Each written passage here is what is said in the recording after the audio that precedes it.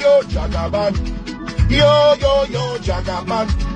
Yo, yo, yo, Jagaban. Now here we want to Jagaban. Food they want them. Our mama, papa want them. Silver we want them. The same people will give us Jagaban. Now the same people come to tell us, say, Jagaban is not good again. Which way Nigeria, oh? Because the government don't favor them, oh. They won't go scatter Jagaban government, but let people everywhere. Yo, yo, yo, eh. Buhari finish in 8 years. Jagaban go finish 8 years. We know they for church. Yo, yo, eh, eh.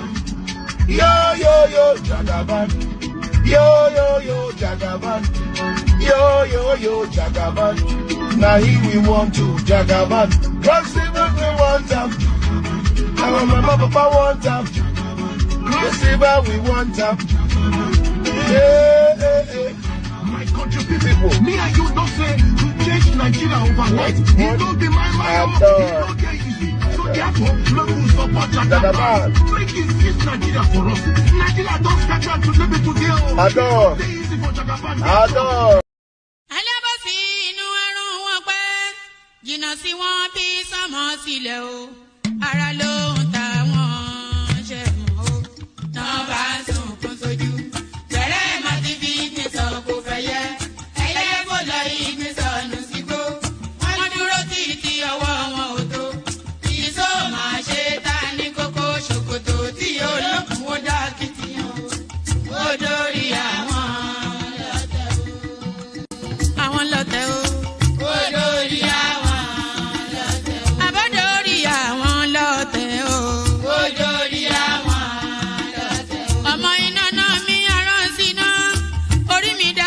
Ṣí mi lọ́nà o, mo tẹríba fàdàgbà o, àgbà ẹ foríjì ni, ojoojúmọ́ ni mo ń pọ́n wọn lé, mo ń ṣèyá sí àwọn àgbà o, mi ò fojú tí ń rìn wọn láyé, ọmọdé ẹ má fàgbà ṣe yẹ̀yẹ́, torí oníkọ́ tó yọ̀ọ́lá ni, ọmọdé ń bọ̀ wá dàgbà o, màmá ń bọ̀ wá dàgbà o.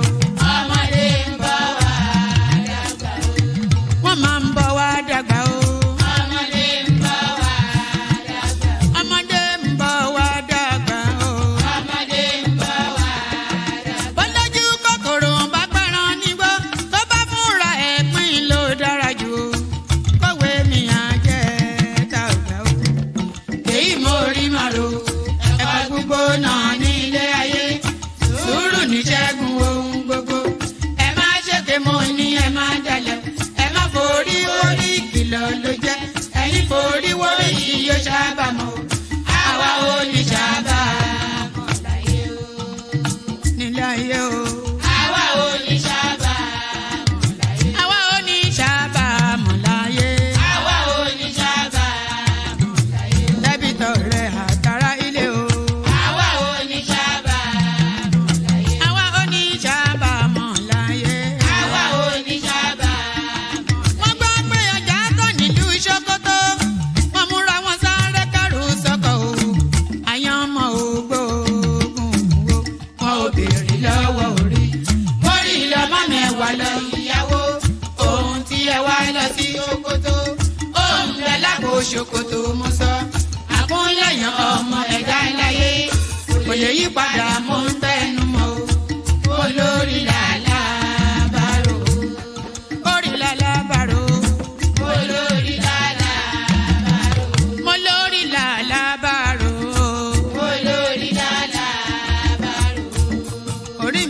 mi níjà o. Olórí lálàbàrò. Lálàbàrò.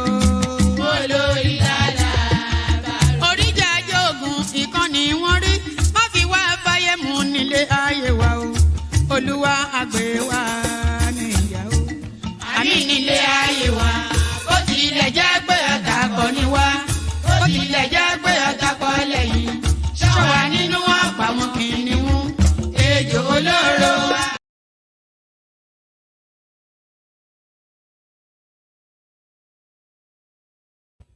Oh, all right. So there it is right there. There it is right there. Shokoto. And by the way, can you tell me what the audio quality is like? I've changed my headset yet again. I'm not quite sure how many of these. If I show you now, I've got boxes and boxes. This is the latest one that I just got, and I bought two of them. So I'm going to, you see, I bought two of them now. So I've got two headsets now. No doubt within 2 months I would have, this is one.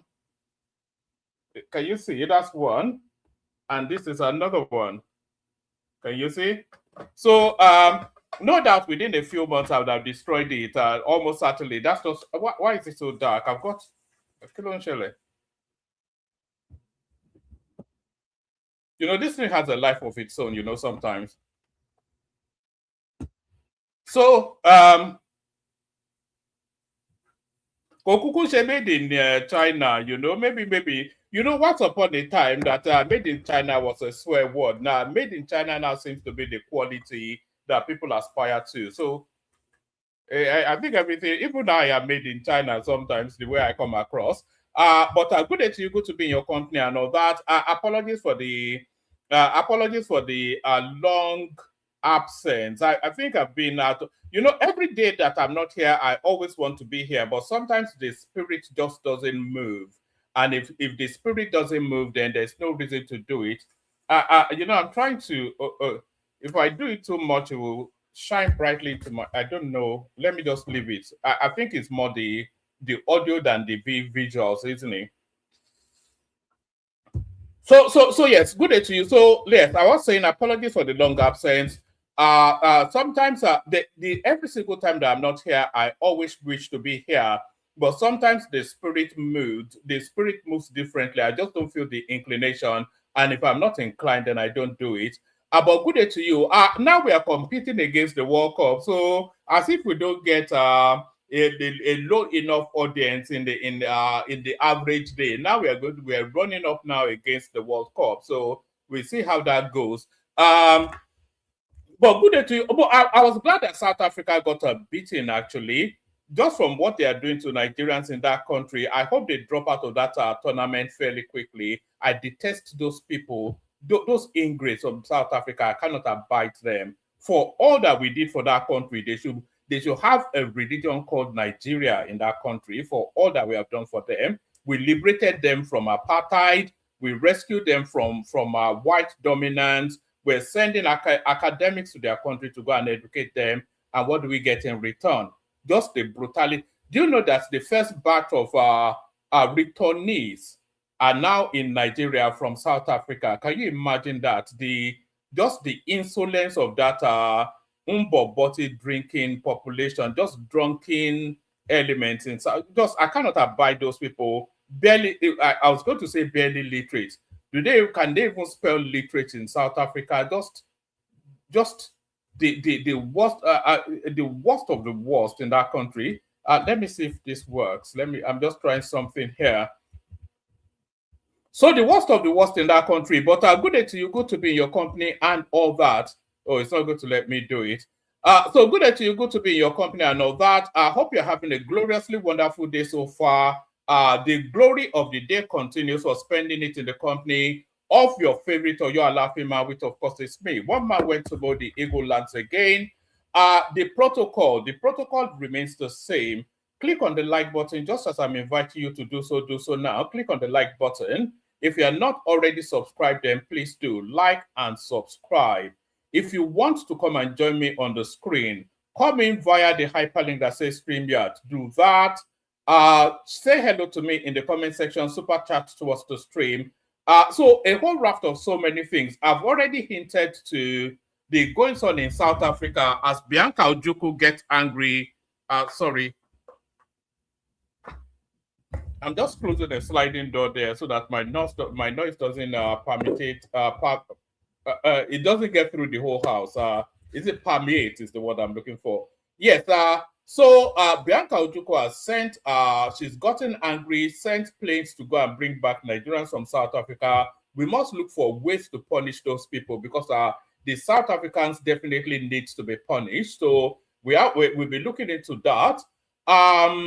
Senator Adams Oshiomhole, he has called for the arrest of Mele Kyari, the former chairperson of NNPC, just from the volume of money that guy stole. We'll be looking into that. And then the fight that is brewing within the NDC, in fact, the fight has already started. And the first round of the fight in the NDC is Aisha Yesufu versus the chairperson of that party. So it's going to be a bloodfest. And I would not even be surprised if the guy gets fed up and he kicks what's it called, Peter Obi out of his party. But the fight has already, we all know that wherever the obedience go, they bring chaos with them, and the chaos starts immediately within the NDC. So it's a slugfest, abuse for abuse, back and forth. Aisha Yesufu versus the chairman of the party. The arrogance of ignorance of that lady is beyond reproach. So we're looking into that as well. And, you know, the ego of the chairman of that party, Seriake Dickson, is bigger than the ego of every other entity within that party. He has come out to tell us now that within his own party, the NDC, he is the most qualified to be the Nigerian president. So we'll be looking into why. Do you remember Seriake Dickson? Not Seriake Dickson, though. Hadi Seriake, the erstwhile aviation minister, you know, the one that painted Ethiopian Airlines in Nigerian livery and tried to tell us then that this is the new plane that he just bought. We'll be looking into that. And then there was this plane. Do you remember the plane that landed? Do I have a clip of it, actually? Let me show you this. Do you remember this? This was in the news cycle just a couple of days ago. Do you guys, let me acknowledge the people saying hello as I bring up that clip. So we've got Abe, who we've not actually seen for a while now, reminding us that it's World Cup season. Batali Alake, which was the music we just played there. That's how you, of course. Patrick Uche right there. Good to see you, Patrick. JJ Laye right there. Good to see you, my guy. Ufoma Michael, the mighty man. There he is right there. So keep saying hello in the comment section. Anytime we pause for breath, acknowledge your presence, say hello back. So now I want you to see this. Maybe a lot of you would have seen this. Maybe some of you would have not, but see it now. So hopefully you can hear the volume. Let me play it. If you can't hear the volume, then I'll just describe what's going on. But listen to this.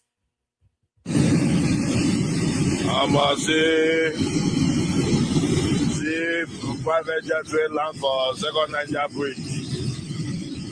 Ibuzo. He missed track. So land for second Niger bridge. Let me watch it.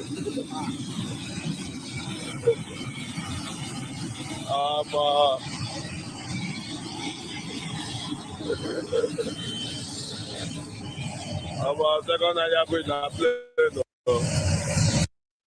Right. So what you are watching right there is an aeroplane descending and landing. So there is nothing especially spectacular about that, an aeroplane descending and landing. But what makes this peculiar is that aeroplane is actually landing on a major highway. So that plane is landing on the second Niger Bridge, one of the artillery roads of the second Niger Bridge. So the impunity, the impunious ways that Nigerians act, so it's just unbelievable. It's on a major motorway. The arrogance of Mr. Big, he decides to land his aeroplane there.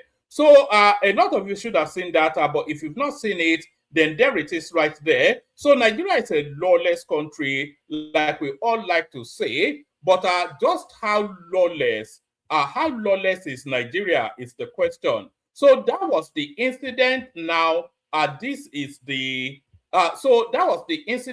This is the repercussion. Private jet that landed on Delta Road grounded, crew in custody. Keyamo describes incident as breach of regulation security. You don't say. Yeah, is that really the case? Breach of security? We wouldn't have known. A private jet that landed on Delta Road grounded, crew in custody. Keyamo describes incident as breach of regulation and security. So let's go through this. Minister of Aviation and Aerospace Development, Festus Keyamo, has reacted to the incident at the Asaba Airport, where a private jet missed approach on the runway and landed on a concrete road under construction in Aguashi, Uku, Delta State, as a serious breach of regulation and security. In his verified, that should be on his verified X handle, Keyamo said the aircraft returned to Lagos without obtaining the requisite regulatory approval, and the pilot did not notify air traffic control before takeoff, but did so after the aircraft was airborne. The minister explained that the actions taken by the Nigeria Civil Aviation Authority because of the breach. Yes, Keyamo explained that the action taken by the Nigerian Civil Aviation Authority because of the breach, and said that upon the arrival of the aircraft in Lagos, the authorities immediately grounded the aircraft pending the outcome of its investigation. The NCAA also placed the flight under regulatory review while it conducts further inquiries into the circumstances surrounding the occurrence and the subsequent unauthorized departure of the aircraft. The regulatory authority is coordinating with relevant aviation stakeholders, including the operator and the Nigerian Airspace Management Agency, to establish the full circumstances surrounding the incident. In addition, it has suspended the operator's permit for non-commercial flights. The NCAA also review all operational airworthiness, maintenance, and flight-related records as part of its statutory responsibilities, and will take further enforcement action in accordance with applicable aviation regulations. Keyamo said he has also spoken to relevant security agencies and have been assured that the crew are in their custody and they are assisting them with their investigation. I have received reports of the private aircraft that conducted a missed approach at approximately 7:43 a.m. whilst attempting to. So if this was a missed approach, then it's a missed approach. So, I was actually lambasting the big manism of the situation. But if the guy actually missed legitimately the approach, then what should he do? He has to force land somewhere, and luckily there was a road nearby that could facilitate for that forced landing. It says, I have received reports of the private aircraft that conducted a missed approach at approximately 7:43 a.m. whilst attempting to land at the Asaba Airport, and ended up landing on a concrete road still under construction near the airport. Happily, eyewitnesses at the scene indicate that all occupants safely exited the aircraft and were transported to Asaba by road. Their aircraft had 4 crew members on board, and there were no injuries to them. I am also informed that the aircraft subsequently departed the location at approximately 11:02 GMT and returned to Lagos without obtaining the requisite. So that is a double whammy now. So now they were forced landing onto a concrete road, which is already an infraction. But then they lifted from there to go back to Lagos without obtaining permits, without getting the clearance that the airspace was clear for them to fly. So that's a second infraction. So for the first infraction, there's mitigation, but for the second infraction, there's no excuse. I am also informed that the aircraft subsequently departed the location approximately 11:02 GMT and returned to Lagos without obtaining the requisite regulatory approval. I also understand that air traffic control was notified only after the aircraft had become airborne. In other words, the aircraft had no clearance to take off again. We view the incident as a serious breach of regulations and security, the minister stated. So, unfortunately, it might well probably be the pilot that will suffer the consequences of that. So that's the progress report on that particular storyline. So that's the progress report. So that's the progress on that particular storyline right there. So now let me play you another clip. Let me play you this clip. Have I got it? Do you all remember when some Mexicans were caught somewhere in Yoruba land, in one of the operating one of the biggest narcotics factories ever found in Nigeria? Do you remember that story? When I think there were about 4 or 5 Mexicans. Let me play you the clip. Deep inside a forest in Ogun State, hidden from any road or community, there was a factory operating a full-scale methamphetamine production facility. When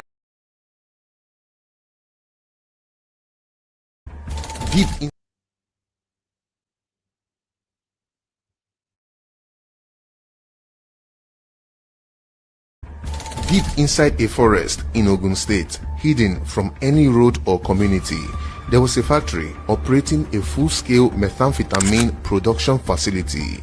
When NDLEA's Special Operations Unit overran the facility on May 16, 2026, they found 3 Mexican chemical experts in the middle of cooking the meth, flown in from Mexico specifically to run the lab. The Mexicans, Martinez Felix Nemecto, Jesus Lopez Valles, and Torero Joan Carlos, were arrested alongside 4 Nigerians, Kwankwaso Sunday Christian, Igwe Abuchi Remigius, Ifeanyi Chukwu Chibike Joshua, and Egwuonwu Uchenna Victor. At the same moment, a second NDLEA team hit a luxury property in Lekki. They arrested the cartel's mastermind, Anochili Innocent. Inside his home, the police found the international passports of all the 3 Mexican chemists. He had imported them into Nigeria by himself.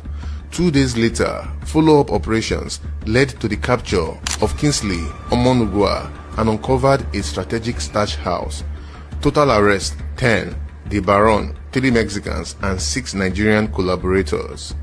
Meth hard drug worth over $362 million was recovered from the raid. That's over 480 billion naira. Apparently,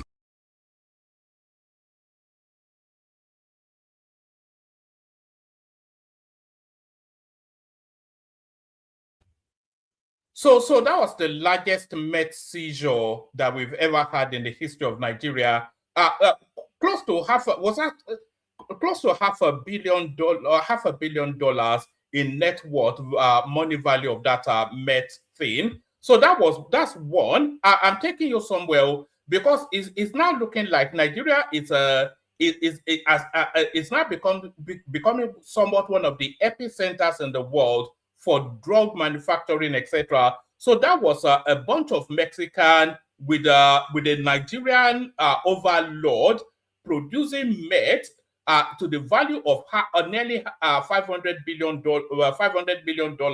So that was one incident. But let me also take you to this incident as well. Court fined Indian crew court finds Indian crew vessels $6 million over 31.5 kilograms cocaine shipment into Nigeria. So this is strike 2 now. The Federal High Court in Lagos has convicted and fined 11 Indian sailors and their merchant vessels $6 million in fines and restitution over the importation of 31.5 kilograms of cocaine.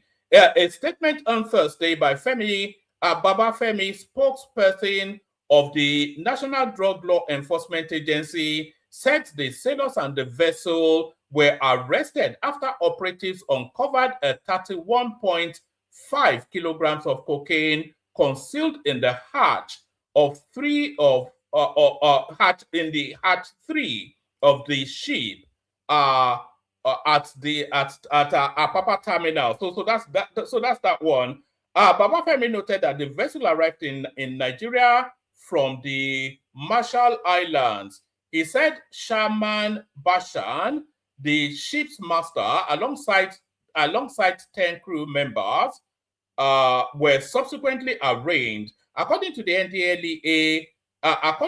NDLEA, Joseph Anake, the trial judge, delivered the judgment on Thursday after considering plea bargain agreements filed by the prosecution and defense. Babafemi said the court convicted all 12 defendants under Section 25 of the NDLEA Act and imposed a fine of 100,000 naira on each of them. According to him, Anake also ordered the vessel, listed as the first defendant in the suit, to pay $5.3 million or its naira equivalent to the federal government of Nigeria. He said the court also directed 3 principal officers of the vessel to pay restitution of $100,000 each. The remaining members to pay $50,000. Reacting to the judgment, Buba Mawa, the NDLEA chairman and chief executive officer, said the conviction sent a clear message to international drug trafficking syndicates that Nigeria will not serve as a transit route for illicit substances. So I'm not quite sure that Nigeria was the final destination of this, but this indicates now that Nigeria is very much part of the drug space. So let me bring you this one as well. It was actually this one that I saw that then made me link all these stories together. Police detained 4 Pakistani nationals over suspicious presence in Ekiti community. So I'm not quite sure if this is drug related or terrorism related, but what is a Pakistani man doing in Ekiti? That's the question.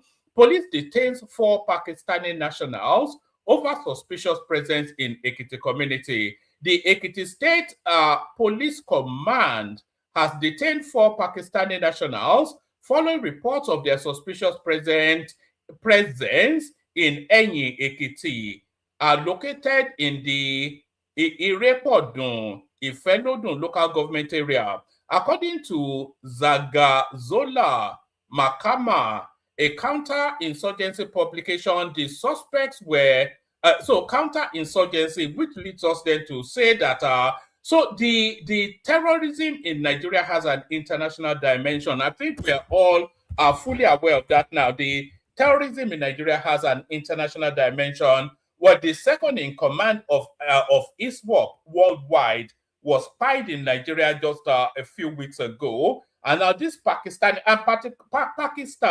is one of the hotbeds of terrorism. They are one of the proponent spaces, the propellers, the exporters of terrorism globally. Pakistan, Turkey, these sort of countries, Qatar, these are the people exporting terrorism globally, especially Qatar to Africa and Turkey also to Nigeria. We all know this. The Ekiti State Police Command has detained 4 Pakistani nationals following reports of their suspicious presence in Enyi, Ekiti, located in the Irepodun local government area. According to Zagazola Makama, a counter-insurgency publication, the suspects were arrested after residents raised concerns about unfamiliar individuals in the community, which sparked tension amongst locals. Citing sources, Makama reported that a distress call was received by the Enyi Ekiti Police Division on June the 9th, prompting officers to mobilize to the area immediately. Upon arrival at the scene, police operatives intercepted and arrested 4 men identified as Mohammed Yusuf, 47, Ghani Abdul, 36, Abdul Jabbar, 46, and Yusuf Mohammed, 47, Makama said. The suspects reportedly told investigators that they were nationals of Pakistan who had traveled to Nigeria. Listen to why they said they're in Nigeria, which makes it even doubly suspicious. So listen to this. The suspect reportedly told investigators that they were nationals of Pakistan who had traveled to Nigeria to sell mobile phones and engage in sightseeing activities. So these people had come all the way from Pakistan to go to Enyi Ekiti. This is where their fortune lies, to go and sell used phones and to sightsee. What site is there to see in Enyi Ekiti? So clearly they were there for dubious things, and they were there to embed in the terrorism going on in Nigeria as part of. Do you know that there's a push by Islam to create a global caliphate, and the capture of Black Africa is central to that, and the capture of Nigeria is central to the capture of Black Africa. So if the jihadists capture Nigeria, then every other country will just fall. I don't think if they can use Nigeria as the bullhorn to take the whole of the not the whole of the black race, but we can say the whole of the black race anyway, because the black race is in Africa. If they capture Nigeria, they capture the whole of Black Africa. That's just what it is, and that's the push we are seeing. And it has an international dimension. Turkey is involved. Now we're seeing that Pakistan is involved. We know that Qatar is funding it, and this is what is playing out now. They are now embedding in places as obscure and remote as Enyi Ekiti. Let me take it from the top again. The Ekiti State Police commanders detained 4 Pakistani nationals following reports of their suspicious presence in Enyi Ekiti, located in the Irepodun, Ifelodun local government area. According to Zagazola Makama, a counter-insurgency publication, the suspects were arrested after residents raised concerns about unfamiliar individuals in the community, which sparked tension amongst locals. Citing sources, Makama reported that a distress call was received by the Enyi Ekiti Police Command, Police Division on June the 9th, prompting officers to mobilize to the area immediately. Upon arrival at the scene, police operatives intercepted and arrested 4 men identified as Muhammad Yusuf, 47, Ghani Abdul, 36, Abdul Jabbar, 46, and Yusuf Muhammad, 47, Makama said. The suspects told investigators that they were nationals of Pakistan who had traveled to Nigeria to sell mobile phones and engage in sightseeing activities. However, police sources said the men were unable to provide satisfactory explanation or documentation regarding their activities and presence in the community at the time of their arrest. The publication said the 4 men were taken into custody for further questioning and verification of their identities and intentions. Makama reported that police authorities said investigations are ongoing to establish the circumstances surrounding the suspect's presence in the area and to determine whether any law had been violated. The command urged residents to remain calm and continue to cooperate with security agencies by reporting suspicious movements and activities, Makama said. It also reassured the public that all necessary steps were being taken to ensure the safety and security of communities across the state. So there it is right there. Pakistani nationals are found in Enyi Ekiti on a sightseeing and mobile phone selling activities. So I don't think we can survive it. That's just what it is. You see this this thing that is coming at us. I don't think we can survive it. We're not equipped to survive what is coming. All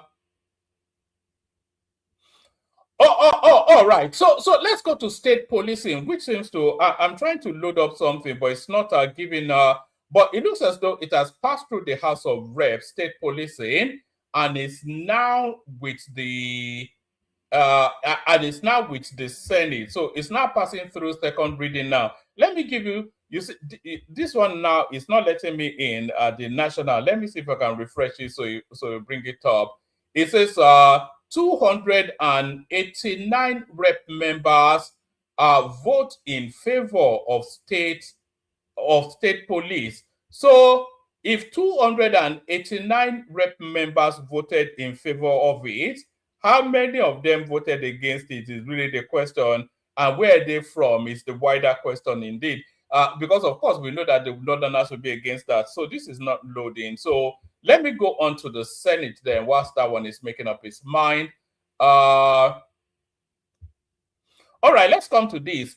State police bill scales second reading at Senate. So there it is right there. The bill seeking to establish state police and devolve policing powers to subnational governments on Thursday, June the 11th, 2026, scaled its second reading in the Nigerian Senate.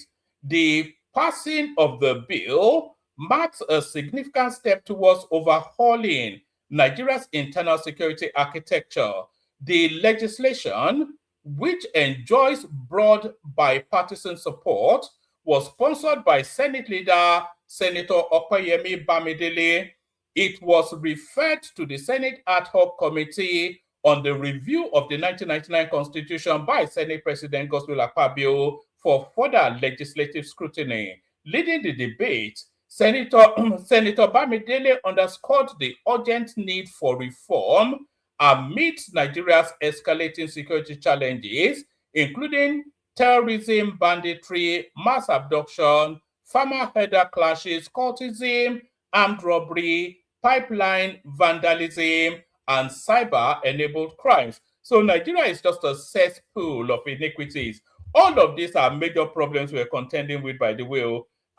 Terrorism is a major problem we're contending with, and it's a contemporaneous problem we're contending with. Banditry, of course, is a major and an ongoing high-octane problem we're contending with. Mass abduction, of course. Farmer-herder clashes, we've not heard too much about that over the last few months thereabout. Cultism, armed robbery, pipeline vandalism, and cyber-enabled crimes. He argued that the centralized Nigeria police force has struggled to respond effectively to localized threats. Nigerians have consistently called for the establishment of state police, citing the inability of a centralized policing structure to adequately respond to the complex, evolving, and localized security threats facing our communities, Bamidele said. The bill proposes the creation of both federal and state police structures, clearly defining their responsibilities, establishing state police service commissions, and introducing robust oversight mechanisms. So it's the robust oversight mechanisms that will be the key to the success or failure of this bill that is almost certain to come to law, or probably even sometime this month. It is my anticipation that this will be assented into law sometime this month by Tinubu, but it is the robustness of the oversight, because the intrinsic abuse in the hands of, if somebody like Jameson Wike, if he had state policing when he was the governor of Rivers State, he would have slaughtered all of his political opponents, and a lot of them have that sort of inclination. So the checks and balances, more really, yes, the checks and balances, more the balancing and the checks, yes, the checks and balances embedded in this thing will determine its success or failure. The bill proposes the creation of both federal and state police structures, clearly defining their responsibilities, establishing state police service commissions, and introducing robust oversight mechanisms. It also seeks to transfer policing from the exclusive legislative list to the concurrent list to promote cooperative federalism. Bamidele assured senators that the proposal would not undermine national unity. Rather, it strengthens the federation by enabling each level of government to effectively discharge its constitutional responsibilities, is stated. You know, I'm just excited for this, especially for Lagos State, because as soon as Lagos State gets state policing, then it becomes probably one of the most secure spaces in Africa. and I hope they can expedite or expedite, whatever the English is. I hope they can hurry it up so that our Lagos State gets to state policing. And by extension, maybe it will transmute over to Ibadan and Ogun State and whatnot.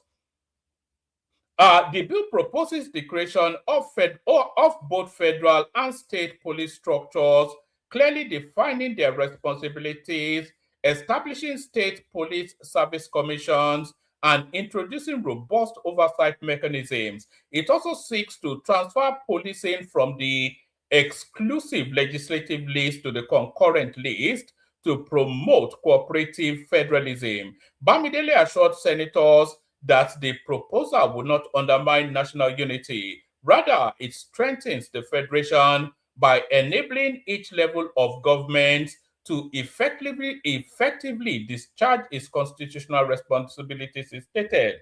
Also addressing concerns about potential abuse by state governments, the Senate leader highlighted several built-in safeguards, including federal oversight through the Federal Police Service Commission, uniform national standards, legislative confirmation of senior appointments, a strengthened removal procedures for state commissioners of police, and provisions for federal intervention in cases of breakdown of law and order. He emphasized practical benefits, including improved intelligence gathering through local. My concern is for places like Kogi and Kwara State, which is predominantly Yoruba, but has always been ruled by a Fulani person. So if a Fulani person is in charge of Kogi or Kwara State, then you can be sure that they will just give guns to the. Why is this thing still dark? I'm not quite sure what's going on. If a Fulani person is still in charge of Kogi and Kwara State, which a Fulani person still is, then you can be sure that they'll be putting guns in the hands of Fulani people in that state. So it's a double, because the Kwara State especially is the Fulani outpost in Yoruba land.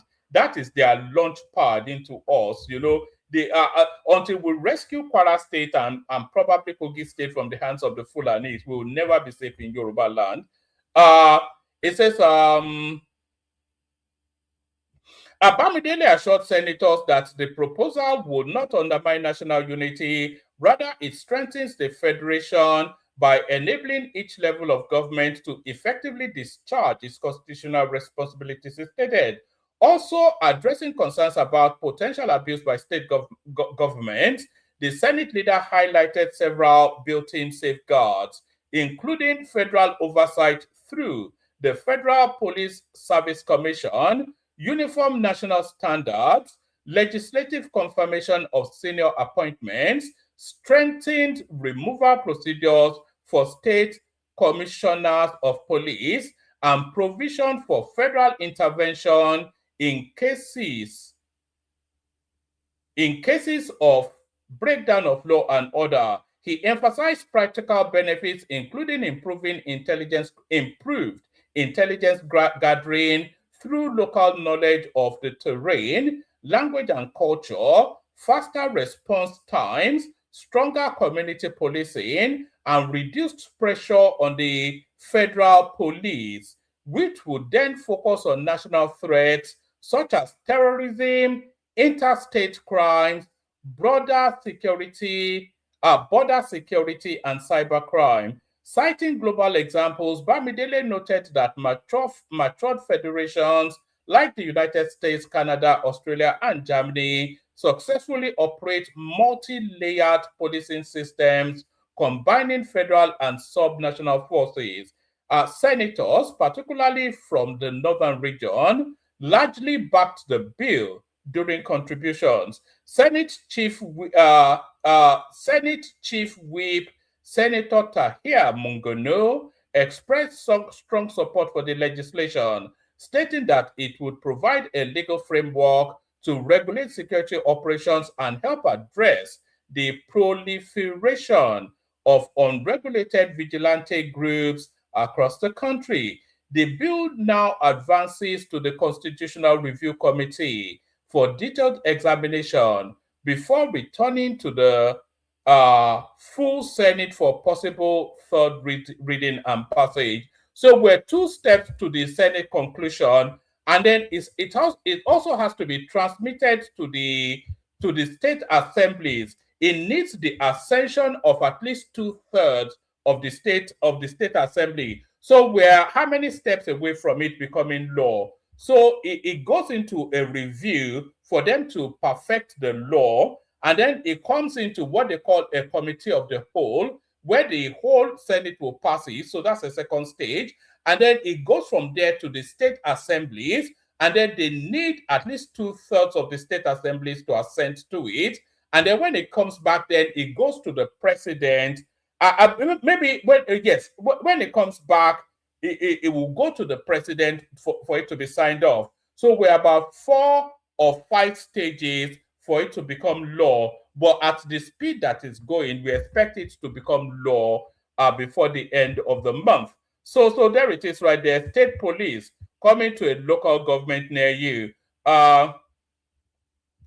So state police coming to a local government near you. What else have we got? You know, this rebel rousing by the South Africans is really getting out of hand. Nigerians are horrible. South African politician sparks outrage at farewell event. So I think there's a clip. So I'll play you the clip. Yes, I think there is a clip. So let me play you the clip rather than read it out. Tell me in the comment section if you can hear this.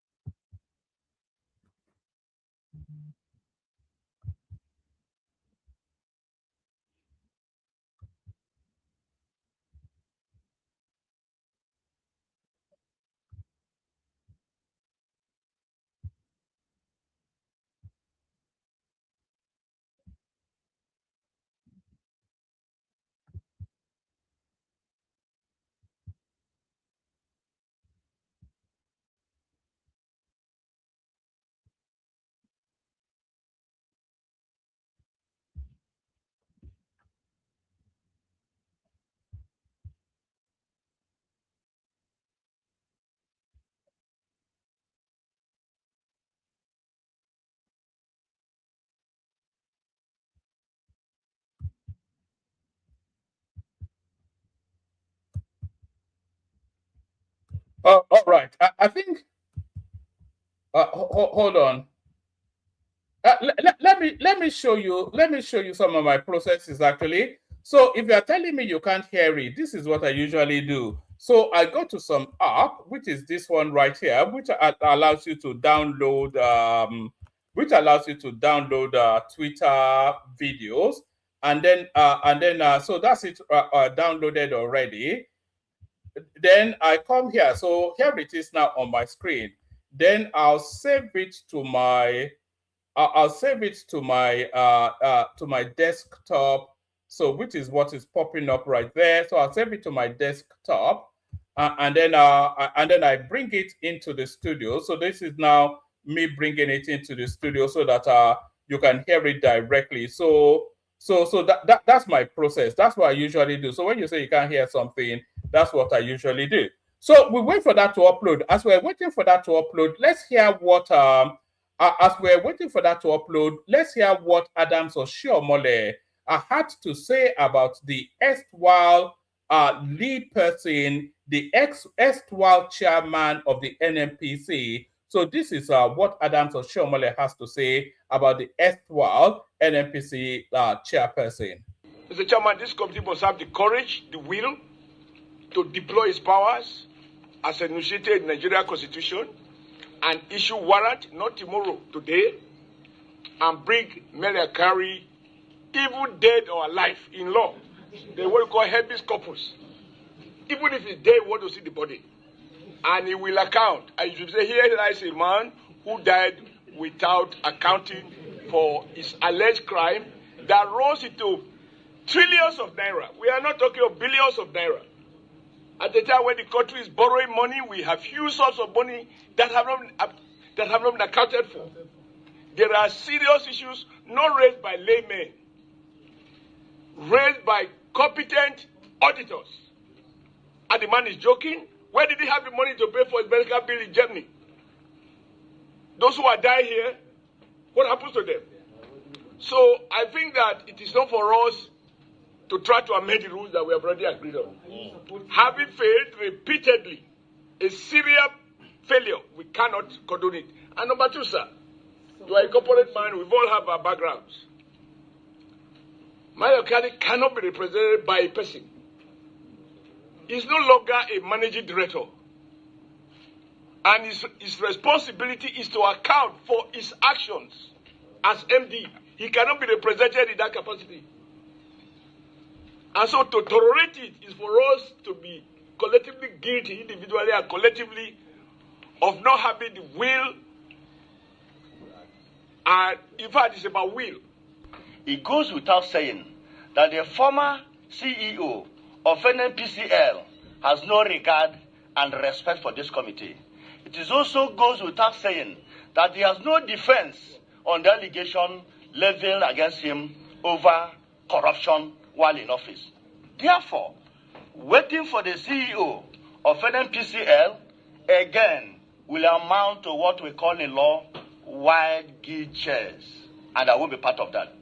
I thereby second the motion, using our powers as given to us by the Constitution, to order for the arrest of Mr. Kyari, the former CEO of NNPCL. I so second. Thank you. Okay, those in support of the motion say aye. Aye. Those against say nay. Okay. We hereby rule now that anywhere Mele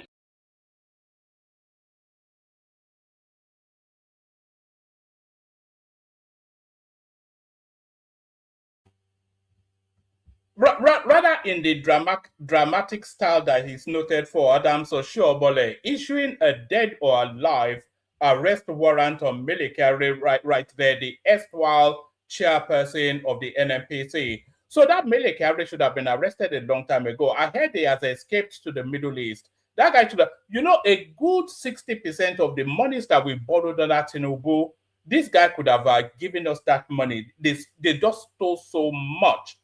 They stole so much. Do you remember the never-ending revamping of the Warri refinery and all that?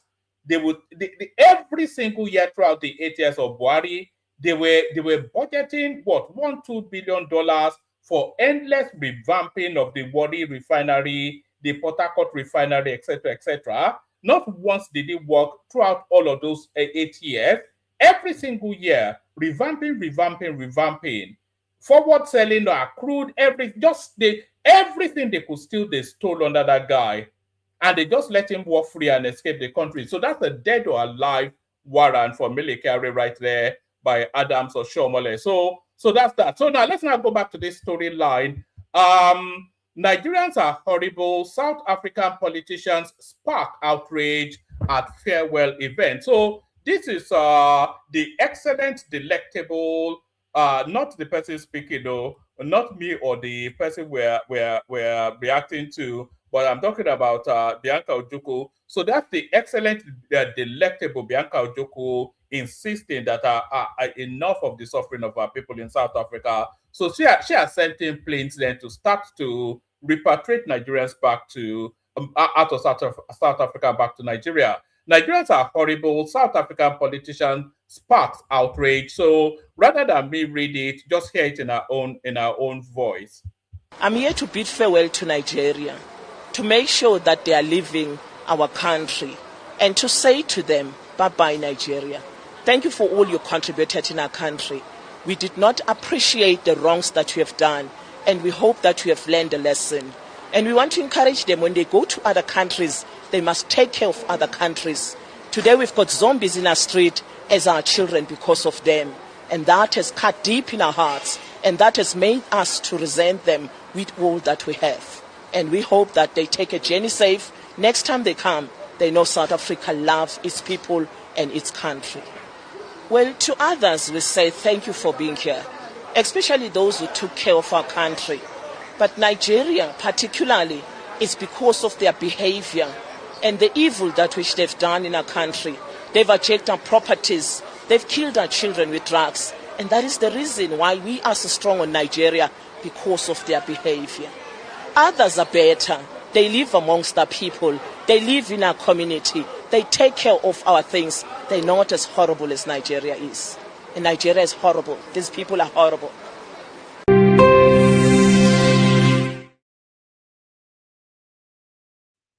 So Nigerians are horrible, its people are horrible. That's the verdict from the South Africans. She said Nigerians have turned their children into zombies on the street. Some people might argue that the person speaking is not that far off a zombie as well. But how we are able to punish these South Africans is really what agitates me more. We have to be able to punish these people, the South Africans, you know, Adams of Chiomole actually said to take punitive measures against South African businesses in Nigeria. And I think that's a good starting point. So lessons have to be learned. They have to understand the chain of hierarchy in Africa, and we have to show our preeminence over these bottle drinking retards from this anyway. So that's the verdict from South Africa. That's what they think of us. So now let's now go to the headline piece. Already this is the goings on in the NDC. There will be tears before bedtime. There will be blood on the carpet, and it will come very quick and fast, and it will be relentless. So it's, you know, what is it? An irresistible force meets an unmovable object. That is the narrative of the NDC versus the obedient space. So let me play you these two clips to set the stage. That is the point. On the part of the regulators, and also on the part of the political parties. Yeah, but it's not just about the results of the primaries. There's so many other things around those primaries. I give you an example. Aisha Yesufu, who's a very well-respected... I know you will go there. No, hold on. Let me just make the point. And I make a number of points, and then you can respond to them. Aisha Yesufu has alleged ill treatment in the NDC. What's the nature of the ill treatment? There are aggrieved members protesting against the primaries. Charles, you have to be fair to the party, okay? Yeah. Now, well, you're interrupting me. I haven't made the point. So that you can, when she says ill treatment, can you define the nature of the ill treatment? Well, because there are people who, maybe because they are popular on social media, they are well known. They may not want to play, but I don't want to talk about any particular person, because for today, Aisha Yesufu is a member of our party. Right. And we welcome her. But you see, people, I'm not here to talk about parties. I'm not here to talk about any particular individual case. Because as I said earlier, I don't deal with field operations. Right. Okay? Well, let me make the point, and then you can.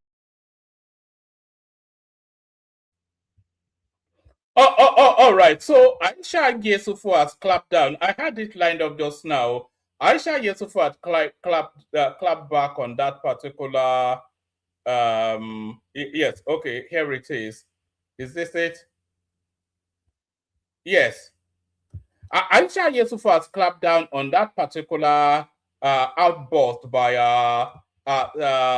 Seriake Dickson. Yesufu knocks Dickson over TV interview, says focus should be on winning 2027. So the egos have landed is essentially the narrative of the NDC. The egos have landed, the big egos. I don't think there's a bigger ego than Seriake Dickson, but if there's an ego to rival him, it's the elements that have not joined his party. They will overrun him unless he kicks them out. Yesufu knocks Dickson over a TV interview, says focus should be on winning 2027.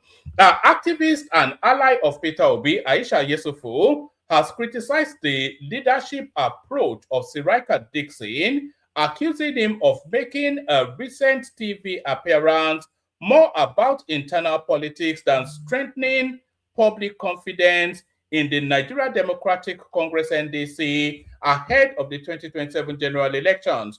Yesufu's reactions follows comments made by Dickson during an interview on Arise Television on Wednesday, where he addressed issues arising from the party primaries. Dickson had urged supporters of Obi to stop attacking the party and its leadership, warning that such actions could weaken the political platform through which their preferred candidate intends to contest. Obi emerged as the NDC presidential candidate on May the 30th and later announced former Kano State Governor Rabiu Musa Kwankwaso as his running mate.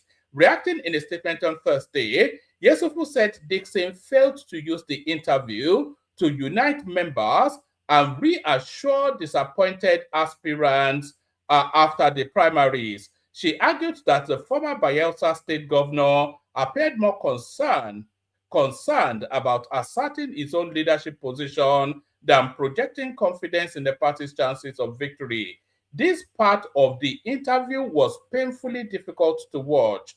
It looked as though you were insecure. So the language has already come out. You know, this is a standard template commentaries by Aisha Yesufu. This is the general scope, the broad scopes of where she speaks from.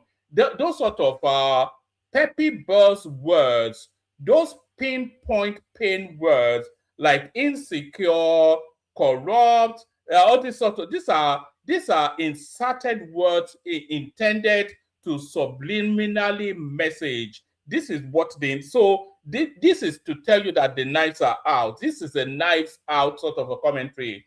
It says that this part of the interview was painfully difficult to watch. It looked as though you were insecure and competing with your presidential candidate, Yesufu said.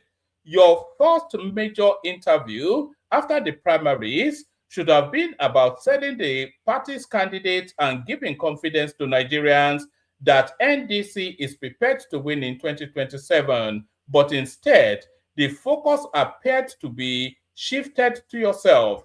Yesufu, who contested for the party's Senate ticket in the Federal Capital Territory FCT, but did not secure the nomination after the party opted not to conduct a primary election for the seat, said the NDC should function as a political institution committed to electoral victory rather than celebrating its own existence. According to her, the registration of the party should be viewed as a means to achieving political change and not an achievement in itself. So this is a clap back to Dickson's commentaries that if it was that easy to register a political party, why don't you go and register one yourself? So this is a knives out sort of so this is going to be the tempo. They will cannibalize from within. They will eat their own young. We know the template of the obedience anyway. Anywhere they go, they bring chaos with them, and this is the beginning of the chaos because Dickson will feel forced to respond to what Yesufu has said now to assert his authority over that party. And if Dickson responds, Yesufu will use that as traction for her social media space, and then an endless and a toxic back and forth will ensue. That is the standard format. We've seen this movie before. We've seen this rodeo rollout before. According to her, the registration of the party should not be viewed as a means to achieving political change. According to her, the registration of the party should be viewed as a means to achieving political change and not an achievement in itself. She further stated that Dickson should have used the interview to calm aggrieved aspirants and rally supporters instead of alienating them. As a party leader, your responsibility was to pacify aspirants who felt sidelined and encourage supporters to remain committed to the bigger objective, but the outcome of the interview suggested otherwise. Sorry, who's texting me? Let's see.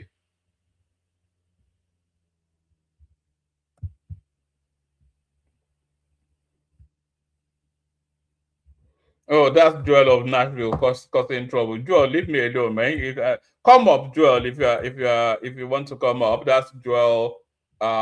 It was actually Joel that sent me that clip of the plane that parked on a tarmac, not on a tarmac, but on a major high road. So I think he's running commentaries on that. So let me just let me do this quickly. Right. So where we were talking about the implosion that is slowly taking place within the ADC. It says, as a party leader, your responsibility is to pacify aspirants who felt sidelined and encourage supporters to remain committed to the bigger objective. But the outcome of the interview suggested otherwise, she said. She also accused the party leadership of avoiding responsibility whenever concerns are raised over internal processes. The party is still young and mistakes can happen, but leadership means accept. So this is now Aisha Yesufu giving the former two-term governor of Bayelsa State and a ranking senator of the Federal Republic of Nigeria and the owner, the creator, the founder of now an important political party. She's now giving him lectures on leadership. This is Aisha Yesufu. This is who she is anyway. That's her tempo. That's her DNA. The party is still young and mistakes can happen.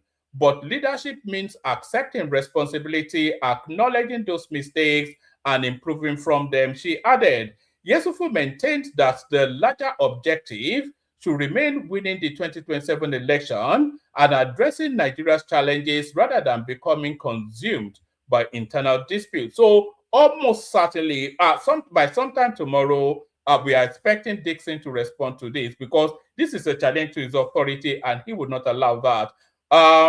There is a whole battle ahead. Rescuing Nigeria from its current situation should be the main focus and not personal ego. So this is now a direct dig.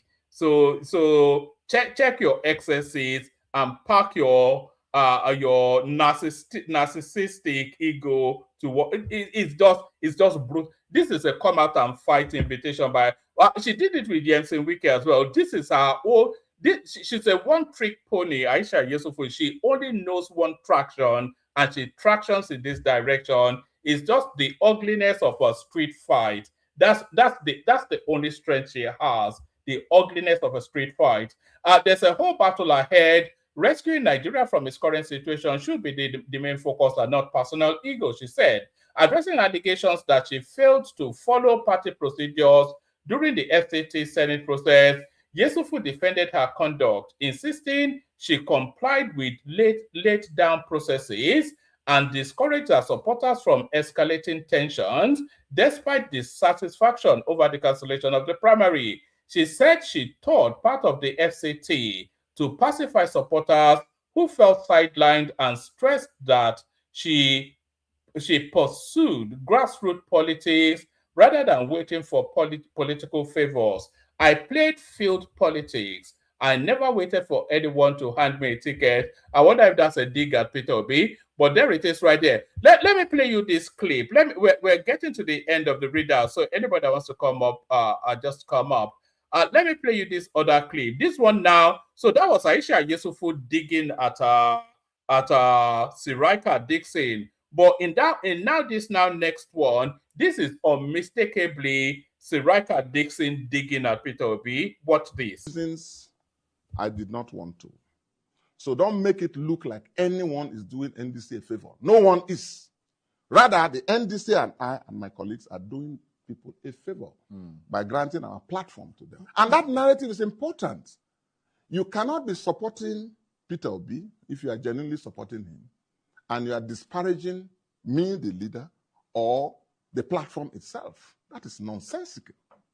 If it were easy for people to form a party, well, form yours. If it were easy. Now, before Peter and Kwankwaso came in, Nigerians from all walks of life were coming to the party. I received Marafa from Zamfara. I received Binani from Adamawa, and several other people across the country for 5 months, 4 months. So you see, there has to be some level of people should be careful, okay, as we move on. The platform is there. Peter Obi is a cherished member of our party. And on our own, we have made him a presidential candidate, sole presidential candidate, sole. And that counts for something, okay?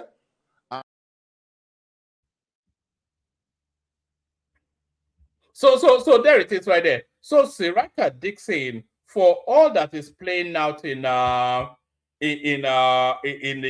NDC, is insisting that these people are beneath him, that Obi and Kwankwaso subordinates to him.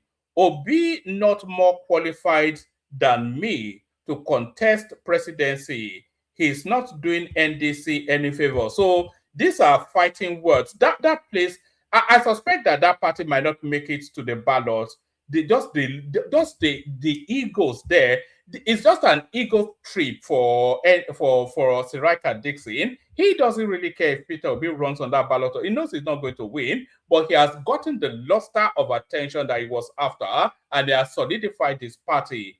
And if Obi acts anyhow, or is all changed, if they act anyhow, I won't put it beyond Seriake Dickson to just kick them all out of his party. Obi not more qualified than me to contest presidency. He's not doing NDC any favor. Senator Dickson.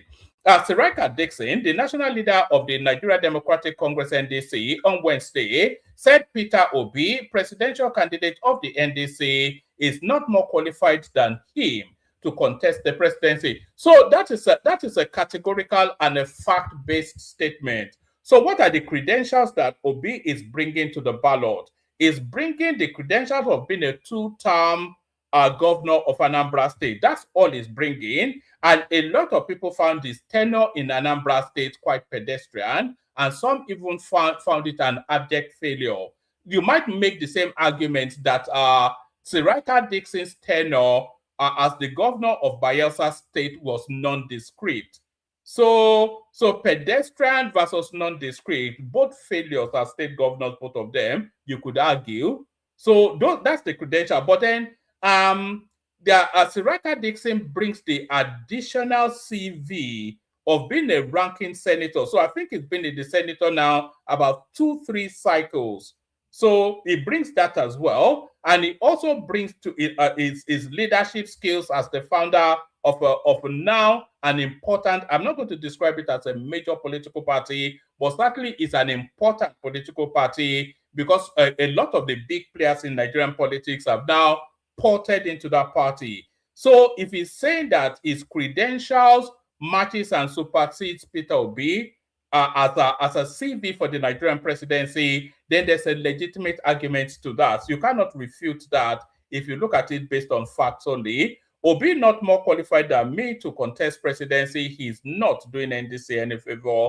Senator Dickson, Seriake Dickson, the national leader of the Nigeria Democratic Congress NDC, on Wednesday said Peter Obi, presidential candidate of the NDC, is not more qualified than him to contest the presidency. While speaking in an interview on Arise Television's prime time program on Wednesday night, Mr. Dickson said, "No one is more qualified than me to run for president. I could have run for president before they came." That is Obi and Kwankwaso, he means, of course. And for some reason, I did not want to. Don't make it look like anyone is doing NDC a favor. No one is. Rather, the NDC, I and my colleagues, are the ones doing people a favor by granting our platform to them. The development comes days after the NDC issued an edict against members of the Obedient and Kwankwasia movement led by Masas Obi and Rabi Kwankwaso. The NDC's vice presidential candidates are warning that the party will not operate as a personality-driven political platform. In a strongly worded Sunday night statement, the NDC said it is determined to build a sustainable political institution founded on party supremacy, internal discipline, and transparency, rather than the influence of individual politicians. So a party based on transparency and and discipline, not according to the primaries that we just saw and all of the expose that Kenneth Okonkwo has been doing over the last few days. Transparency and internal discipline, my foot. In a strongly worded Sunday night statement, the NDC said it is determined to build a sustainable political institution founded on party supremacy, internal discipline, and transparency, rather than the influence of individual politicians. The NDC national leader further revealed why he left the People's Democratic PDP and formed the NDC. He added that he does not move with the crowd and that people join the ruling party for peculiar gains, whilst noting that opposition is salient in democracy. Mr. Dickson said, "We should encourage people to be in opposition because there is no democracy without opposition. People join the ruling party to be assisted by so-called federal might, to write results and have security support to terrorize and humiliate their people in the name of rigging elections and so on. I am not a politician of that mode. Since 2015, when the PDP lost federal power, I was the first opposition governor who bore the brunt of that federal loss of power. I have been in for some time as an opposition politician, so being in opposition doesn't scare me. So that's Seriake Dickson right there, laying down the law. But that's never going to wash with the obedience and the whatnot. Let me bring you one last one, and then we'll see who turns up for the conversation. So this is your friend and mine, Hidi Seriake right there. You remember him, of course, the funky preacher that brought us Ethiopian airline via Nigerian Airways. How ex-minister Hadi Seriake disguised Ethiopian airline aircraft as Nigeria Airs. This is the witness. Do I want to read something so long? Let me give you about 2-3 paragraphs. I don't think I want to go through the whole hog. An Economic and Financial Crimes Commission investigator on Wednesday told the FCT High Court in Abuja how former Minister of Aviation Hadi Seriake allegedly disguised an Ethiopian airline aircraft as Nigeria's national carrier during former President Muhammadu Buhari's administration. EFCC's 12th prosecution witness, Christopher Odofin, revealed that the aircraft was loaned to Nigeria for just 3 days, from the 27th to the 29th of May 2023. He testified that the plane was flown back to Ethiopia immediately after being passed off as Nigeria Air's national carrier.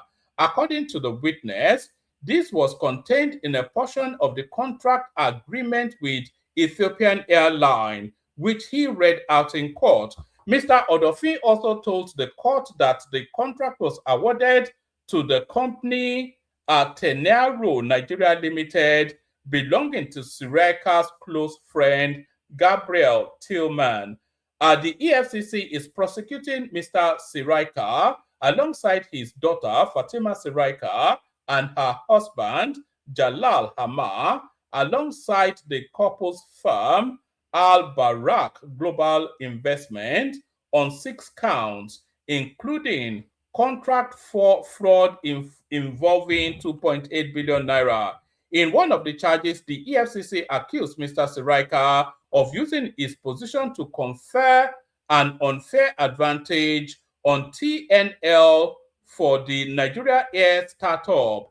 All the defendants denied the allegation. Testifying on Wednesday, Mr. Odofin said EFCC's team analyzed a voice note attributed to Mr. Seriake, insisting the contract must be awarded to TNL. The investigation team arrived at this position when the phone of one Eniton Muyiwa Abel, who was a permanent secretary in the first defendant's ministry, was analyzed, showing a voice note sent to the permanent secretary, whilst the first defendant, Mr. Seriake, was in Spain, instructing him to ensure that the contract was awarded to TNL. He said, in May 2023, while still in office, Mr. Seriake promised Nigerians that the Nigeria Air would take off before he left office. He purportedly fulfilled the promise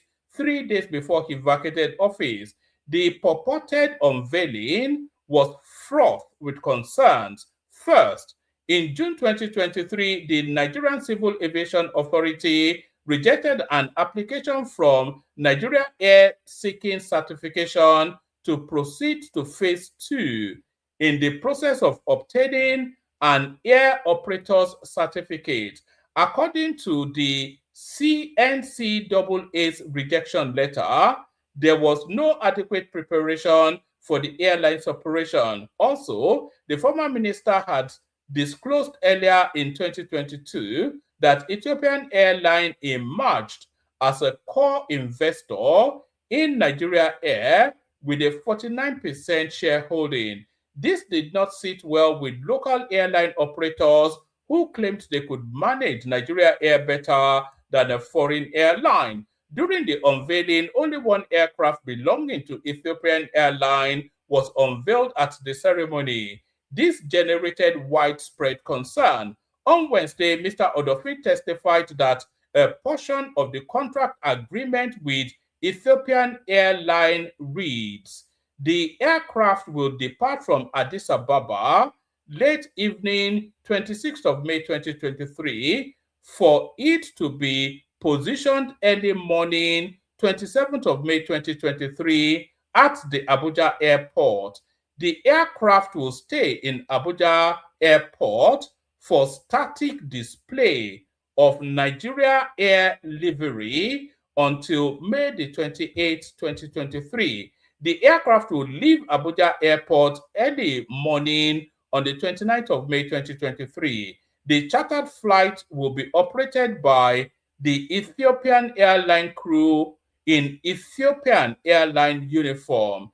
The federal government of Nigeria and Nigeria Air may put together local models who will be in Nigeria Air uniform to pose for ceremony pictures. The models may come to Addis Ababa so they may fly with the chartered flight to Abuja. This was a deliberate ploy to deceive Nigerians that the former minister had fulfilled his promise, the witness said. Less than 72 hours after the display of the aircraft, the Nigeria Air logo was removed from the aircraft and flown back to Ethiopian Airline in Addis Ababa, the witness said. The witness also said information and documents existed to corroborate his claim, which he said the EFCC received after it had written to Ethiopian Airline. On May the 24th, 2023, a charter agreement with Ethiopian Airline was entered to 5 days to the expiration of the defendant's tenure for just a static display of the Nigeria Air logo on the aircraft, the witness said. The EFCC tendered documents as evidence, as well as a compact disc containing a voice note from Mr. Seriake. The anti-graft agency applied that the voice note be played at the next court hearing. According to the witness, the contract originally awarded to TNL for over 200 billion naira on April the 4th, 2022, was later extended to October the 17th, 2022. On Mr. Seriake's instruction, the extension pushed the total contract to above 599 million naira. So it's just so that's just Hidi Seriake right there. He'll probably not end up in jail because none of them ever really do. But that's that. Let me play you the Kegite music. Anybody that wants to come up, come up. We play you the Kegite music. We see what happens after that. Water, only water, only water, where they see ma. Water, water, water, water, water, water, water, water, water, water, water, water.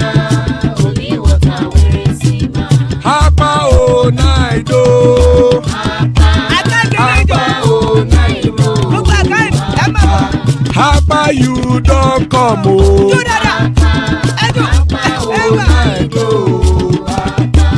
Apa, oh, Naido.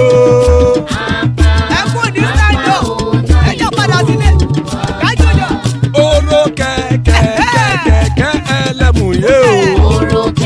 Ilé sọ́dí àkẹ́kẹ́ rẹ̀ ẹlẹ́mù rẹ̀ o. Bọ́bí màsà kẹ̀kẹ́ rẹ̀ ẹlẹ́mù rẹ̀ o. Chifu Fáìlà tí kẹ̀kẹ́ rẹ̀ ẹlẹ́mù rẹ̀ o. Eruku lẹ̀lẹ̀ ẹlẹ́mù dé. Eruku lẹ̀lẹ̀ ẹgbẹ́ ẹlẹ́mù dòde ojàre o. Eruku lẹ̀lẹ̀ Ghana ti dé ẹgbẹ́ bọ́ọ̀dì o. Ọmọ ẹlẹ́yẹ ẹyẹ o ó dilé o. Olúyẹ̀lá ẹyẹ o ó dilé o. Petrosoname ẹyẹ o ó dilé o. Petrosodunke ẹyẹ rẹ̀ ó dilé o. Ẹlẹ́kọ̀ ọ̀run mú ìní o.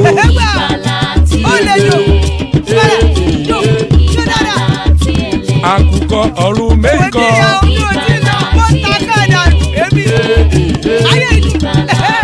Ikú kò ní ríwà gbéṣe o.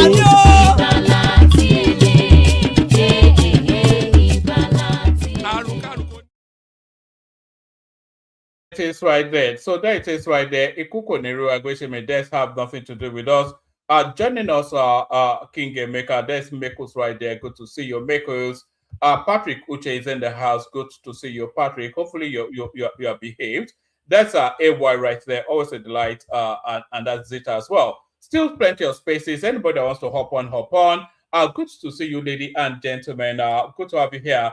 We started off, kick it off with you, Emeka. We do 5-7 minutes monologue. So, Mekos, how far? Your dancing queen. She's at it again.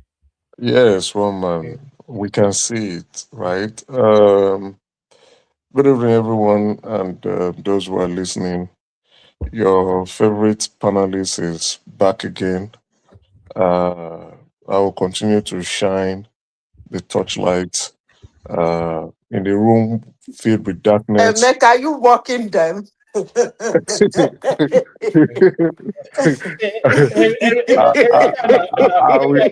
will continue to shine that torchlight and So to you bring decided forth. to make yourself your favorite panelist. Exactly. Oh my I'm the favorite goodness. panelist that will continue to press the neck of obedient and Obi and continue to shine the torchlight and bring forth the truth in the room filled with darkness and spread that light. Whether you are blind, you will see. And if you are deaf, you will definitely hear. I remain truly yours. Anyway, let's go straight into it. Woman, as you were going through your monologue, I was just laughing because within this few period, we have seen how the writing is looking at on the wall. We are seeing the signs.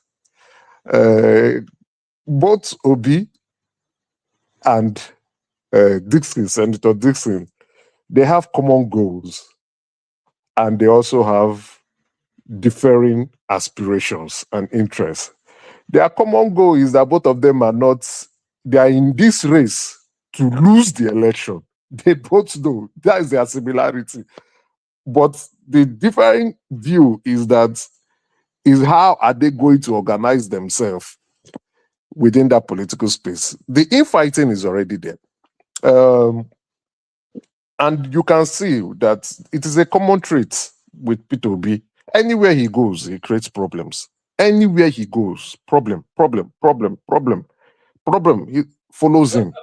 Sorry, Emeka. We do not argue that it's actually the people that he takes with him. That's where It's still the same. like It's still Randy the same Peter, thing. Mama P, It is still the Aisha same Yusuf. thing. So you go with those people, you know what It they bring. is still the same thing. Whether he's taking people along with him, whether he's going on his own, as long as he's going around, that common denominator, the common factor, is problems. He's a problem individual. He's the one who causes problems anywhere he enters. So whether you that's why I say I will continue to shine that light.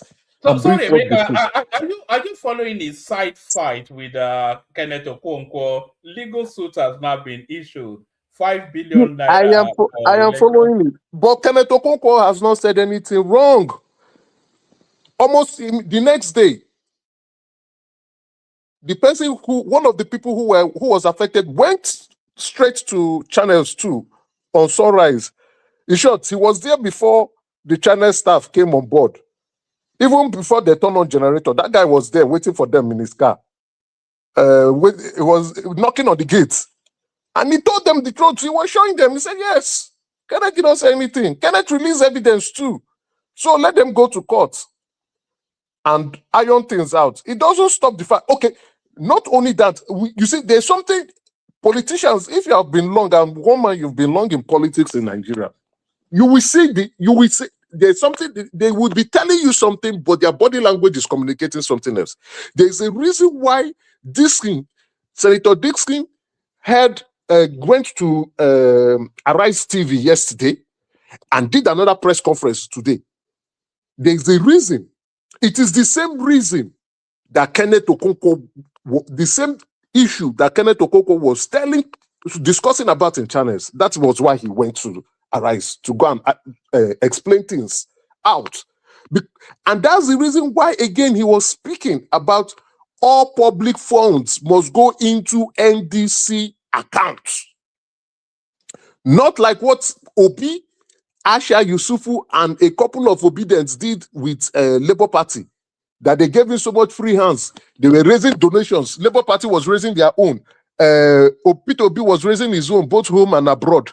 Asha Yusufu was raising they were doing joint collaboration with Peter Obi, and they could not reconcile. And Asha Yusufu came and said she can only reconcile what was sent to her, that Labour Party has their own account, they should reconcile. And you were in Labour Party. Senator Dickson is a more savvy and experienced politician, and he knows what went wrong in Labour Party, and that they cannot come around and make a mess of his own party. Like he rightly said on Arise TV yesterday, that he set up this party because they have a strategic goal. It is not a party that they just want to be around like an SPV. He has a goal, and he has said he's not afraid to be an opposition party. So that Peter Obi and his cohort monkeys are coming around thinking that they are more popular and they want to hijack the power structure. He has shown them, he has given them the warning. And like you have said, I don't see that man joking around. He doesn't mind expelling you, but there is something. Mark my word.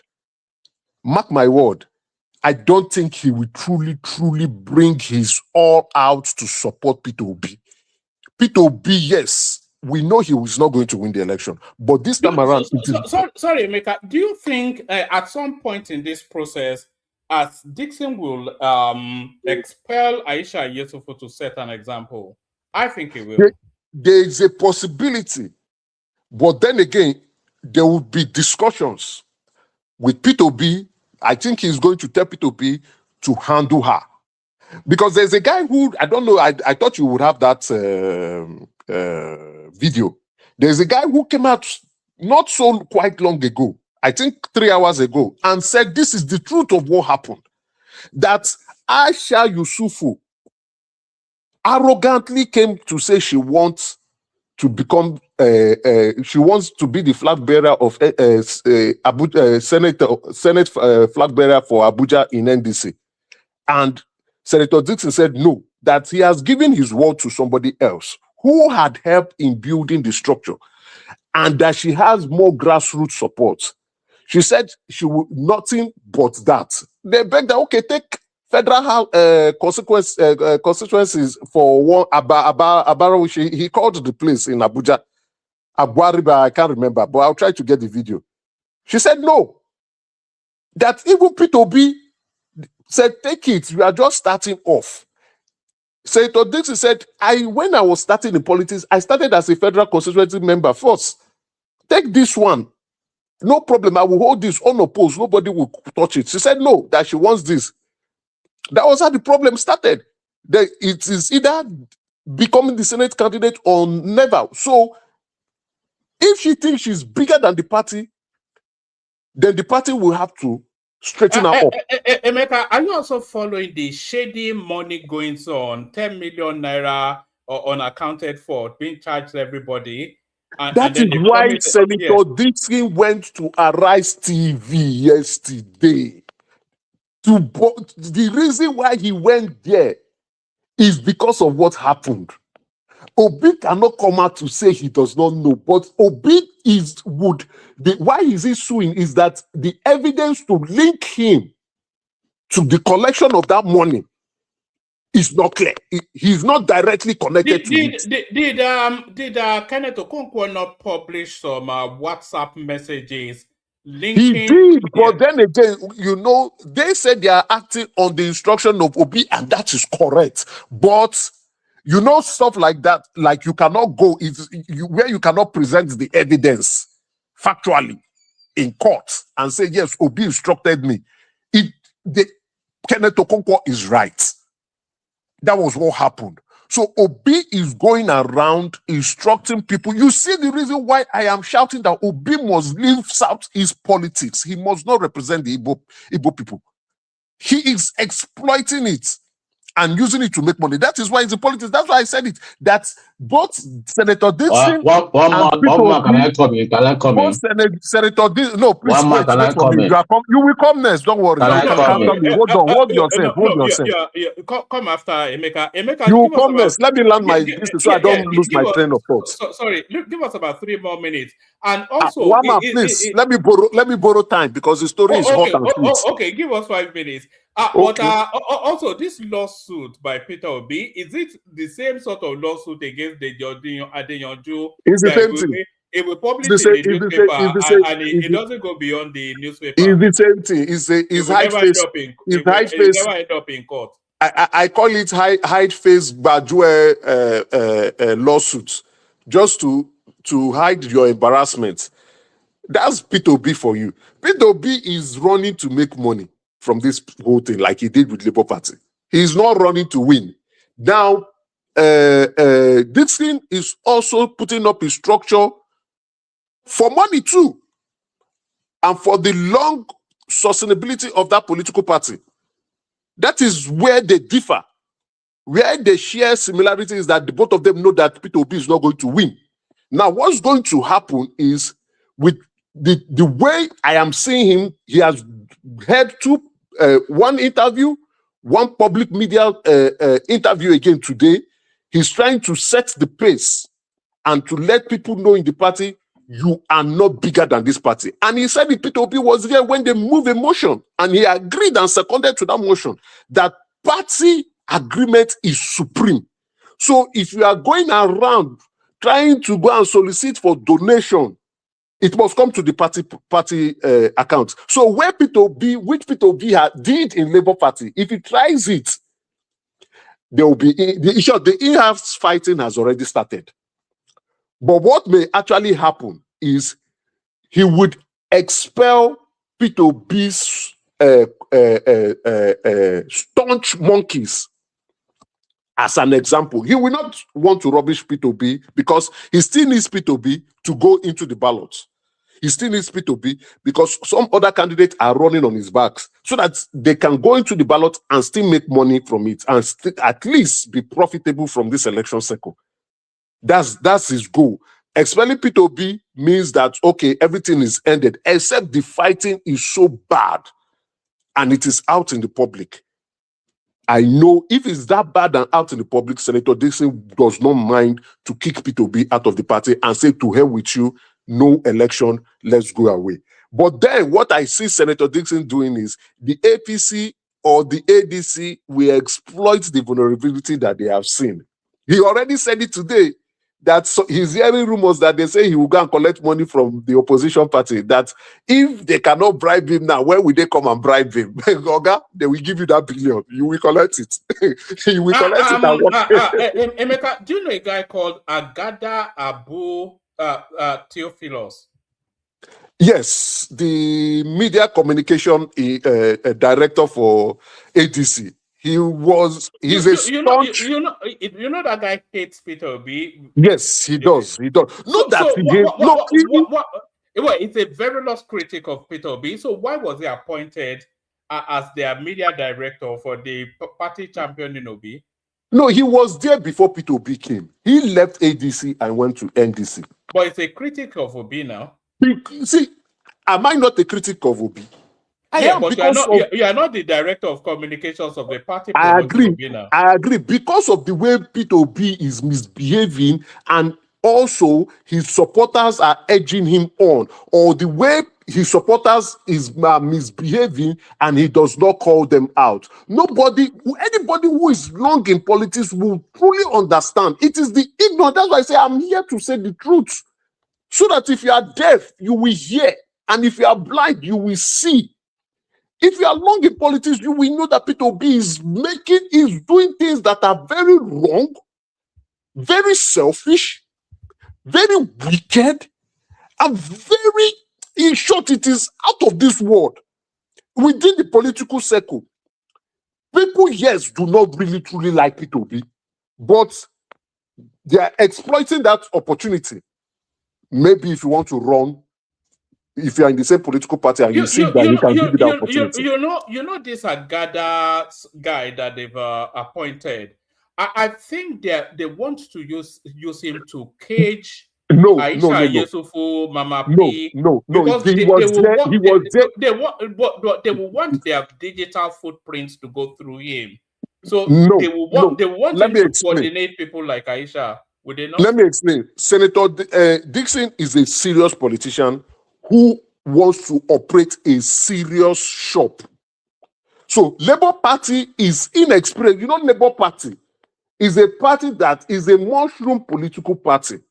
So all they do is to answer presents during each election cycle, collect money from INEC, share amongst themselves, or people who want to run, collect money. That's how they were operating. Peter Obi came and brought that light. So they'd not seen that before.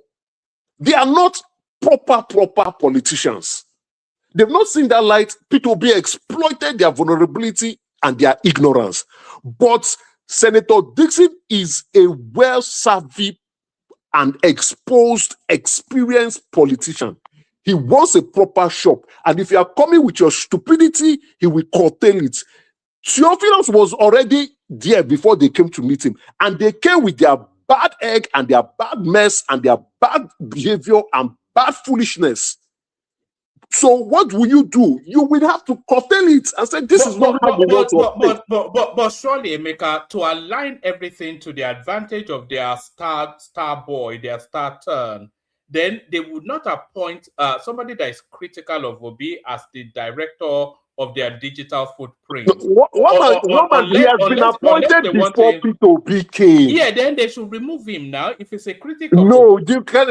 I agree with what you are saying, because you are looking at a man. Can I come in? You are looking at a man. You are looking at Emeka, give us 3 more minutes. I think you are looking at a politician you are looking at Dickson, who wants to build a political party. He's not building a mushroom party, so he wants structure. The party is not for Peter Obi, and he said it today. You see, or he said it yesterday. You are not doing us a favor. We are doing you a favor. He said it. So the party wants to exist whether Peter Obi is there or not. The party wants to continue to remain sustainable. Examine that statement, the merit of lack thereof of that statement. That is the party that is actually doing Obi a favor, or be doing the party a favor. Because I will say that the oxygen of attention that Obi brings has propelled that party from perpetuity, just being a mushroom portfolio party, to actually a party of consideration. Nobody was aware that it didn't even exist in anybody's consciousness, and it would have never existed. Obi has given them 10 years. It would have taken them 10 years to get to where they are now if Obi had not brought the luster of his star qualities. Which is true. Obi accelerated their publicity to the forefront. Obi comes with some value, and Obi comes with some baggages too. So Obi entering into that party, like you said, increases the consciousness and awareness and publicity of that political party. But again, it comes with baggages. Like them with the Aisha Yusufu and the rest that want to act and misbehave anyhow and be indisciplined. That's not how to run any organization. You cannot tolerate indiscipline. People cannot run their own structure, parallel power structure against the organization structure. It is only doomed for failure. So there must be alignment. Do you think the obedience space sees themselves because we saw this with the experience with both the Labour Party, the ADC, now the NDC. Do you think the obedient movement see themselves as a party within a party? They are unserious. They keep denying the stupidity that they exhibit. If you are not a political party, are they even registered? Is it even a social movement? Is it registered? If they are serious, go and register as a social movement first, or then register as a political party. They're just making a lot of foolish noise. Nobody is trying to ignore them. Let's be very obvious here and say the truth. Nobody is trying to ignore them. But then again, it is their foolishness, ignorance, and stupidity that is creating problems. That's why the problems is following them like flies. Anywhere they go, the fly goes there and make a mess out of that place. And Obi is who would have actually put in place some controls and structures, some disciplines, and clear behavior standard. Decided to just ignore it. And this is a man who says he wants to become the president of Nigeria. Anywhere he goes, he comes with problem and baggages. Anywhere he goes, he comes with all right. So, don't land it yet. Answer this and then maybe I'll move it on. Do you think Senator Dickson has to necessarily make an example of a key obedient in order to assert his authority over that but party? That is what he's doing. And do you think he has to respond to these verbose that Aisha Yusufa just put in the space? And I'm not sure if you're following her. She actually went and streamed a good 10 minutes just responding to this guy, putting all of her words next to her. It's fighting for the soul of that party with the founder of the party. You see, so do you think he needs to assert his authority using her as an example if it's ever going to have the leverage to continue to move that party in the way that he wants it to go? Do you think he needs to make an example? Thank you for this question, right? Yeah, but provide me with a bit of time. I know some other panelists are waiting, and I know some people. But use that as your final, and then we'll still come back to you. They're not exactly. Provide me with some time. I know some people some obedience are already irritated, and let me just answer this question. You see, Aisha Yusufu needs to be. He has already dealt with Aisha Yusufu. He has done that by one, ignoring her, not giving her the ticket because clearly letting her know that you are not above the party. Two, going and clearly setting the standard that all donation must come into the party. Now, he does not really need to respond to Aisha Yusufu. The results are out there. I don't know what Aisha Yusufu is nobody. What has she achieved that is bigger than what Dickson has achieved? So we know the results. It's out there. In terms of the political space, Dickson is sure she has not even started anything. She has started nothing. The one she started, she not even gets. So he doesn't need to respond to her. The only way to respond is action. If she misbehaves, you have to discipline her. If she misbehaves, you discipline her. So that he doesn't need. What he has done so far for these 2 days, he has set the tone. Anybody that goes contrary to what the party has agreed on, they should follow the discipline conduct within the party's constitution and apply it to all members that heirs. So they must discipline them. Others will learn. That's the only way he has to go. And then again, P2B too must choose sides on this. If he wants to be on the side with Aisha Yusufu, That's his cup to bear. If he wants to be on the side of NDC, that's also his cup to also bear. But we all know that, and to round up, we all know that, like, that's why I started with, I will end with what I started with. Both of them share common goals, the common similarities, and then again, they share different goals. The common goal is that both of them know that they are not going to win the election. And both of them also disagree on how they are going to make money out of this election. Good night, one man.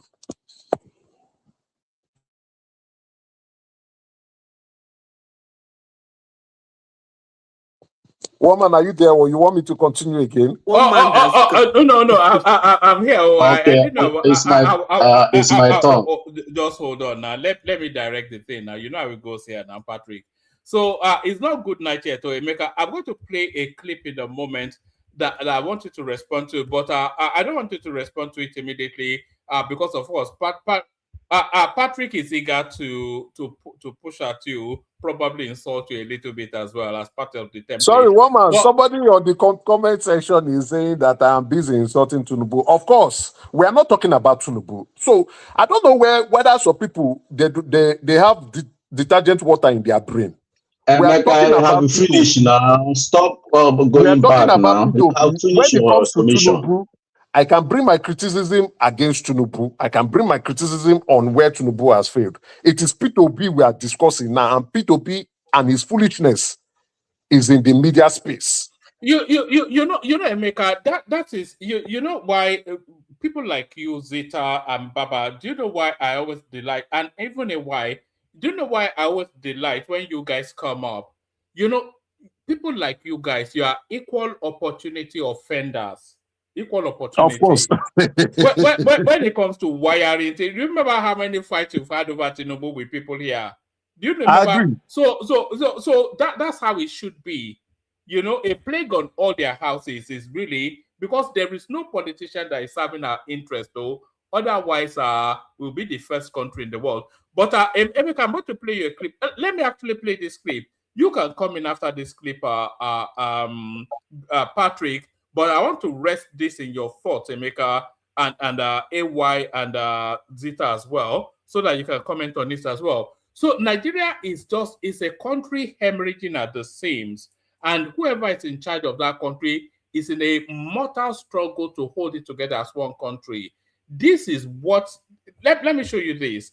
These are the Cameroonians. So this is another dimension now that Nigeria has to contend with.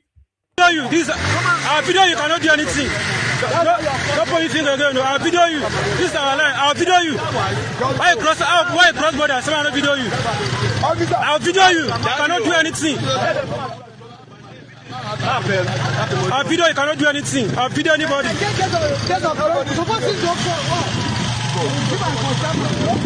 Just go.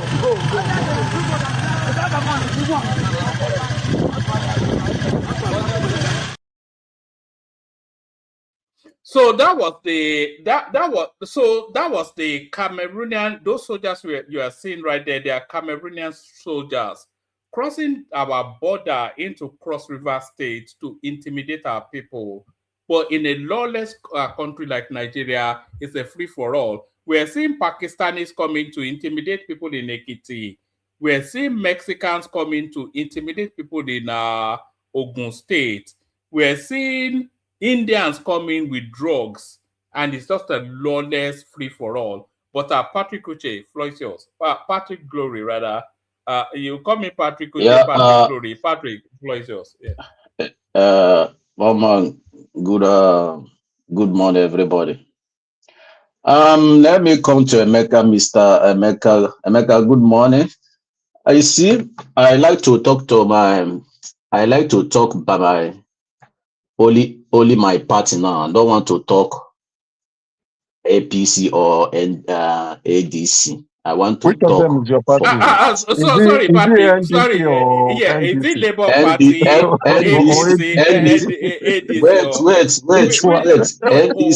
NDC is my party. Hold on, Patrick. I don't want to talk another people. No, you have the floor. But I think Emeka and I are almost in synchrony asking you the same question. Which is your party? Is it Labour Party, NDC. ADC or that. Okay, Peter Obi is your party. NDC, Your party Nigeria is Peter Obi. Democratic Congress. Carry on. 5-7 minutes, You and see, then go on to a one. everybody must talk about you if you progress. Everybody must talk about you, whether good or bad. They must talk about you. P2B is the only person now all Nigeria know. We Nigeria hope come 2027, this man will be next president everywhere now. You must talk about that person. For my party, yesterday. Sorry. I'm very disappointed. Hold on, Patrick. I was having a conversation with Emeka. Let me have a conversation with you. Did you see Peter Obi come out in America on some platform, Good Governance something, or an obedient platform, and he couldn't answer one simple question? They were asking him what he would do about insecurity. He said it's a secret.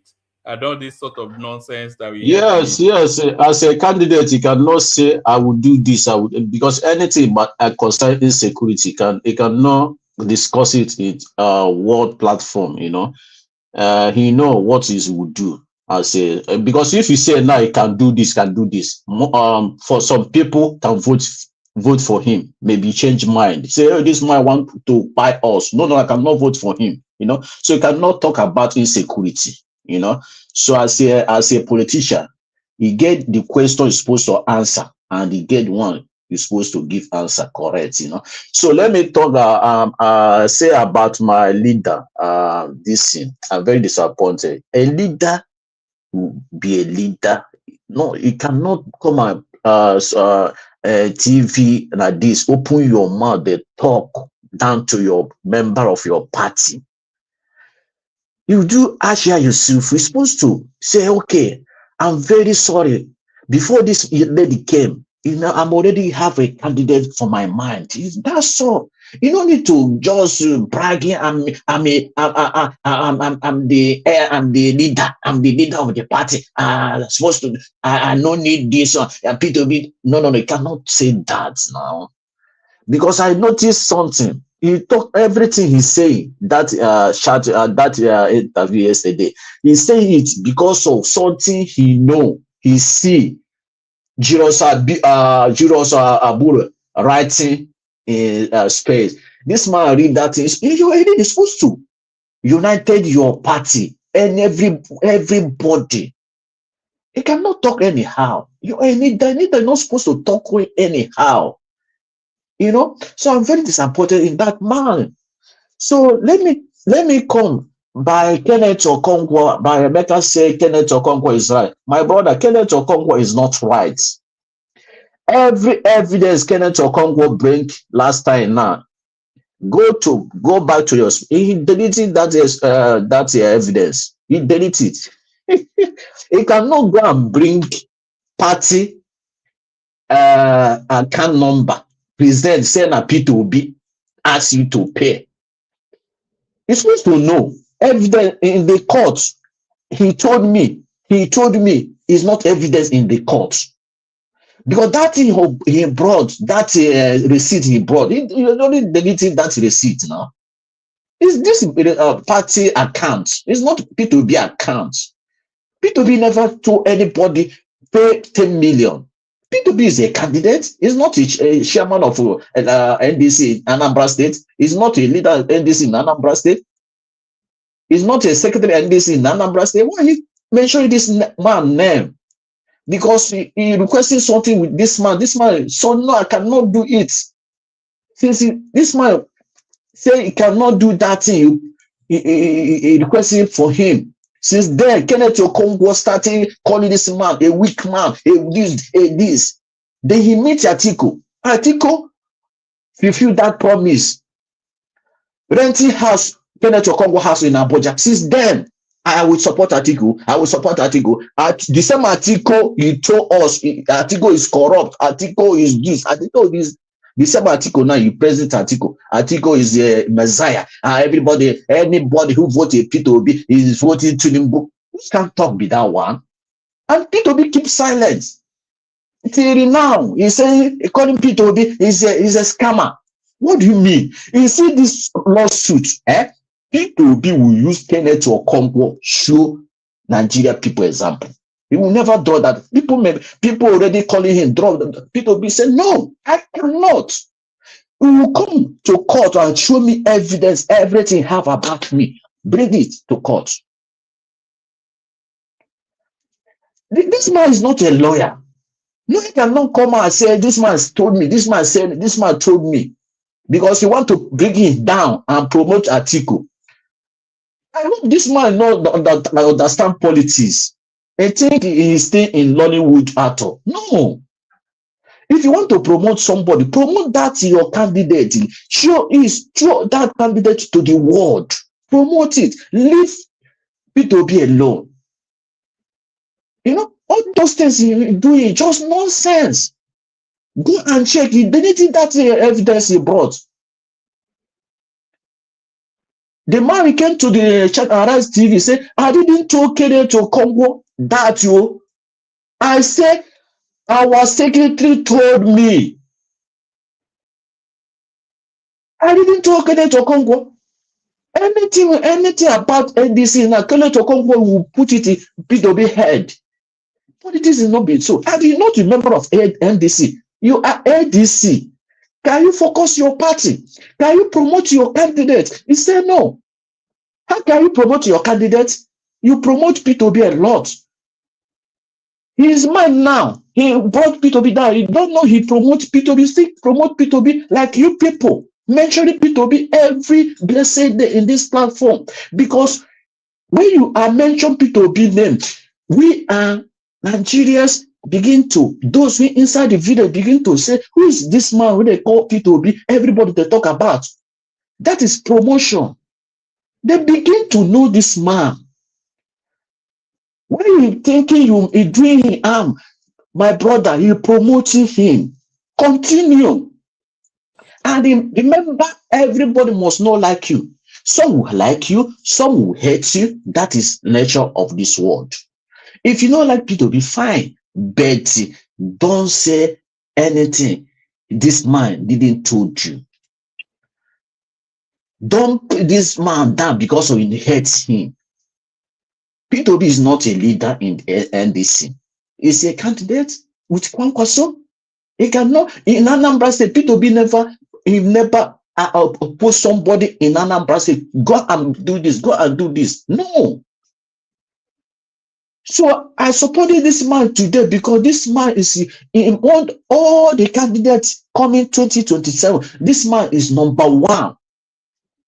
That means Nigeria people love him. Go to inside market now. They love him. Everybody will vote for him.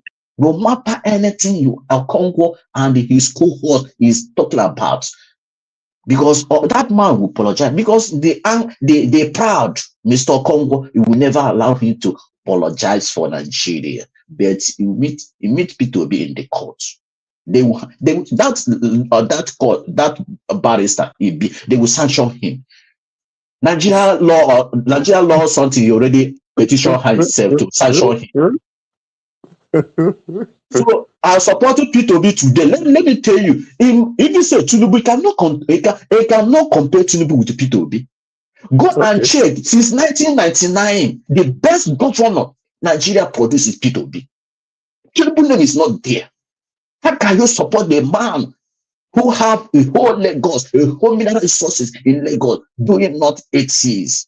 He say he beat Lagos. You promoted people in Lagos. How can you compare with a man who doesn't know, who doesn't have anything in Anambra State, but you doing fantastic? When I came here and said something, I said with facts. Elaborate on that fantastic. Yes. This man bring Anambra where Anambra is today. Go and verify. He brought Anambra where Anambra is today. There have been two governors after him. Yes. No. One was that party P2B brought in Anambra State. It cannot be governor in Anambra State. P2B's successor said a Soludo lot of fight, Soludo contest many times. He contests with P2B. Let me tell you, Soludo used PDP in that time, contest against P2B. How many times? He failed willfully. In ruling party, he failed willfully. Today, that bitterness. Let me come. Let me come. Wait, let me tell you, not Anambra State. That bitterness, Soludo still have that bitterness. How this man can beat how many times?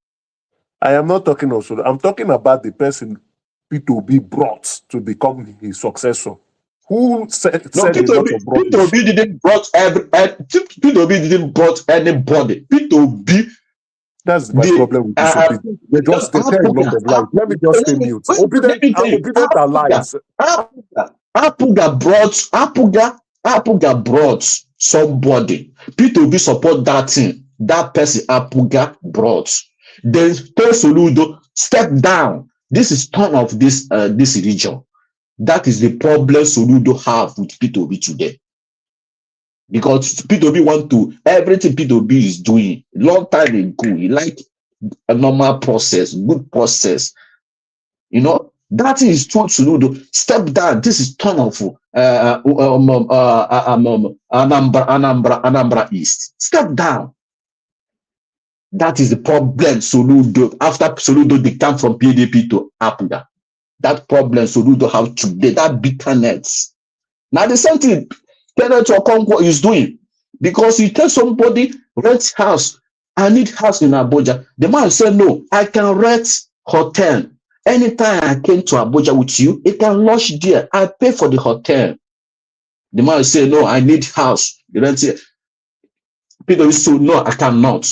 I know house in Abuja. How can I rent a house for you in Abuja?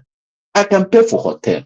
He went to Abubakar Atiku. Atiku rented. Now he have house in Abuja.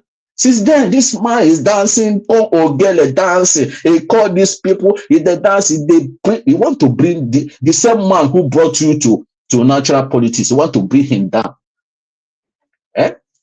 Nobody can do that now. Kenneth Okonkwo is doing, apart from Igbo man. Igbo man is so greedy. Igbo man is so greedy. Igbo man and woman is so greedy. They don't want to. So most of Igbo man don't want progress of Igbo man. How can you go and support now? You know this opportunity now is for South. They leave South because of money. They want to support Fulani man become a president than your brother. Why not go back to APC? 2 more minutes. Why not go back to APC support Tinubu? Because of your bitterness. Hausa man cannot do that. Yoruba man cannot do that. Only Igbo man, because you request something, you expecting something from your brother. Your brother said, no, I cannot do it. I can pay for hotel. That is your problem. They bring one of things, allegation, do this, P2B is this was a scammer. P2B never scammed it before. P2B never scammed it before. He will cry. Don't worry, very soon you people will see it. You already delete all the rubbish evidence you brought. Why did you delete it? Patrick, hold on. Let me ask you a question. Do you think Kenneth Okonkwo is a poor man? Kenneth Okonkwo is a very, very, very fucking poor man. Let me tell you about history of Kenneth Okonkwo. Oh no, let me ask you one more question. Let me ask you one more question, and then you can tell me. Do you think Kenneth Okonkwo it does not independently have property in Abuja? No. Okay. Let me tell you. He don't have any property. Atiku now renting a house for Kenneth in Abuja. Go and verify. That the same house now caused the problem. He requested for P2B. P2B said, no, I cannot do it. Only anytime we came to campaign here, or anytime you have any activity in Abuja, they will pay for your hotel. He said, no, I need house. Kenneth Okonkwo is a very poor man. Kenneth Okonkwo is not successful in NATO, in the movie. He went back, he married somebody pastor daughter. He hope that pastor he will make him GO of the church. The pastor didn't make a Kenneth Okonkwo. He left his daughter. He run away. He entered politics. Kenneth Okonkwo need where money is. That man, don't touch that man. He will see tomorrow. If that house is Atiku not paying that house again, he will come back against Atiku tomorrow. Many people are already telling Atiku, be very careful with this guy. If you said Atiku supporters, very respected politician, Atiku supporters, I already tell Atiku. I already tell him, go and apologize for this P2B because of Kenneth Okonkwo is somebody how proud. How can I go and now to the TV station and go and begin to apologize for P2B?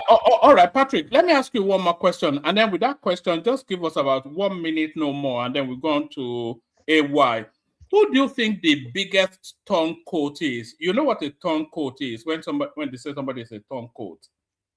Who do you think the biggest turncoat is between the two of them? Peter Obi, who abandons all political party in chase of his selfish interest, or Kenneth Okonkwo, who you are saying abandons principles and tribe in chase of money. So who do you think is the pond life amongst the biggest pond life amongst all them?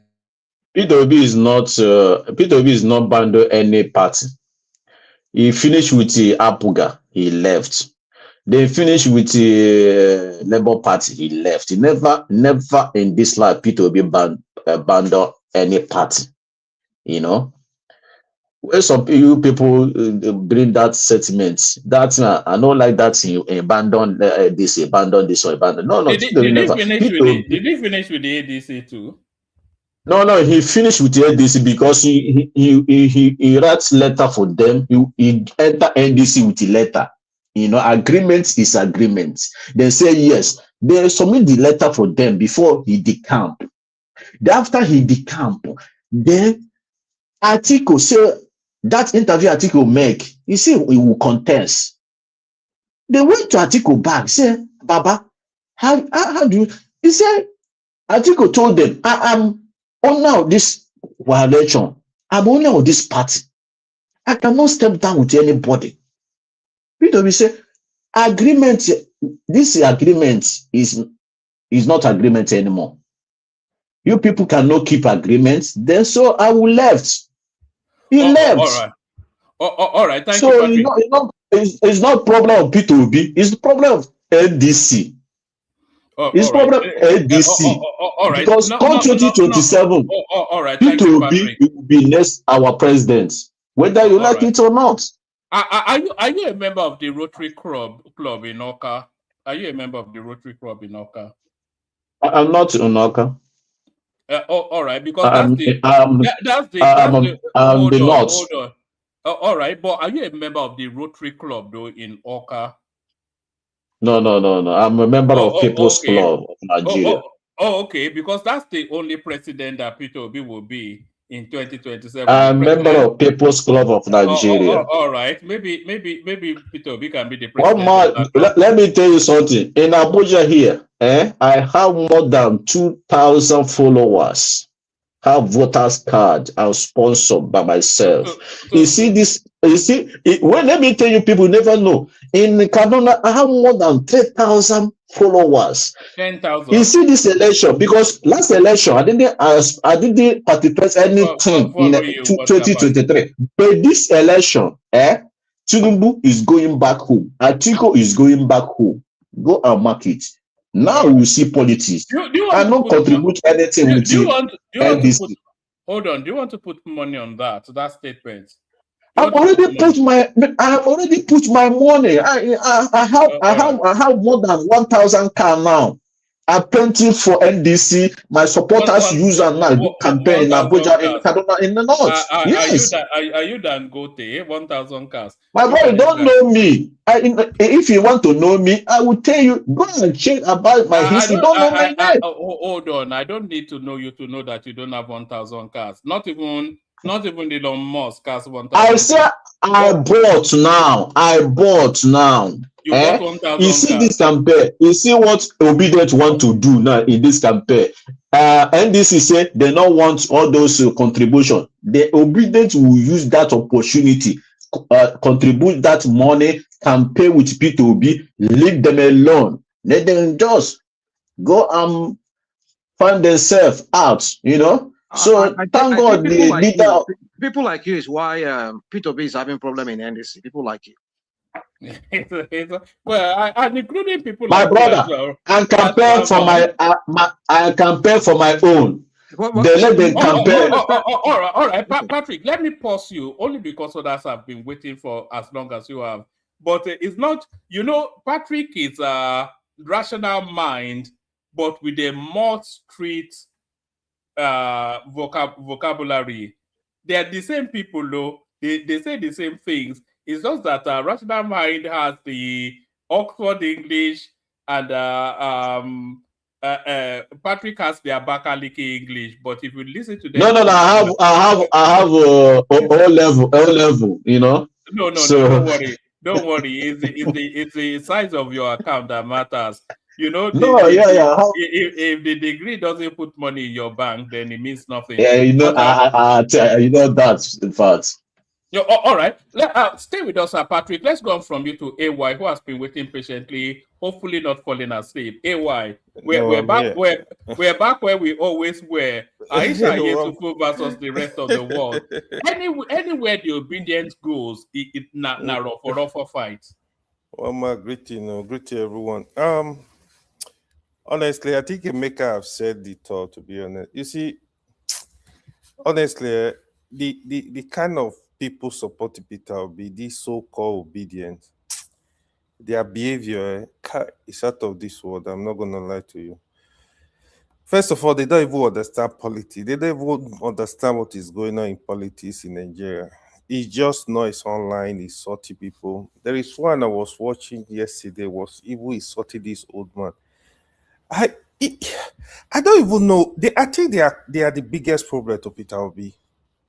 They are really causing. If me actually looking at what is going on in Nigeria now, even some of the areas, some states that really supported Peter Obi, because of this behavior, a lot of people are not interested in supporting Peter Obi.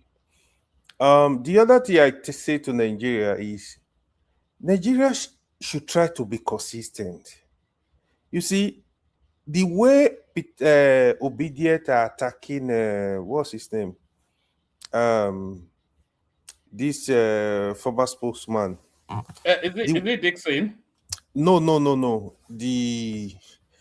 Peter Obi, former spokesman. Oh, is it the northern guy? No. The from the east now. The Nollywood guy. Kenneth Okonkwo. The way they are insulting you know that him one now. is enjoying it anyway. Yeah, the way they are insulting him now, you just baffles. Like, just imagine, this is the person they were praising yesterday. I'm sure if Aisha Yusuf any day she come out and say, I'm not supporting Peter Obi again, you will see insult. This is their behavior. Politics does not really work like that. So I don't know who to really talk to them. Obedient movement, they are majority of them. There are good ones actually. Majority of them are causing big problem for Peter Obi. And when it comes to, see, Peter Obi made the biggest mistake. We were telling them then, when you say it, they attack you. Oh, why you say that? Peter Obi missed it. He was supposed to show leadership in Labour Party, rebuild Labour Party after 2023 election, start working. He did do nothing. Yeah, he was moving around as a single person, going to places, good. But you need to show leadership, have control of the party. The senators that won election, that Labour Party, the House of Rep member, the House of Assembly member, everybody, they are just scattered. Now, almost all of them moved to APC. You see, it's just he has not managed the system well. And why can't he learn from Tinubu in terms of politics or Buhari in terms of politics? These guys, with their number, Peter Obi with his 6 million numbers, Why are you even moving from party looking for where to get ticket? It was very unnecessary. Because what the obedient are thinking, you will go to somebody's party, the party somebody built from scratch, you want to hijack the structure, you want to do what you like. No, it doesn't work like that. It doesn't work like that. Before you move into party, you have to have strong agreement. I think the only thing Peter Obi was interested in was the ticket. Are you gonna give me the ticket or no? That was what he was interested in. Unfortunately, there are other things you need to discuss in terms of sharing the structure. You know, you have to have some kind of very strong agreement. But even he could have, like, the main people supporting him, like his big follower, Anyway, like can I say Aisha Yusuf. something? Yeah, go ahead. There is something you mentioned. You said somebody cannot come into a party and say, I change the structure. Yeah, hijack it. Yeah. Yeah, you can. If you have the numbers. The problem Nigerians are making is that they keep believing that we have 6 million votes. That is what is causing the whole confusion. He got 6 million votes in the election, doesn't mean he has those 6 million votes. If he do have 6 million votes, yes, he can change a party. He can take over a party, change the structure, put it to his own thing. Dickson wouldn't have been anybody, but he doesn't have that 6 million votes. That's why Dickson is doing what he's doing. But continue. Yeah, like Emeka said, this is a very experienced politician. Don't forget, this man, he's a police officer, and he has been a governor for 8 years. He has been the Senate, so he's a very experienced politician. So he's not a pushover, unlike the likes of the Abure that were in Labour Party. They were happy that Peter Obi came into the party, to blow the party up. So you can easily have control over those ones than Dixie. Dixie will never give you the structure. Hell no. Even, for example, Peter Obi win this election 2027, he's going to face a lot of issues because Dixie is going to stand and say, I'm the leader. They will start a lot of argument. But however, the opposition proper, to me, this election, I don't think I will be discussing it. The opposition, they are not ready. I'll be saying it. They are not ready. I really wonder how they are just dividing the opposition. Do you really care if they are ready? You really care if they are ready? So I really wonder how they are dividing the party. Well, do you really care? I ask you, do you really care? Just hold on. Let me finish. You can speak after. So I really wonder how. No, it's my turn. No. Okay, I will really. I'm not speaking. I'm interjecting you. I'm not speaking. I'm just trying to ask you. I'm really wondering how they are dividing the opposition, and you think you want to win the election. You don't have. It's going to be very difficult. I don't know who is advising Peter Obi. I don't know who is advising them. Sincerely, it's very easy to just make noise online. Sincerely, they are not ready for election. I can say this for free. You see, Atiku supposed to be on board. Peter Obi supposed to be on board. All the opposition leader. I really don't even understand why can't they learn from APC opposition. If you're looking for the real opposition in Nigeria, go and study APC in 2013, 2014, especially the election in 2015. Study APC. Go look for someone that was big in APC. Try and follow their activities as opposition. APC showed leadership as opposition. They really give Goodluck Jonathan run for his money. Just imagine, even before election, the president knows that, man, this election is over. So they've not done nothing. Election is really trying like 8 months from now. And after the election now, they are making noise. Oh, I won the election. How will you win the election when you don't have structure, when you've not done much? Like, how do you want to win the election? APC are going to bully everybody. Tinubu is not an easy one to crack. But without opposition, they will have a chance. But the way they are divided, I don't know how they want to do it, sincerely. Even with Kwankwaso right now, I sincerely, this is gonna be tough. Atiku is gonna get botch vote in the north, definitely, especially in the northeast. Atiku, Tinubu, they are gonna fight for vote in the north. They are gonna divide the vote in the north. Peter Obi might pick some of it, a very little percentage of it. How do you want to? How do you plan? What's your strategy? However, I'm really watching there. But for me, the opposition, they are very unserious people, sincerely.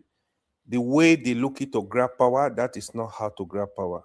I really, even what's this man from the southwest that usually come to your platform? One man, is it that barrister?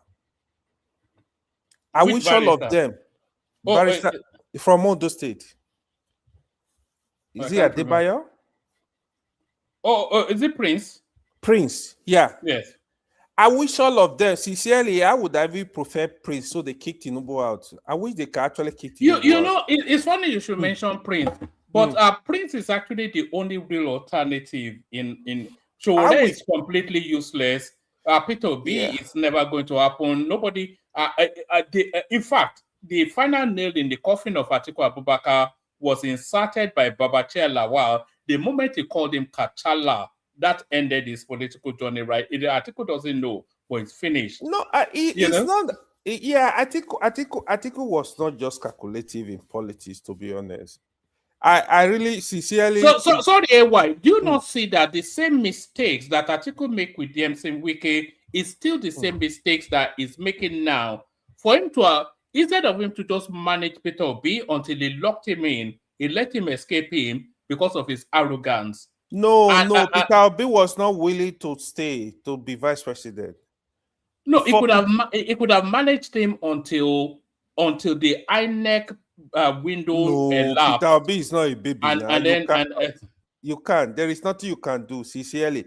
The only way, we're discussing this here, right?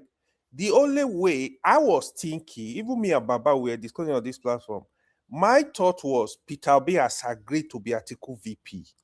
That's the only way. Peter Obi was ready. It's either you give me the ticket or I leave the party. There is nothing. You can't stop Peter Obi. Me, I know that very well.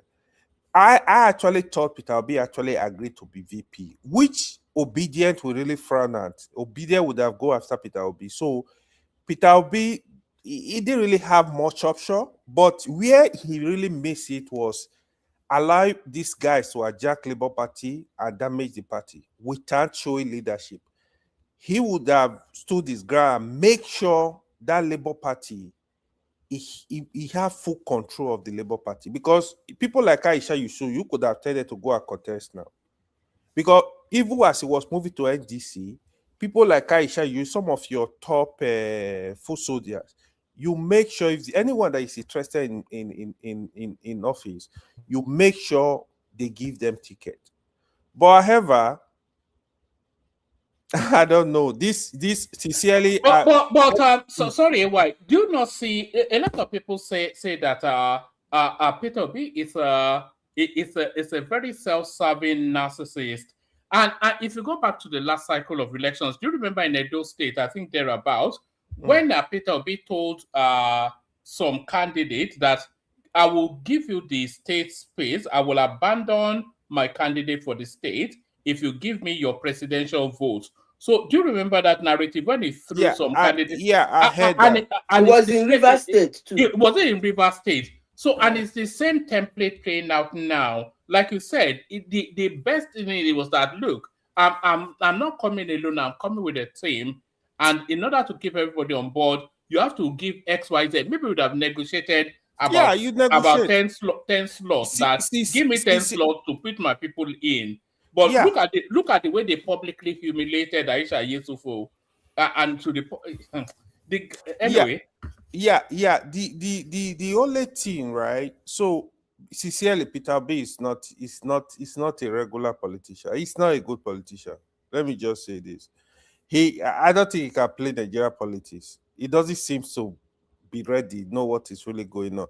Peter B is a good man. I don't think Peter B is a good man, but politics is different. It's well above being good or bad. Peter B is a good man, in my opinion. But when it comes to politics, man, it's not ready, man, to be honest. Because when you look at Tinubu life, how he was able to retain his structure, be patient, he when it was time, he realized it. This is the right time for me to strike, and he got it. So it just like what Atiku, the kind of politics he will play, I think he should just retire from politics. Atiku could have just allowed Peter Obi to contest other ADC Do and you think support. Atiku is too stuck in the old style politics, and it Of doesn't course.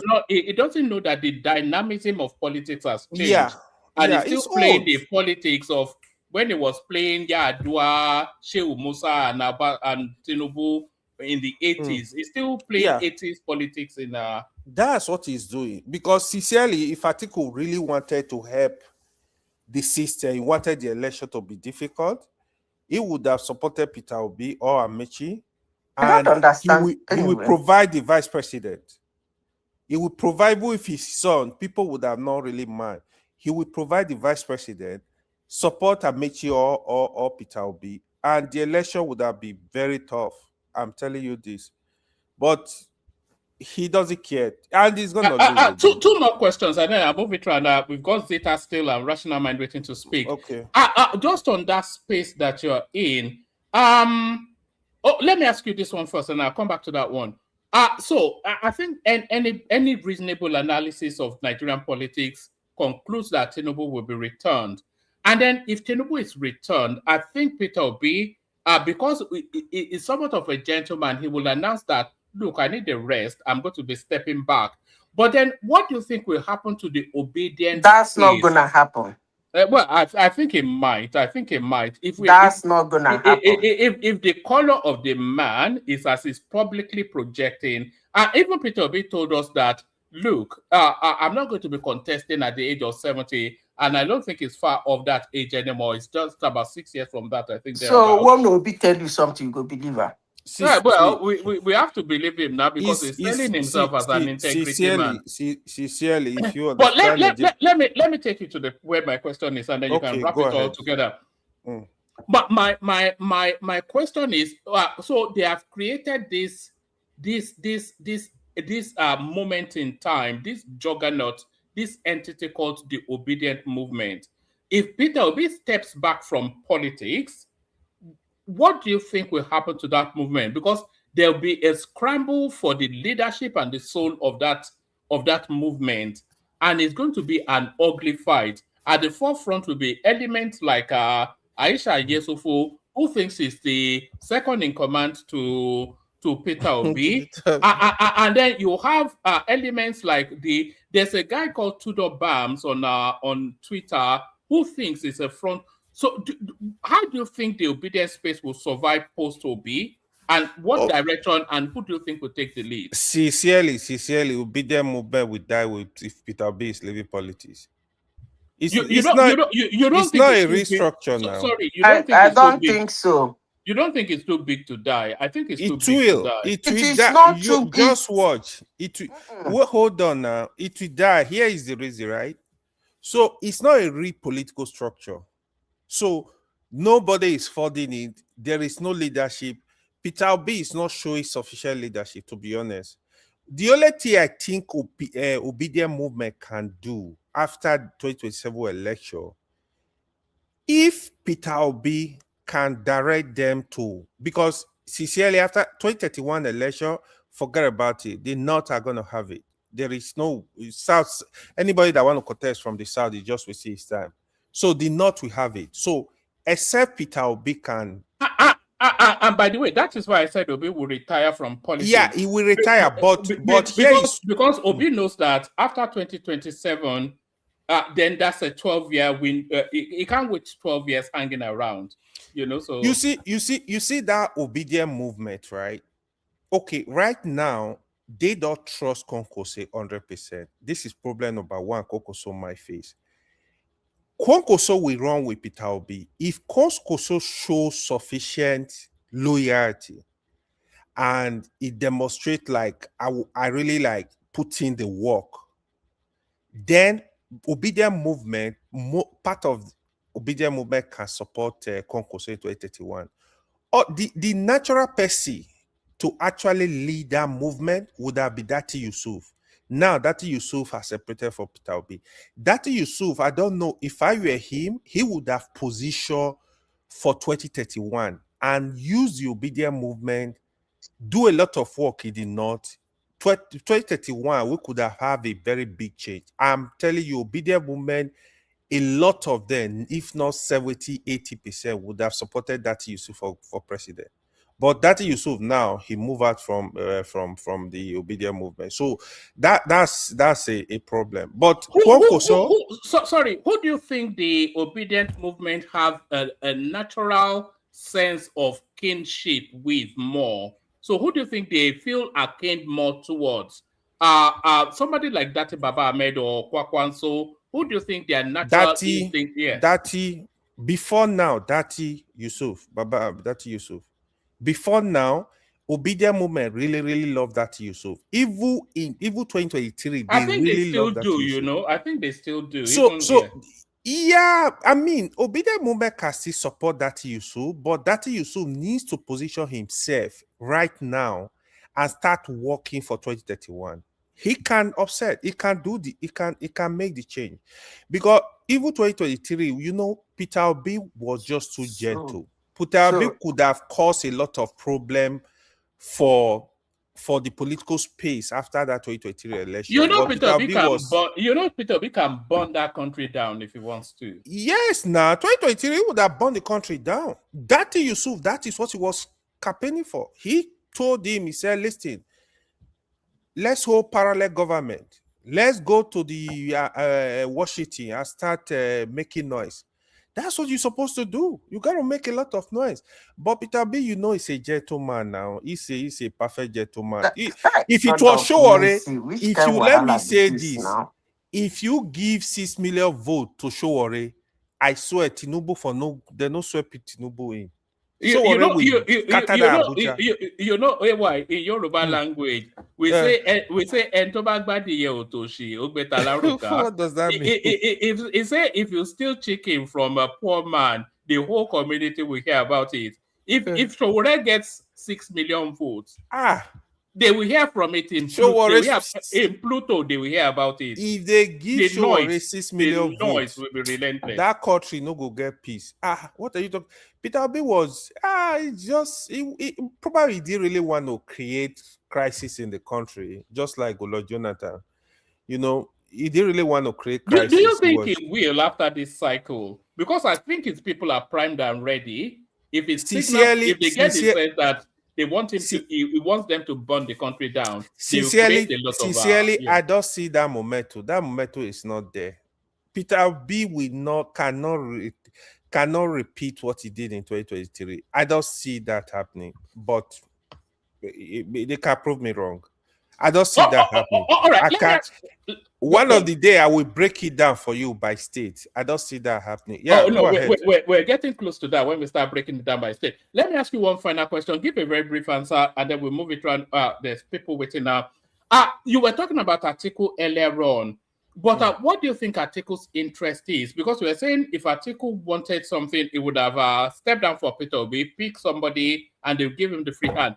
Do you think Atiku is fighting for a better Nigeria, or is just pursuing a lifelong ambition to be president? Do you think he cares about you and I, Atiku? Bro, quote me anywhere.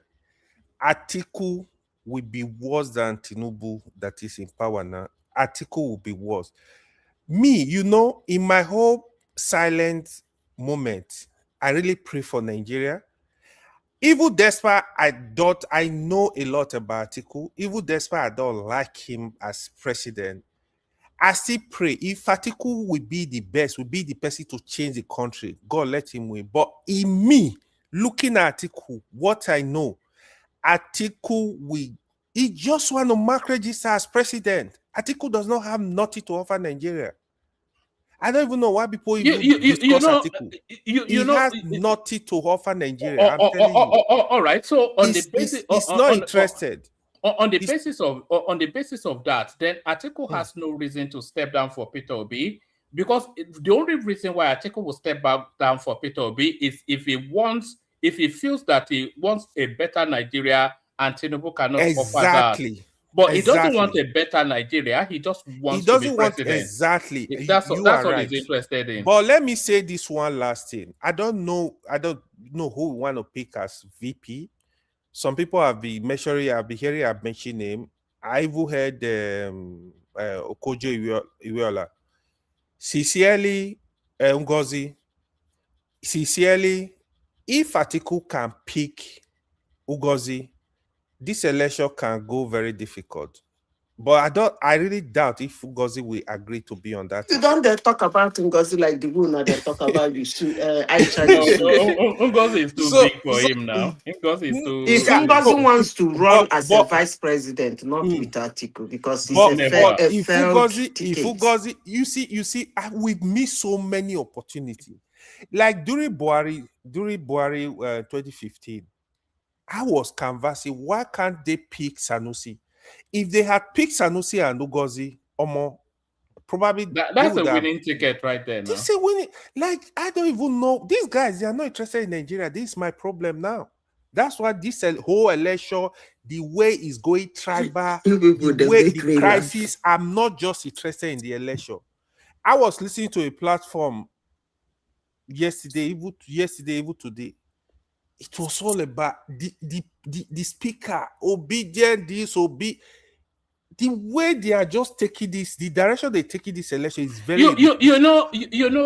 I was going to move on to Zita as well. So Zita, you're coming up next. Let me put this to you. I say if you disagree, but in my own instinct, a good 80% of the people that follow Peter Obi, they are following it along tribal lines. And when I'm saying tribal lines, I'm using the word tribes on two stilts.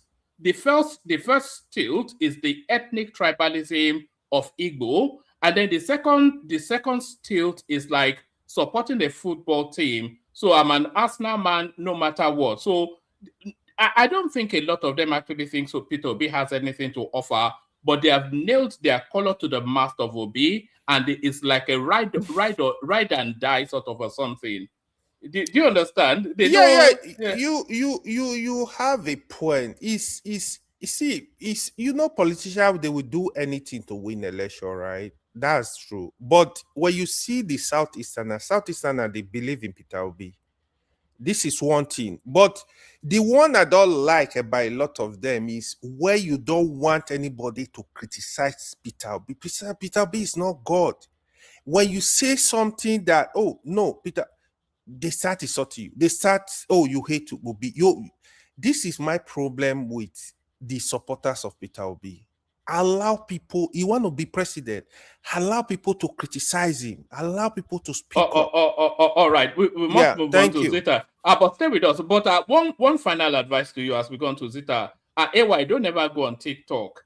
If you criticize Peter Obi on TikTok, they will say things to you that will sit in your mind for about 3 days, and you won't know how they got in. They will say things that will jar your senses for like 3 days. It's like but Zita, the floor is yours. We were not even doing Peter Obi. Before I go into the discussion for the day, we comment in an observation I saw yesterday.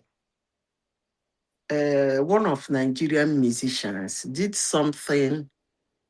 By the way, one man, the school children, they don't fund them. As that story come up from the headline is what mystifies me. I'm not aware that they found them, but this country seems to have moved on to another narrative. If they don't find those, nobody's talking about it that much anymore now. If they don't find that children, we won't let these ones go. If they don't find those children, they'll be held to pay. Because one of Nigerian musicians that played for the FIFA World Cup, he showed insecurity in his leather jacket. And then behind the leather jacket, he wrote, "Bring them home." But there is something he did that caught my attention. In as much as he protested, because I usually do have problem with athletes and celebrities protesting what is going in their country wrongly. They actually demeaning their country and their flag. More especially Americans, they do that a lot. You will see an athlete that will run, win a game. He begin to claim that it's his strength. He won't flag the flag. Then you begin to wonder which country the athlete is representing, that is in Olympics or wherever he is. But this Nigerian musician did something. He actually wore the Nigerian color inside the jacket and he wrote it boldly on his chest, Nigeria. Then put on the jacket. Behind the jacket, he said, "Bring them home." Then, according to news, they said the tags, something like tags on the jacket, green, white, green tags, are the names of all. There are too many tags he was wearing on his body. I said they are the names of But all it the. shouldn't be doing that now. It should not be using sports for politics now. Sport is meant to be an escape from politics. It's not. No, I'm not even talking about Americans. Americans are they went far. Those people are actually privileged humans. They went beyond that. But what this guy did, it wasn't political. It was. Somebody is saying in the comment section that it was Davido. Carry on. Okay, yeah. Yeah, it was one of the Nigerian musicians. No, it wasn't political, but well, children are missing, teachers are missing, and he wanted to show his distance. I don't mind anybody doing it that way because he still wore Nigerian color. He didn't demeaning the flag or insult Nigeria he still wore Nigeria, green, white, green inside with Nigeria written in black, and then the jacket and the tags are the names of the teachers and the children. And behind his jacket, he wrote, "Bring them home." He was a musician, but in sports, it's actually wrong for anybody to do that in sports. To do politics in sports. Sorry, Zita. Yeah, carry on. But can 50 people listening to us now subscribe? If you're not already subscribed, we need 50 new subscribers immediately and right now. So check your devices. If you're not already subscribed, please do, so that you can continue to enjoy Zita. Zita, back to you. Okay, so now back to politics. You see, people say a lot of things about people following Obi, and they said when he stopped politics, those people will go. One thing Nigerians refuse to understand is those people were there even before Obi coming. Maybe of recent in 2023, that's when some of us started going to social media. In 2015, 2011, there's what they used to call, is it Ogun whatever online? They have NigerianWorld.com. They have Ogun such a whatever. And these places are places you make comments. They will bring a topic and you make comments. This ridiculous, brazen, disrespectful people has always been there. They just find somebody to follow. So saying that they will disappear, I don't know how that works. Maybe because you think that following Obi, it is in them. They have always been there. That being said, let's go back to the discussion for today. You said, somebody said that Dickson cannot release his party. He's a grounded politician. He's blah, blah, blah, blah, blah. I don't even know when Dickson started being an important politician in Nigeria. But let me say this. Dickson, when Tinubu was the leader of, is it ACN or AD, whatever party? That party has had won elections. They had governors. NDC has not won anything. So I don't even know whichever portfolio you people are talking about. Dickson. When you see a candidate that you think that have numbers, you can release your party to him. That is pure politics. I will keep saying this. People will continue abusing me. Dickson is doing all this bullshit he is doing because he didn't see the numbers. If he see the numbers in Obi, he will stay behind and make his money and keep quiet. And the guy will run the show. Because Dickson is not a stronger politician than Tinubu. But on several occasions, Tinubu has handed his party over to somebody to use to run. Because he saw a potential on that person. And he felt that the person has the numbers to run with. And one of those candidates in those days won a whole state to himself. Even without making noise, even without doing anything, even without campaigning, even without having people running online to campaign for him and make noise and run around the street and abuse people, he won a whole state silently. So I don't understand all this Dixon brouhaha. Okay, back to P2B. I will keep saying this, so when I go hate me, I don't care. I've already been hated. You see, you cannot call yourself a politician that has numbers, that has followers, and you got 6 million votes in 2023. Between that 2023 to date, you've been campaigning. You'll be going from state to state every election. Where are those your people that insult people online? Where are they? They're not in Edo. People come here and said, what's his name? Soludo won an election because of Obi. Then the same Obi cannot remove him. Come on now. Not even when he is interested in removing him. You see,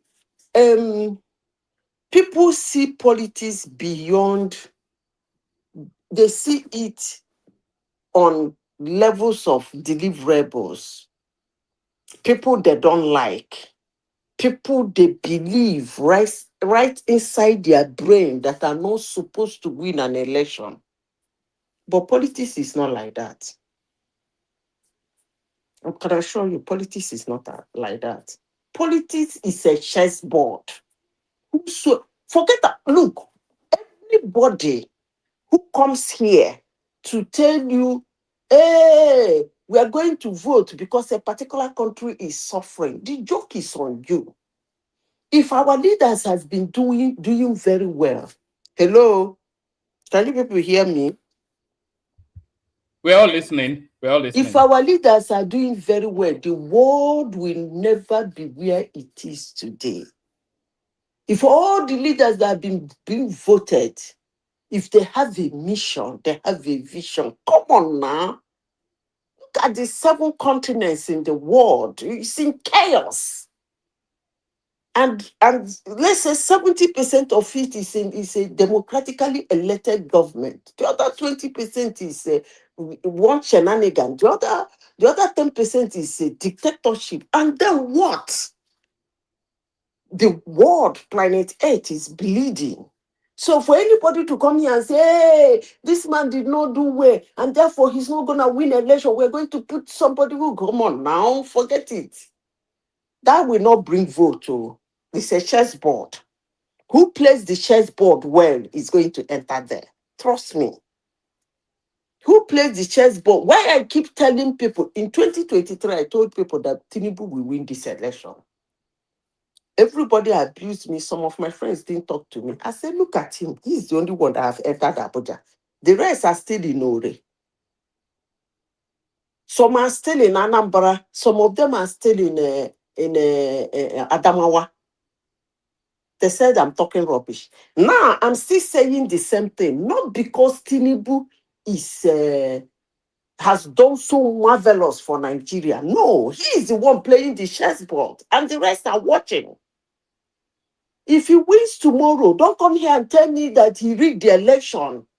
Come on now. The man did a shenanigan kind of primaries and showed you his numbers. You saw those people standing on the queue. He showed you his numbers live.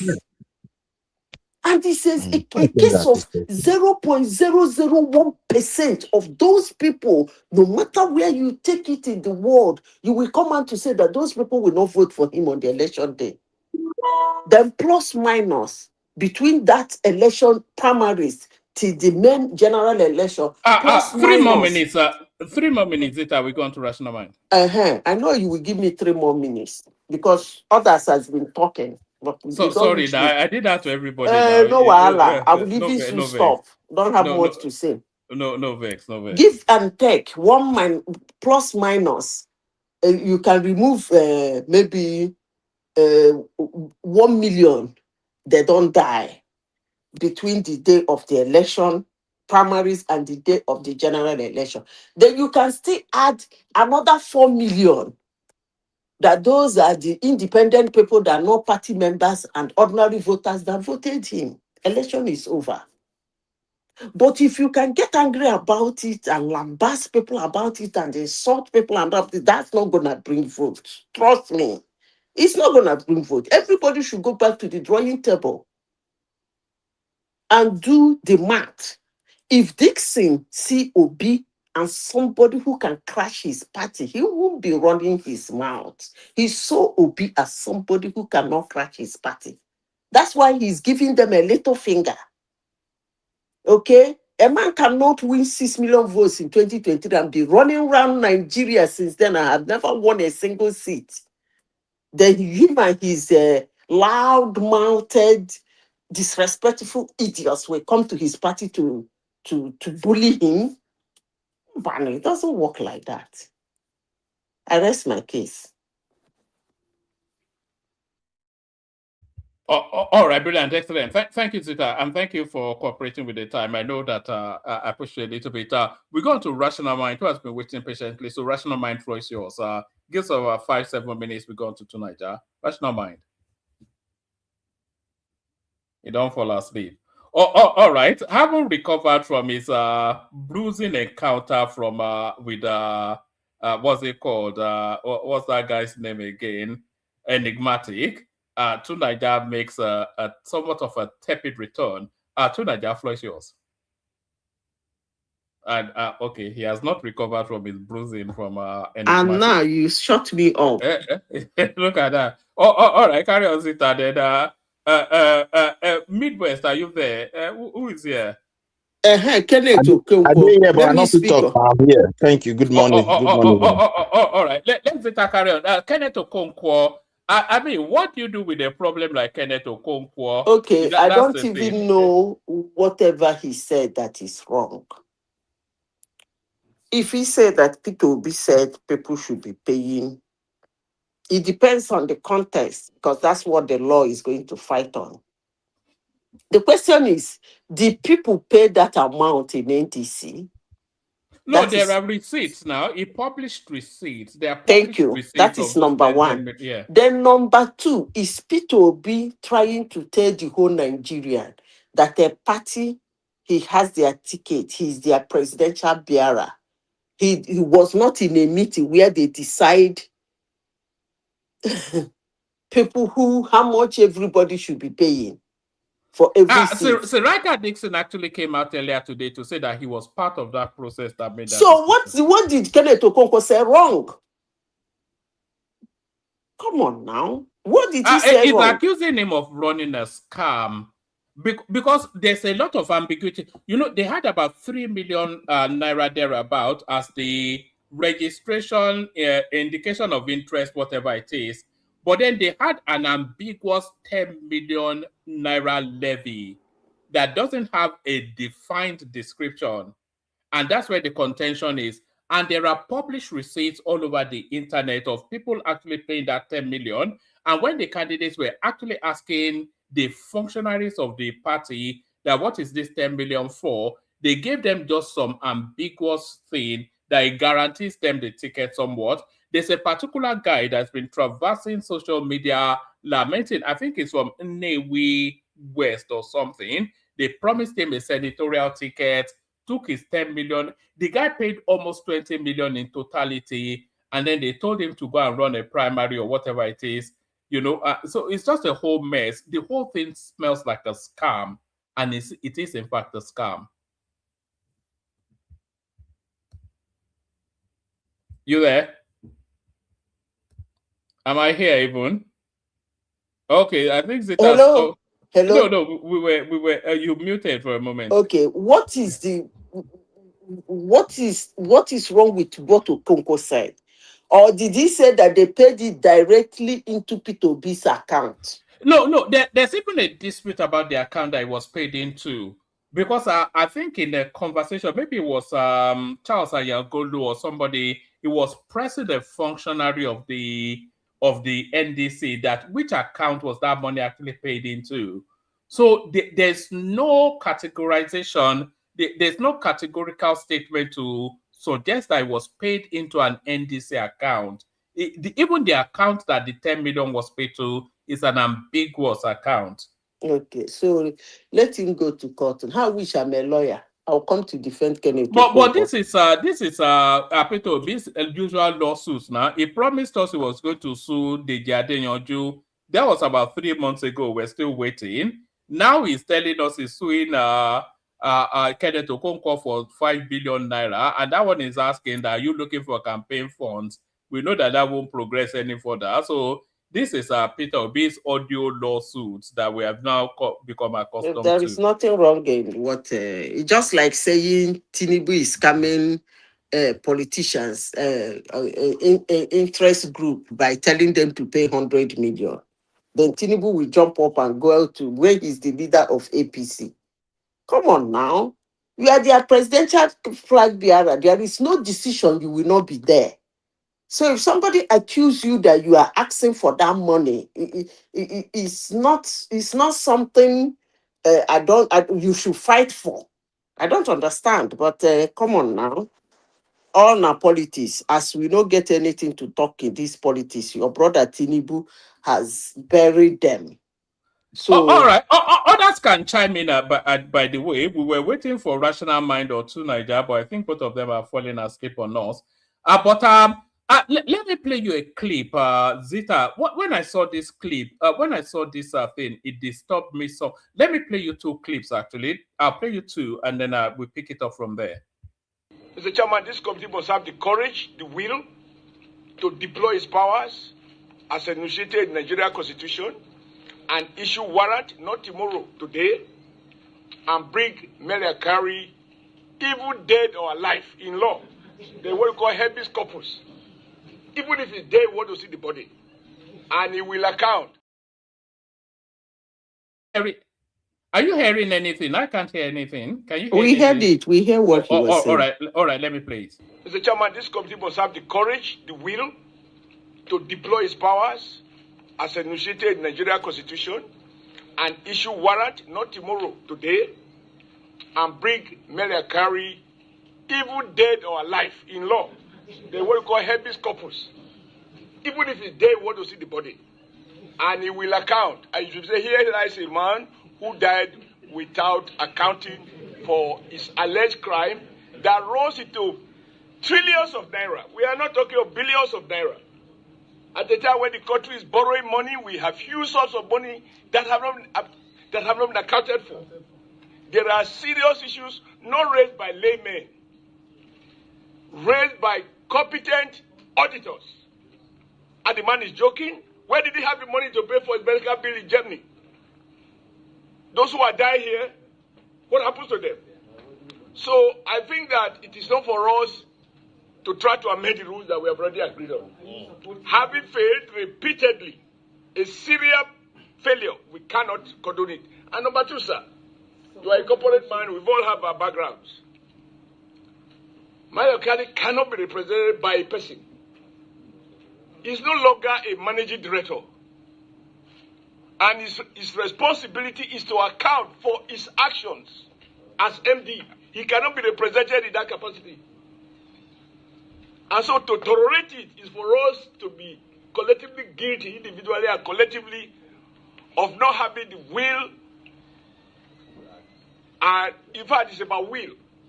It goes without saying that the former CEO of NNPCL has no regard and respect for this committee. It is also goes without saying that he has no defense on the allegation leveled against him over corruption while in office. Therefore, waiting for the CEO of NNPCL again will amount to what we call in law wild geese chairs, and I will be part of that.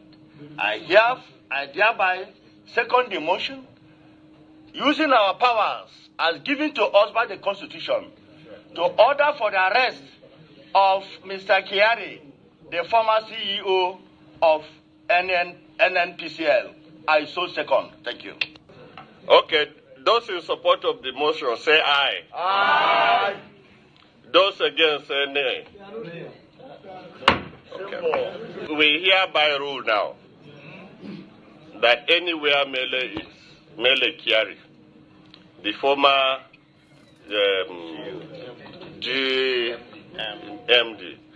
of NNPC, be brought to the committee, should be arrested and be brought before the committee immediately.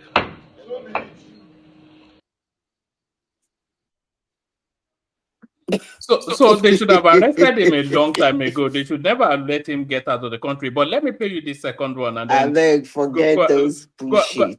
You see, this second one really disturbs me. Watch this. You this our video, you cannot do anything. Don't put anything again. I'll video you. This is our line. I'll video you. Why cross border? Someone will video you. I'll video you. You cannot do anything. Our video, you cannot do anything. I'll video anybody. Just go.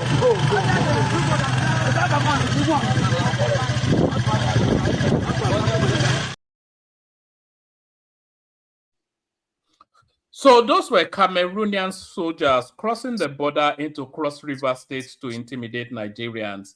Borderless, rudderless, clueless country. It's not borderless or clueless country.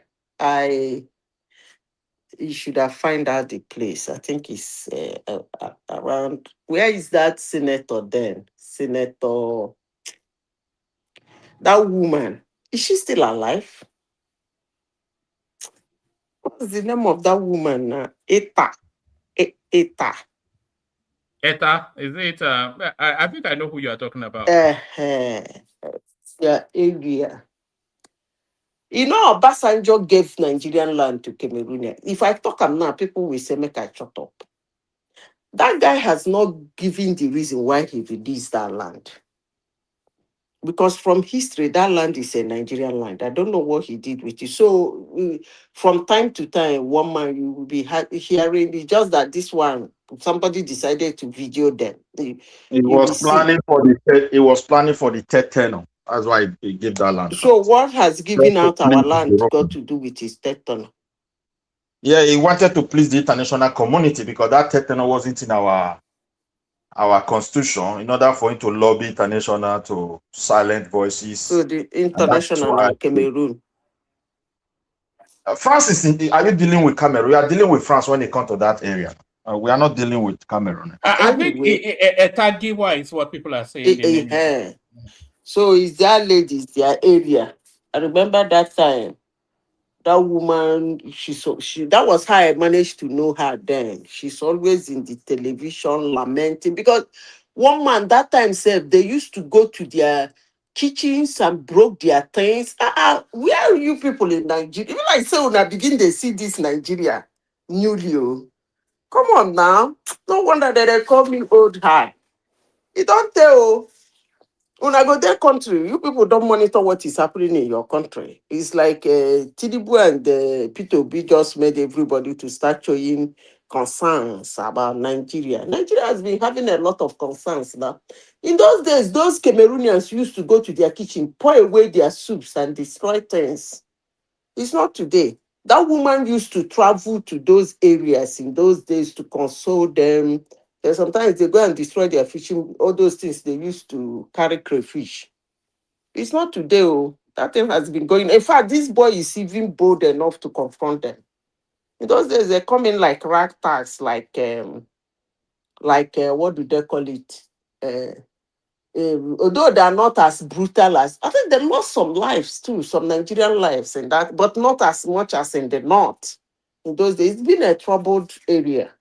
Then coming to your NNPC man, one man make una know the whiners. The man they there since so they chop the money. Una no see am now. Na my GM for chair na him be the person where they there now.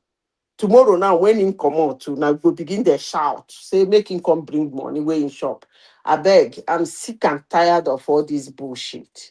I've said it and I will continue saying it. All those people abusing me, I wish them luck. As long as I'm concerned, Nigeria should not have an NPC. It should be scrapped. But because So they to be make replaced by what? Or which one? nothing, must you replace it with? Why are you replacing it? Replace it by what? Then who will administer that industry? Administer. What are they administering? Can you please help me? Tell me what is NNPC? The oil and gas something. I disagree with that statement. What man? You see, that's why they call me old hag. I've been in oil and gas for 21 years of my life. This is a global platform. When I sit down here and tell you that NNPC got to go, it got to go. No, that's not been disputed. To be replaced by what though? What happens to now? I just told you okay, nothing. Then what happens to that industry space? I said shut them down, take their building, do secondary school. What part of it am I not explaining to anybody? Okay, no, that's fine. But what happens? Okay, tell me one of their jobs. What do they do? I'm not even arguing with you that they should. No, what do they do? What is the job of NNPC? They are publicly listed. That's what that needs to happen, basically. That's the next step. They need to be publicly listed. Or they should be sold off completely to I don't want them to be sold off. In off. fact, this argument a long time ago. The Nigerian government can have a minority or can be an anchor. They don't need to have any. Tell me the job of NNPC. I'm here now asking you people. Can anybody tell me what is the job of NNPC? Who administers the oil and gas industry? Who runs that space if NNPC is not in situation? DPR can do it now. Which one is DPR? Department of Petroleum Resources. Just some satellite. Do you know that the Saudis have Aramco? Name one oil-dependent country that doesn't have an NNPC equivalent. One man. Let me say this. I'm sure people in oil and gas are listening to me. Do you know that DPR and NNPC, they actually clash in job description? When we manage them, because I've been in a situation whereby the kind of job I was doing, I was managing both DPR and NNPC. I found out that what is these guys called NNPC? What are they actually doing just to eat the money? Come on now, who runs a country that way? You will fly them all over. Woman, I don't want to talk about NNPC. I don't want to Madam Zita, I have a question to ask you. If you people wanted to stay, I wish you people luck. But for me, I have a question to ask you, right? Ask me. From what I understand, the DPR is responsible for regulating and enforcing the permits that they give to the oil, oil man, and then NNPC is basically a commercial operator, basically. So they're the ones that explore and sell Nigeria's oil, right? But I think recently they basically dissolved the DPR now. So now you no longer have DPR. Now what you have is NUPRC and NMDPRA. So here is the upstream petroleum production. Bros, you dey hear me so? Yes, I hear you. Let me give you example of what I experienced. You want to, they call it 75, is it 75%, 15, 15, 555, Ajib, Mobile, Shell. Yeah. They call it joint venture or whatever they call it. So what do they do when they find oil? They want to start exploration, regulatory, what they're going to do and what they're not going to do, how much it's going to cost. And then there's what they call the, I'm freaking out on it now. What's this guy's name? Ayo's job that time. They have to invite these ridiculous people and they now come. They sit down. They fly them, they sleep in the offices, they sleep in the most expensive hotel, and all they need you to do is to give them security to go and walk around that place and come back to tell you can go ahead. I'm saying this in a global platform and tell you can go ahead. Actually, is technically, they are the ones that release the money, like okaying the money, the amount that is supposed to be used for the project, technically. But I don't think they're the ones that bring the money for the oil company. So technically, if you bring the money, you do the job, this is our percentage. Now, the percentage is so huge. When I mean huge, a lot of money that goes back to NNPC.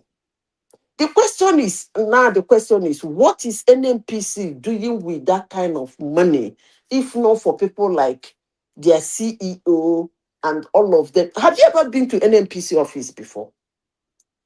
How many of you here have been to NNPC office before? I haven't, but I suspect AKO would have because he's an elite. Okay. But somebody like Please, me, when I you got. go to NNPC, walk around, come back and tell me whether that environment look like a serious environment. It's not. It's not. That's why I'm laughing at what you're saying. Eh? It's not serious. They're not. They move around. They're not. Okay, at least I have somebody who has seen what I'm seeing. But honestly, sincerely speaking, one man is not supposed to be in existence unless the argument is based on the number of people they employ, which can be distributed in the whole country. Shutting down a parastatal that have almost 1,000 or 2,000 staff, that's a lot. But you can shut it down and distribute those. That's if you really do have need for them. Because for me, putting them in any other parastatal is corrupting the system. So such people, when you want to throw them away, you throw them, they know what they call like trash.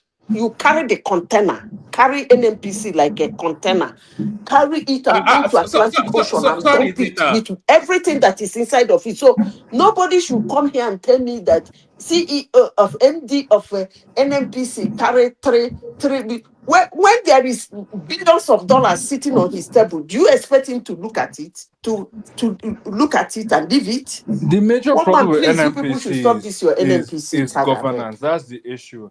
And the only way to solve that issue of governance for them, in my opinion, is for them to go public. They have to go through an IPO. They have to go on a major market, whether that's in New York, whether Is that's that not London. in the offing, though? They've been promising to list. Did Buhari not do the groundwork for the public listing of Yeah, the NNPC? PIA. They did the PIA. Yeah, the You PIA, see, Petroleum Industry Act. you see, See, that will even make it worst. let That me thing you are just say, talking yeah, about. No, let me just say, so what Madame Zita said, she's actually right. NAPC is as useless as entity. Actually, they have over 5,000 staff. What if at all the government want to retain NAPC? It needs to undergo complete reformation. You have to cut the number of staff down. Probably have no more than 500 staffs. You have to even like DPR, their job kind of overlap. Yeah, you can merge these organizations together. They are not doing much. The job they are supposed to be doing, they are not productive. If you go into an NNPC history in the last 20 years, they are more like they are as useless as anything, to be honest. The refinery If they you are supposed to scrap, let me manage. ask you a question, AY. If you scrap NNPC today, what damage will it do? No, nothing. I'm So telling why you, don't we scrap it? yeah, nothing. Scrap it. Look, this kind of the Don't stuff. Let me sell give you an it. example. Don't rename it. Don't. Yeah, When I mean scrap, scrap carry it. NNPC Yeah, with the they are staff useless. because they are so corrupt. Yeah, I'm they saying are this in a global platform. super Put them corrupt. in a basket, throw them inside the Atlantic Ocean, and use their buildings for secondary school. No, secondary school is See, glorifying them. Like yeah, a nursery school, use it yeah. for nursery kindergarten because that's what they are like to Let me. me even say this, Madam. Yeah. Do you know evil refinery in Kaduna, refinery in Port Harcourt? Do you know in Port Harcourt? Do you know there are people working there, still receiving salary, receiving promotion for the past God know when? They are receiving promotion. Then I ask them like, what are you doing? But you are not. They That go has not there. produced one drop They of. move around. The Okay. refinery, You our don't refinery even is know not how I well. bad work, it is. Mr. Woman. I work Oh on this man. type of deals. I work in restructuring, and Okay. this is just a classic case of restructuring. The NMPC Yeah. itself needs to be massive restructuring. Yeah. Once that restructuring is done, then it has to go. Then it has to go IPO. Then it has to. They have to publicly list it. And when they publicly list it, the Nigerian government will still have a minority stake in the entity, but majority of it will be owned by institutional investors. And when you have institutional investors involved, it brings a certain level of need for what's it called, efficiencies, and not only efficiencies, strong governance and oversight. Because the moment you're in New York or London, publicly listed, there are certain things that cannot happen. You can't like Mr. AY said, you can't have people in Kaduna that are having salary and they're not doing nothing. All these things are going to be audited. So that's the way to go in this. It's just the massive restructuring. I even know some people who are right now who are working on oil recapturing services, which is basically they're taking all the defunct refineries basically, and they're seeing how they can turn them around basically to see how they can turn them into from distressed assets to actually value generating assets. So this is kind of the work I do. So like I said, I don't think NMPC needs to be. It's just a massive restructuring that needs to go across the board. And I agree, yes, they're corrupt. So that means you have to probably lay off and get rid of all of There them. is But no amount of thing you will do to NNPC to change it. NNPC is an avenue. The word, please hear me loud and clear. There is a parastatal in my country called Nigeria. They call it NNPC. Whatever that means, keep it in your mind. It is an avenue for money laundering.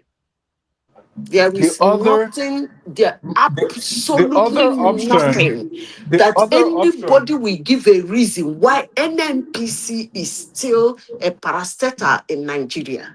the Nothing. other option would be I to have received a phone call. I've sent NNPC staff to go to monitor a project that Shed is doing I won't call the country.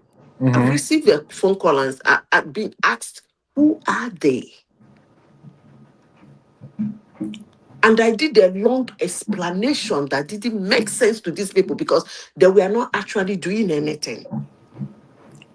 They wake up at their own time, they come to the company at their own time, they walk around, they browse, they look, and that's all they do. They even bring melon to be And this breaking thing melon. is costing dollars.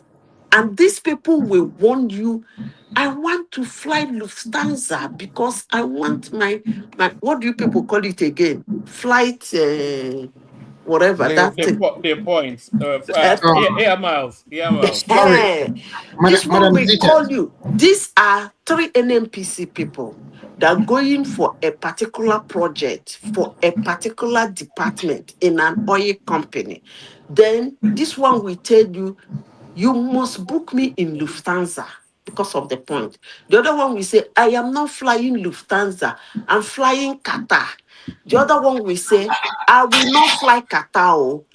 Call you on the phone. It must be Air France. This one will say, please, oh, I don't do all those ones. I do Delta. And you think those people are not supposed to be trashed? Come on now. You see, there is one thing, woman, there's something you said here one day. You Sorry, said, make that point and then let AKO come in. Carry on. woman, there's something you said here one day. You said that the youth actually do not know what they want. I don't think it's just the youth. I think it's Nigerians. Because if Nigerians know what they want, I know 1,000 families are making huge sums of money from NNPC. But if 1,000 families are not 230 million families, if Nigerians can stand up and shut down NNPC for life, Nigeria will be a better place. But as long as Nigeria keep NNPC, nothing una dey talk. Oh, I rest my case. All right, you rest your case. AKO to make his case. We were going to Rational Mind or to Nigeria, but they both dropped. One man, can you hear me? We can hear you, but let AKO go before you, and then you come in. No, I just want to ask a quick question to Madam okay. Zita. Ask that question, but allow me 1 minute to bail out. Simba is here to shut it down. So manage the conversations amongst yourself. Thank you, everyone. See you tomorrow. Yeah, ask the question, Zita, and then leave room for AKO to speak as well. Thank you, everyone. See you tomorrow. So, Madam Zita, you make a very good issue scrapping. I just want to ask a question. Who is responsible for Nigerian reconciliation of oil sales? I mean, crude oil sales with the OIC?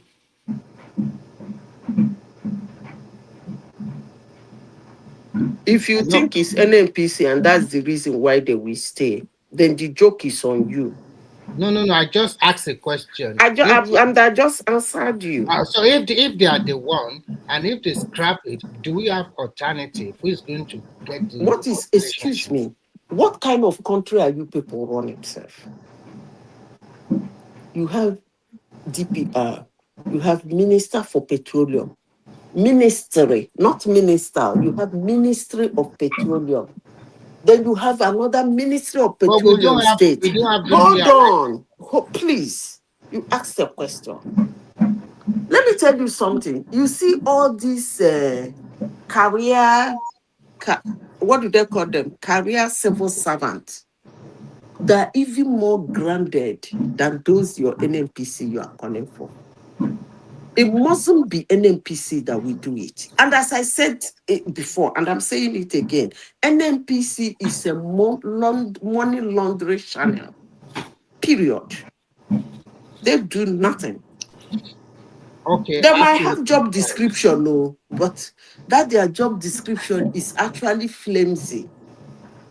I don't want to talk about. I've been consistent in this. NNPC should be scrapped. I've been consistent in this. They should. If Nigeria wants to benefit from their oil and gas, and they want peace and development in their country on a large scale, like you visit Nigeria in 2026, you visit again in 2030, you won't believe the level of development. NNPC must be scrapped, not sell, not whatever. Scrapped. That's the word I use. Then you can see your money. The moment NNPC scraps, Nigeria will see their money. And that's where I stand.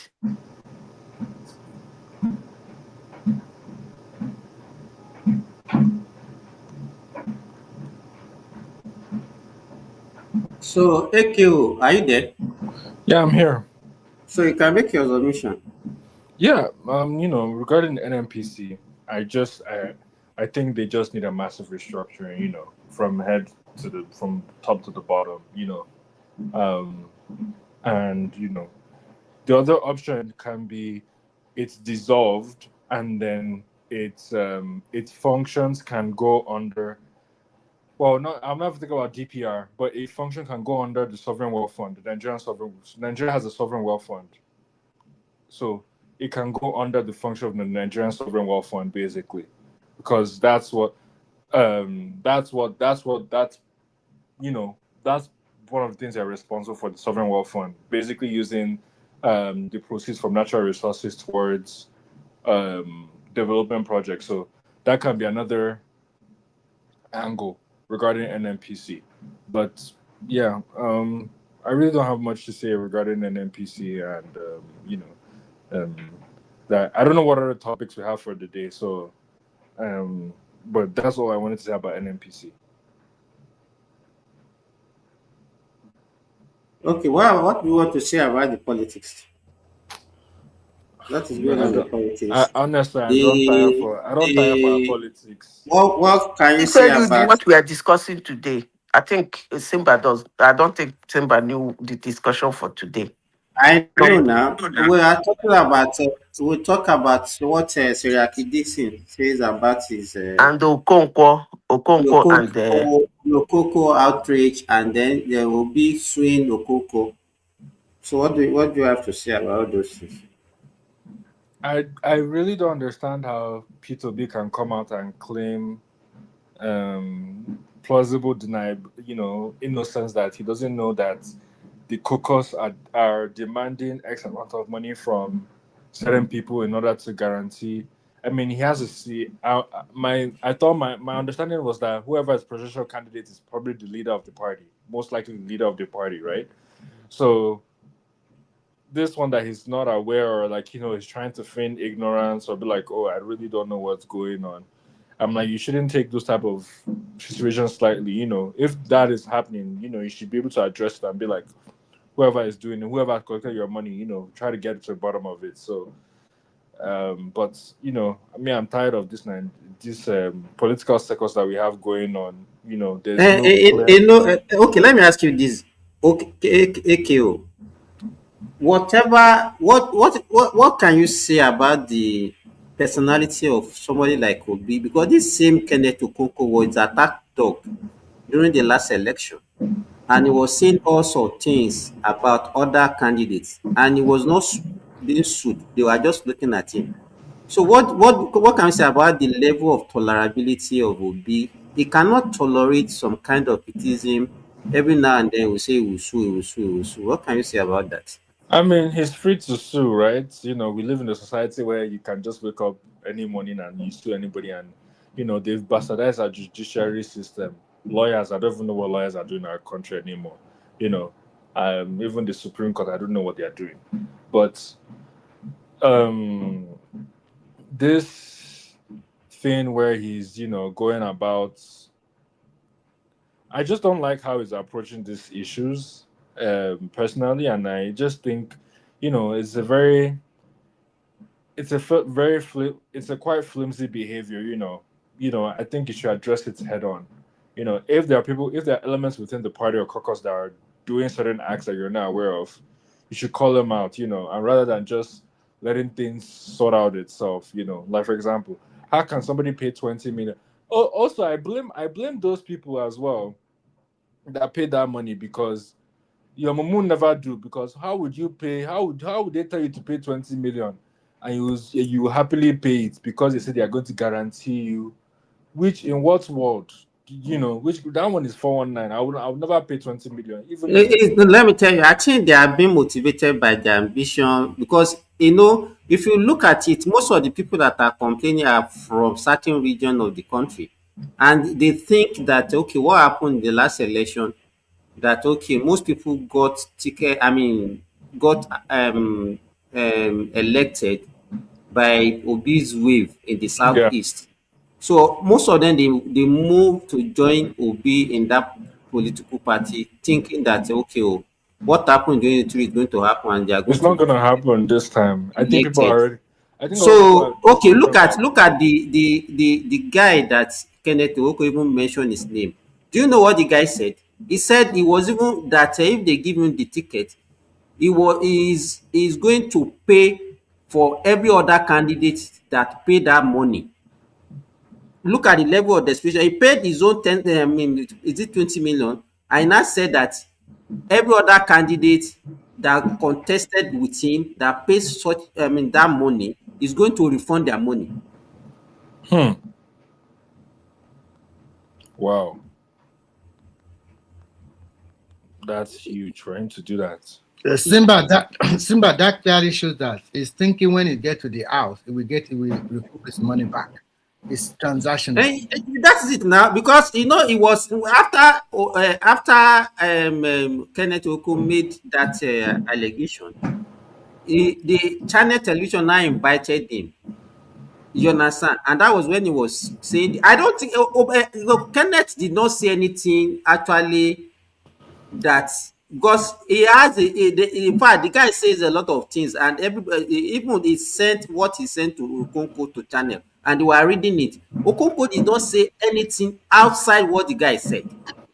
You understand? So I think all of them, I don't know why people who are Nigerians are just falling for this politician. I think that some are better than the others. I don't know. Simba, what is transparent is very easy to see. Some people are using his name to scam other people. Yep, and that's what's happening. These Mumu people too. Are falling for it. They are falling for it that based on the blog, automatically they will be elected. But that is not the case of this is not 2023. This is 2027. Because you are going to go on the field to compete with other political parties like APGA, PC, and the rest. It does not guarantee that you will win. No guarantee. So I don't know why they just free money like that, they give it to people. And I think from what I can say, truly there will be some people collecting money on behalf of Obi to donate to his presidential, whatever they want to do. That is one aspect. The second aspect is that Lord Dickson wants every money to go to the party so that he can be in control. So you mean the supreme leader? Of course, it's Lord Dickson now. That's what I'll be calling him from today. Which should be. That's the rightful thing to do. But Lord Dickson is also want to scam everybody, because at the end of the day, Lord Dickson also uses his personal money to form the party, one way or the other. So he does not want, if we are cashing out, I want to be in charge of all the money. Not the other way around that Labour Party were cheated when a lot of people donated to Labour Party, donated to big campaign, and Obi never give the Labour Party the money. He just. Do you hear what Dickson said? Mm-hmm. What did he say? He actually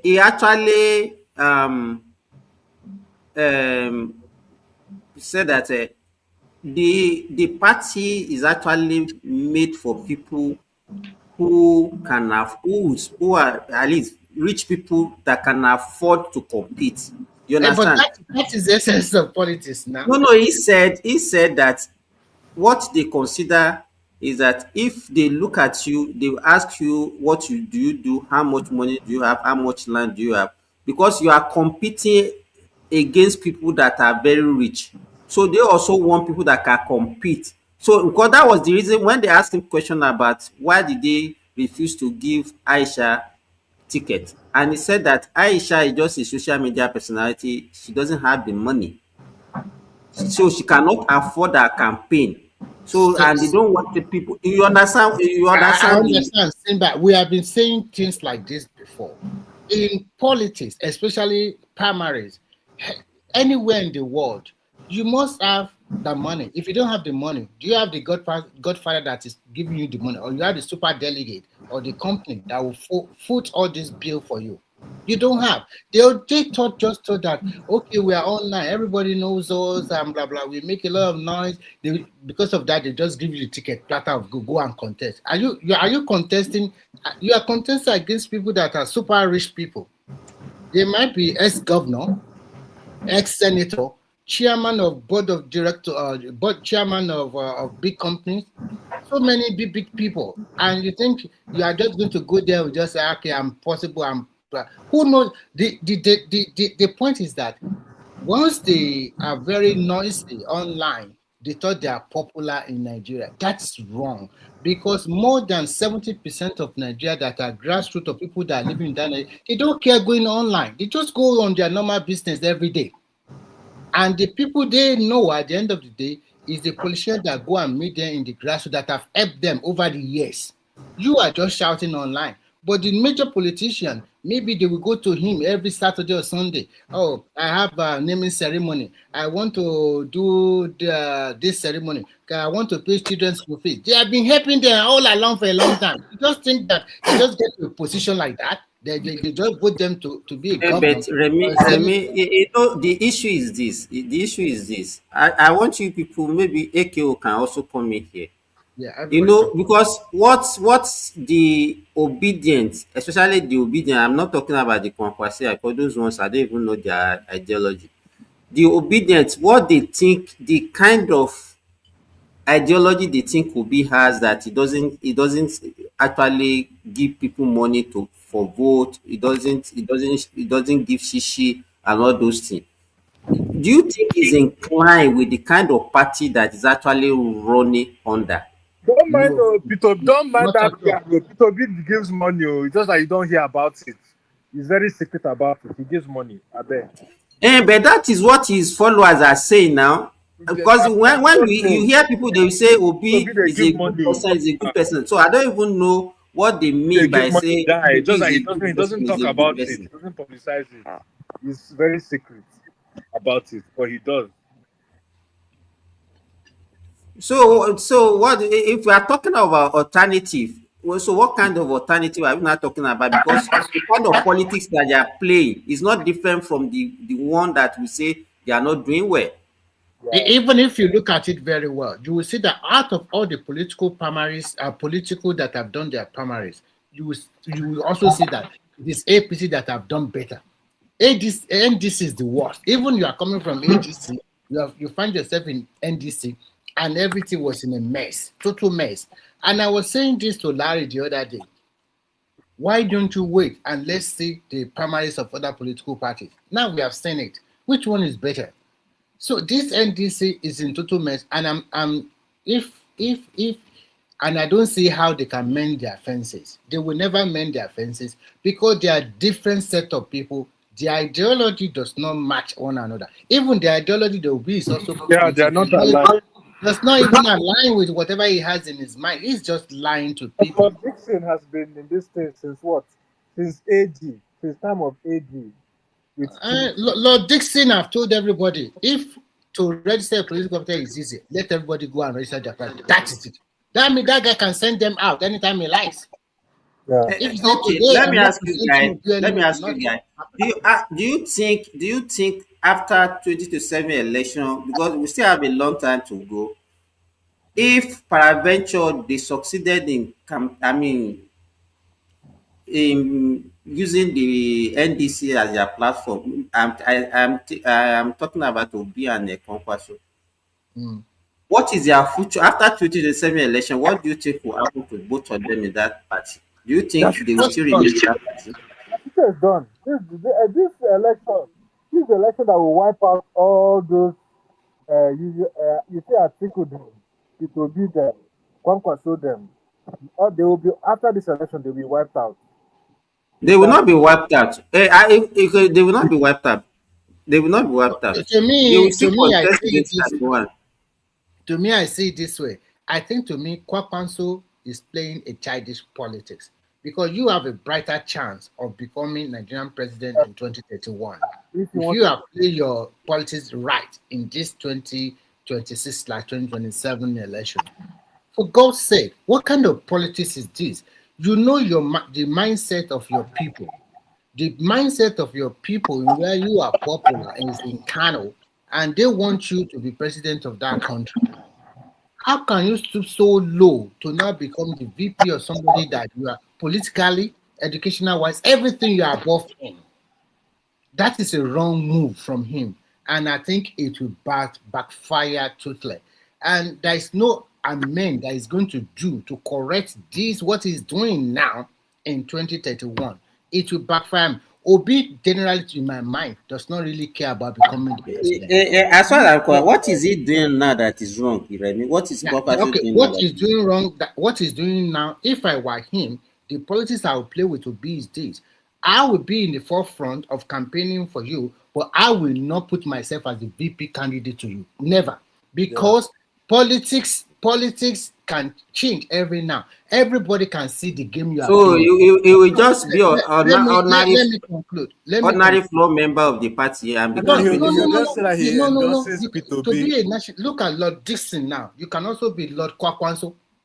It's You possible. cannot be wait now, Remy. You cannot be a Lord Kwankwaso in a party that doesn't belong to you. The reason why I say In what capacity? Wait. It's also it's Remy, not hold totally a on. Lord. What is the next after the Lord? Is it a man? Wait now. Let us be realistic now. Okay, if he's not contesting as VP to Obi, so he will now remain floor member of NDC doing what? No. This is what Kwankwaso is doing now, and go and put it down. All the aspirants. I'm not talking about what he's doing now. What you said, wait, Remy, you said that he shouldn't have contested. He will be a national leader of all NNDC's aspirants all over the northern part of the country. He's going to be choosing them. He's going to be checkmating everybody. He's going to be their lord in the northern part of for NDC. So if he does that way, he will remain relevant. Everybody will go to him. And by 2031, he still have his machinery in place. But now you have done something. Do you know? Let me tell you. You don't even know these politicians what they do. Now you are talking about him now just because he's contesting as VP to Obi. That's why we are still talking. They want to remain relevant. But okay, let me ask you a good question. So if it's not so if it's not just an ordinary member of a party that even joined 3 months ago. Not 3 months ago, it's not even up to 2 months now. And then in what capacity will he now be operating? Okay, now I will answer your question this way. In 2023, he was a presidential candidate. He garnered over 1 million votes. Over 1 million votes. In 2027, and you have already relegated yourself from the presidential to VP, and the assurance that guarantee that you are going to win that election, to me, is not up to 20%. Now, the 1 point something million votes you garner in 2023, you are not going to get that vote as a VP candidate, because majority of the people that support you in Kano in 2023, seeing you as a president candidate, they already lose hope. They are not going to vote for you. They might not vote at all. They might sit at, or maybe they can do protest vote against you. How come? Seeing as a presidential candidate with 1.5 or 3 million votes nationally, is that really viable? No. I know it's not. I know it's not viable. I'm calculating against 2031 when the power go back to the north. I'm calculating again, and you want to remain relevant. You don't want to jeopardize your chances. If I were him, I would have first stay here and contest for the presidency again. Maybe Remy, the question. Remy, hold on, Simba. I heard what you're saying, Remy, but I actually what you're saying is valid. It makes a lot of sense. But overall, Kwankwaso as a candidate, as a I don't think he has that. I mean, it's a second or third tier candidate when it comes to presidency. So he can afford to do what he's doing right now, quite frankly. Because come the next 2031, people are going to probably forget about that.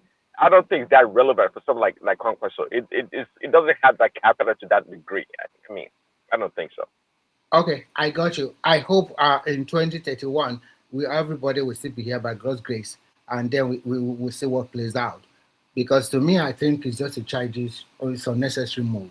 If I were him, to even remain relevant, I would be at the forefront, and just like what Tinubu did in 2015. No, but Tinubu is not in the same category. Sorry. No. What Tinubu did in 2015, that they give him that slot, go and bring somebody as a VP. Remy, what you are comparing, they are not the same. Tinubu are not in the same category. I just told you exactly. It's a third tier presidential aspirant. I think you are looking at it.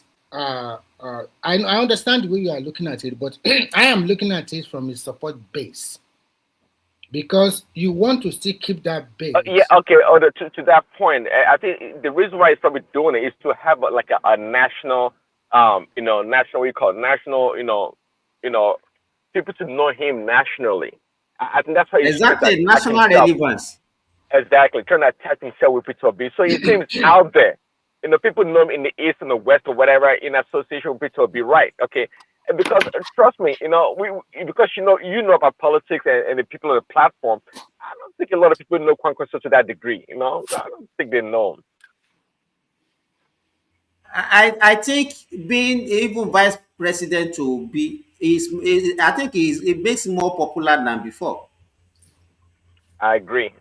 Yeah, I agree. And people the obedience are talking about him. I mean, people are talking about him. In that past election, nobody really talks about Kwankwaso. So again, people that know about politics hear that all the noise in Kanu, he got 1 million votes in Kanu and all this thing, and he got all this stuff. But Kwankwaso is not that person. He's just not that person. So the question is this: he become a VP candidate to be does not guarantee that 1 million votes will go to be the presidential election. That's what I'm trying to say. Of course not. Of course, nothing's guaranteed. It's not guaranteed, right? Yeah. Even Obi himself, is he guarantee of that 6 million votes? Of course not. It's not guaranteed that either.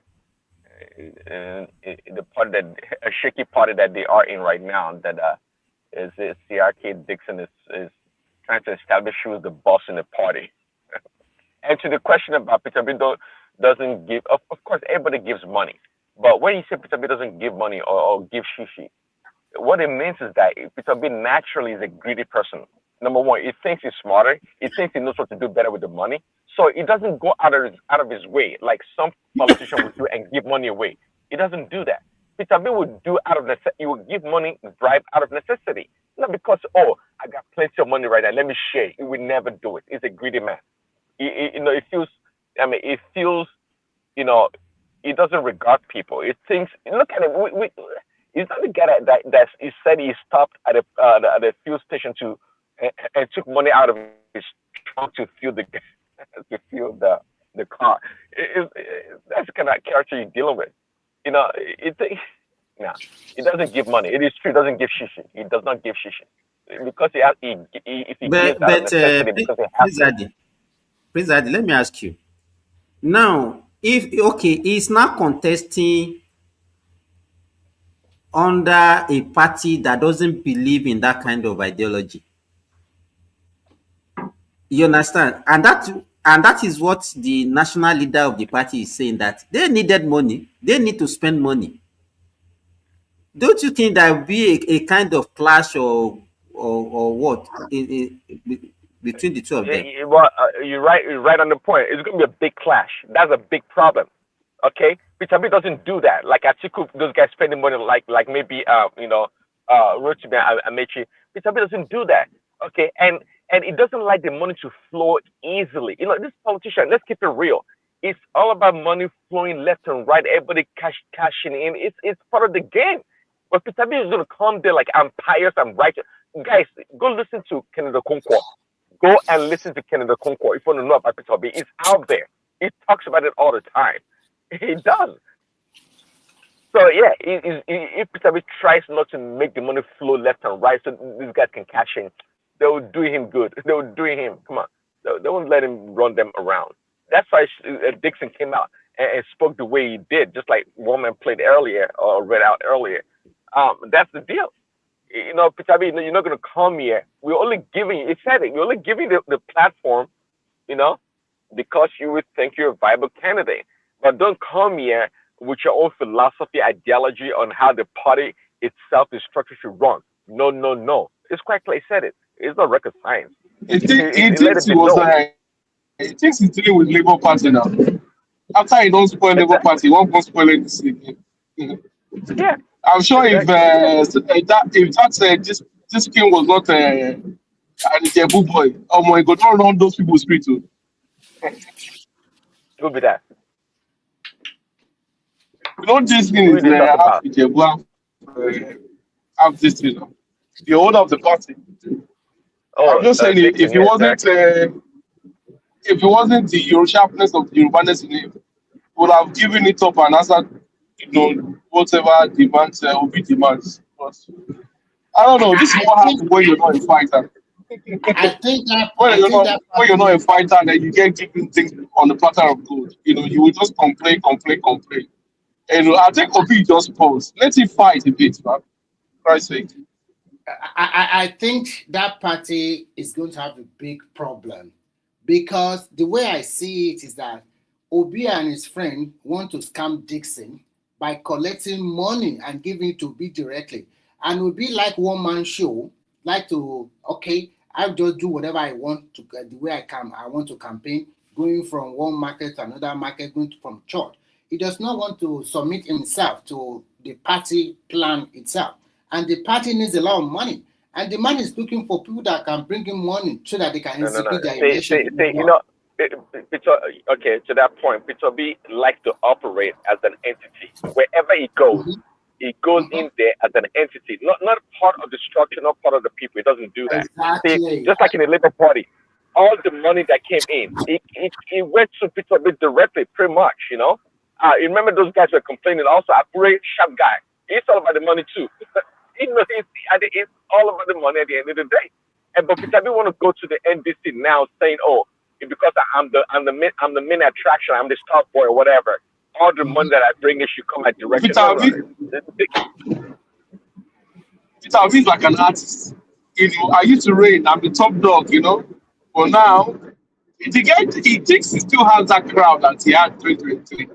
And what he doesn't fail to realize is he doesn't have it.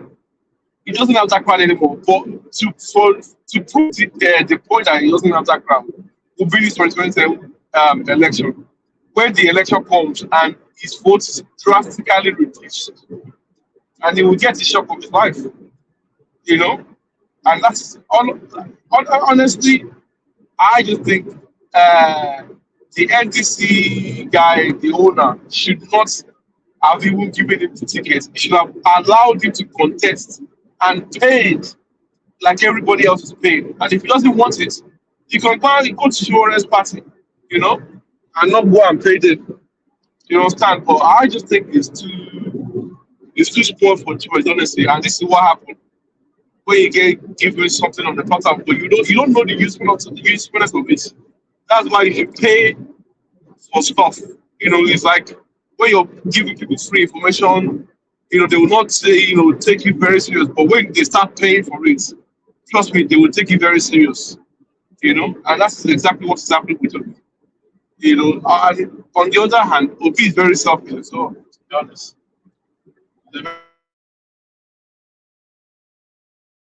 Political movements, political footprints, very selfish. You know?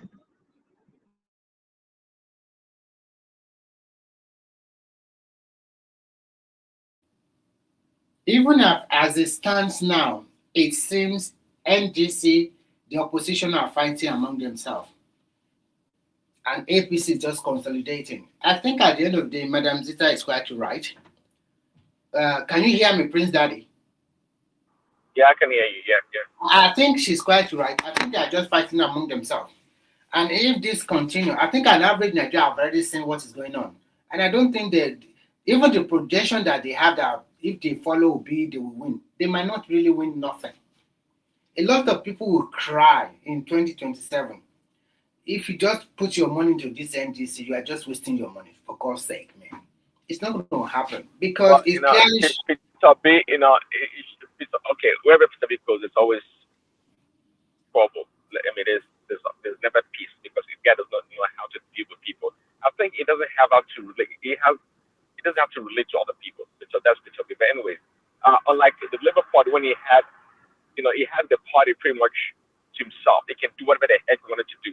All he had to do is work in partnership with Abure, and it would be fine. But now in NDC, right? It's quite constrained. I think it's being suffocated actually. That is Peter B. Yeah, because it doesn't have all the levers of the party from like a couple of days ago that one man read out. It doesn't have the power to pick candidates or people to contest in certain positions or for certain leadership role. It doesn't have it. It cannot have it because the party has been in formation 4 or 5 months before he joined. And Lord Dickson already had positioned a lot of rich people to vie for. No, Remy, that is not the case. That is not the case, Remy. Let me ask you. side. Okay, why did Kwankwaso has power to choose people in the north? So that is why I called. Don't they join at the same time? No, he didn't. He couldn't. That is why What I do you called. mean? What do you mean by he couldn't? Kwankwaso couldn't choose people for He NDC. chose his people. It's also Lord Kwankwaso for NDC Northern Part. He's the one choosing them. He's the one. The problem with Lord Kwankwaso now Even the governor of Kano State was chosen by Kwankwaso. So, but the problem they now have in Kano NDC now, is that the original people that joined that party, they won the 60% and 40% to Kwankwaso group. That is where you can sell those noises. Remy, that issue, let me tell you, that issue has been resolved, and they have given Kwankwaso what he wanted. So Kwankwaso is the Lord then. He's the Lord of NDC in the northern part. Obi, it was Obi that threw his own people under the bus. He couldn't negotiate. It was selfish. The only thing he was after was for him to become president. He couldn't fight for his own people. I think that speaks to the Aisha Yusufu's complaint about what happened to her. I think that's part of the problem. Which I mean, doesn't care about people. I don't care about people like that. I kind of like him actually. He doesn't give shishi. He doesn't care about people. He doesn't. All he cares about himself and what he gets. I think people. I mean, and it's not rocket science. It tells us and it shows us all the time who he is. I don't know why people always have a headache about it. It's quite plain for the most part. He's not a very complex guy. It's not. Yeah, I blame this issue because if Obi had paid, all these things would not have been happening. You should have just paid the normal 100 million that everybody, all the presidential nominees are paying, or whatever amount they pay. So I just paid him and Kwankwaso. But Omar Tata, don't you think that this Dickson was actually? Let me paint a scenario for you. I think he wanted more money, and what he's trying to do is, I know every other party, they said, okay, you have to pay expression of interest and nomination form fee, but he said no, that you can only pay for expression of interest. You will not pay nomination fee until when you are given the ticket. That's when you are going to pay nomination fee. Meanwhile, he now goes behind, he now said that all aspirants, whether you are 20 or 30 or 40, for House of Representatives, you are going to pay 10 million, and for Senate, you are going to pay 20 million each. Don't you know that at the end of the day, he's going to get more money doing something like that than for them to say, okay, come and buy the form directly.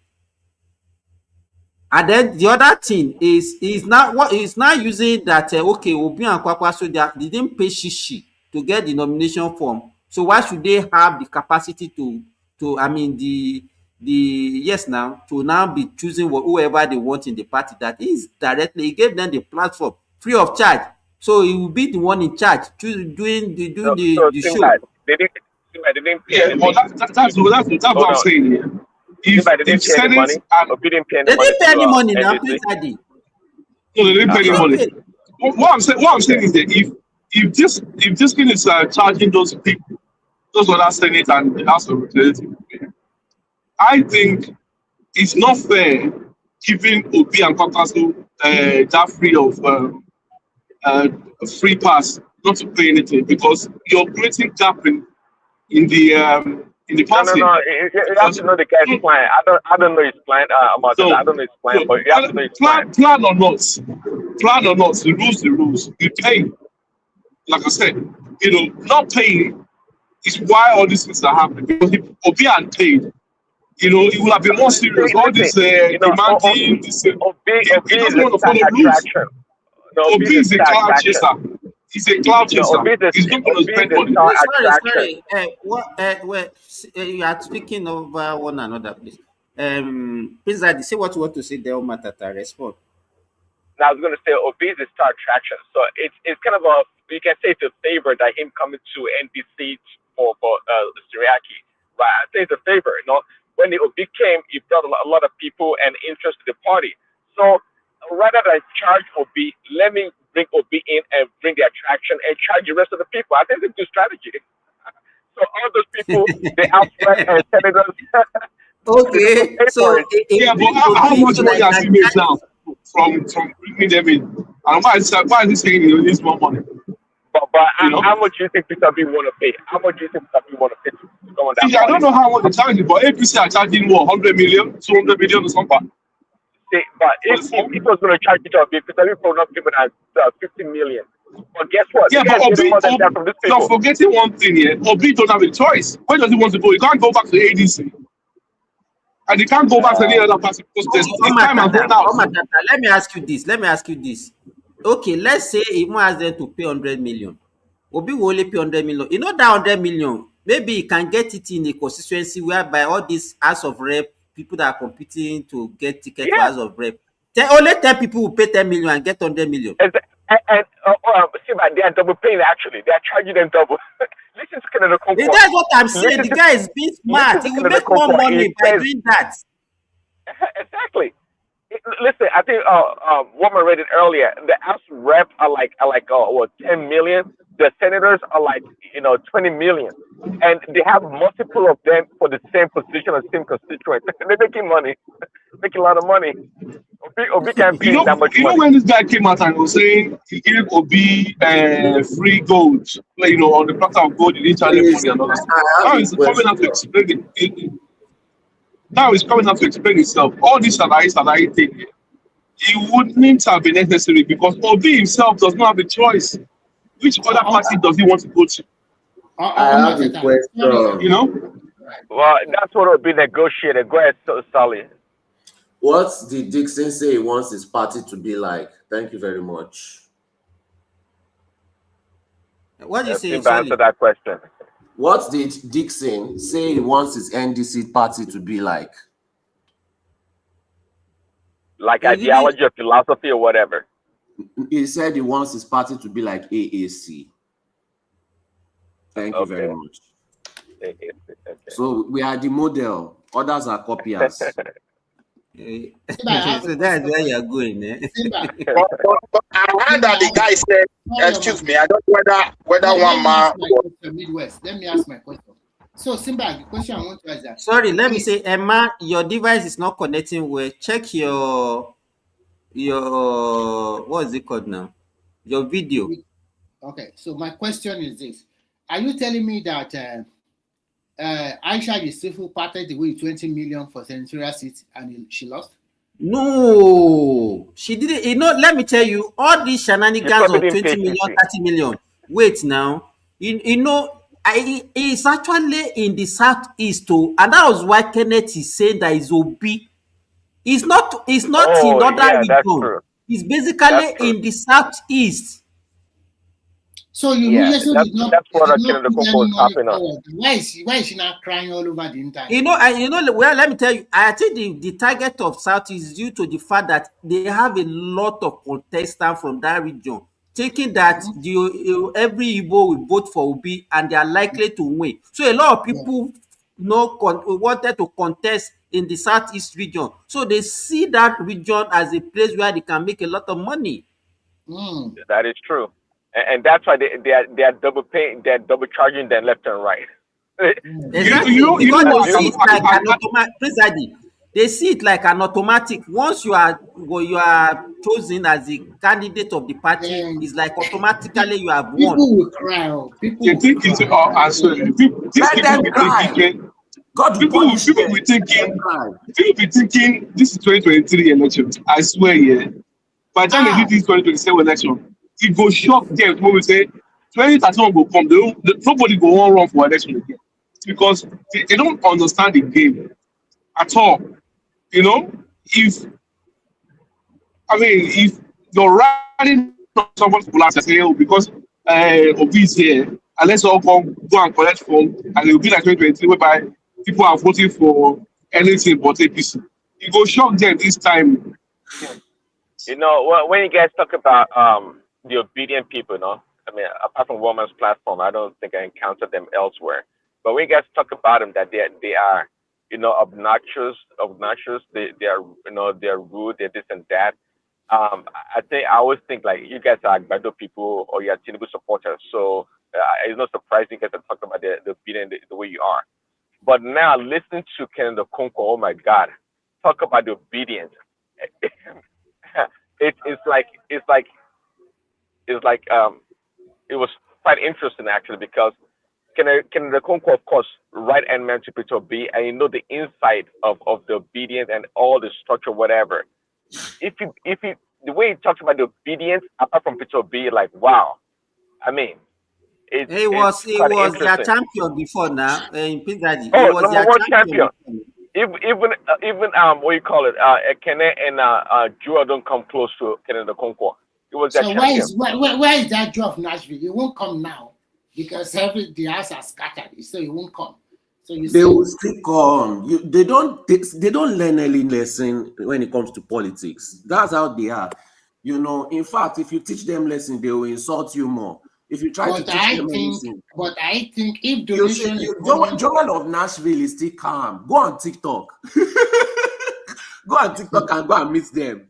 Oh Lord, that's when you meet the real. I don't think I don't think some of you guys are on Twitter. But if you're on Twitter, you will see how they are spilling their, craziness and delusional, entitlement on Twitter when they hold their spaces, and you'll be thinking, just the same way 2023 was. They were like, you were 25% in every state. If we win 25% in every state, people will come out as winner. Person will come third now, they say they're winner. I don't understand. Very Wait for him now. Just hold on for him. Let him finish. I think he's. Yeah, I can hear you. I can hear you. Okay. Another question I want to ask is: does NDC have gubernatorial or senatorial candidates in all over the 36 states of Nigeria? Do they have? They have. No, they don't. They don't have the spread. So many states, no gubernatorial candidates. I don't think so. I don't think they have very states. They don't have the spread at all. So why do you want the only thing they focus mainly on is the form nomination this thing for people that want to run for House, Senate, and House of Representatives, and this thing, and also very focused on presidential as well with the OB1 and Kwankwaso. But if you're going around 36 states to campaign, now money will go use set up stadium, bring crowd. Because don't forget, most of this crowd they pay for them.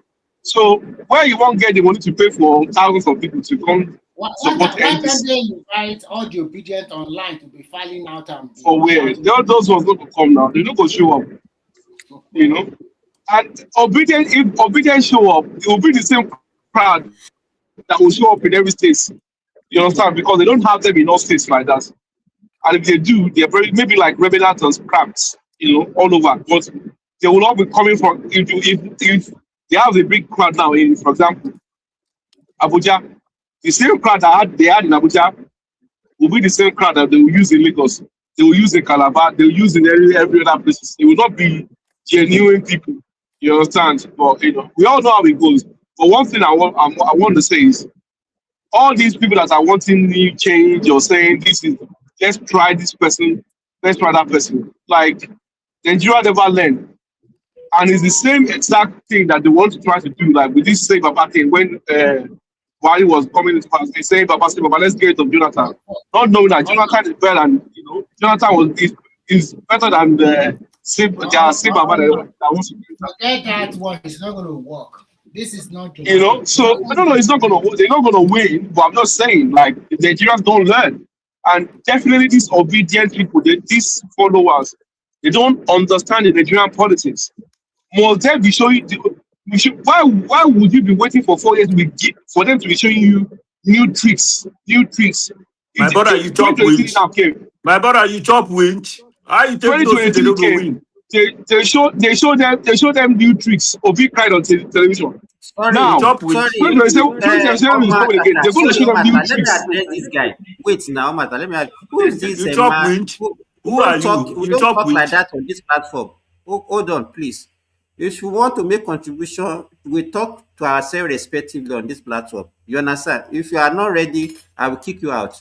How can you be talking to me? I say Can I say something? Is that the way to talk? And you say, no, hold on. You can't come on this platform and be asking somebody whether it's talking.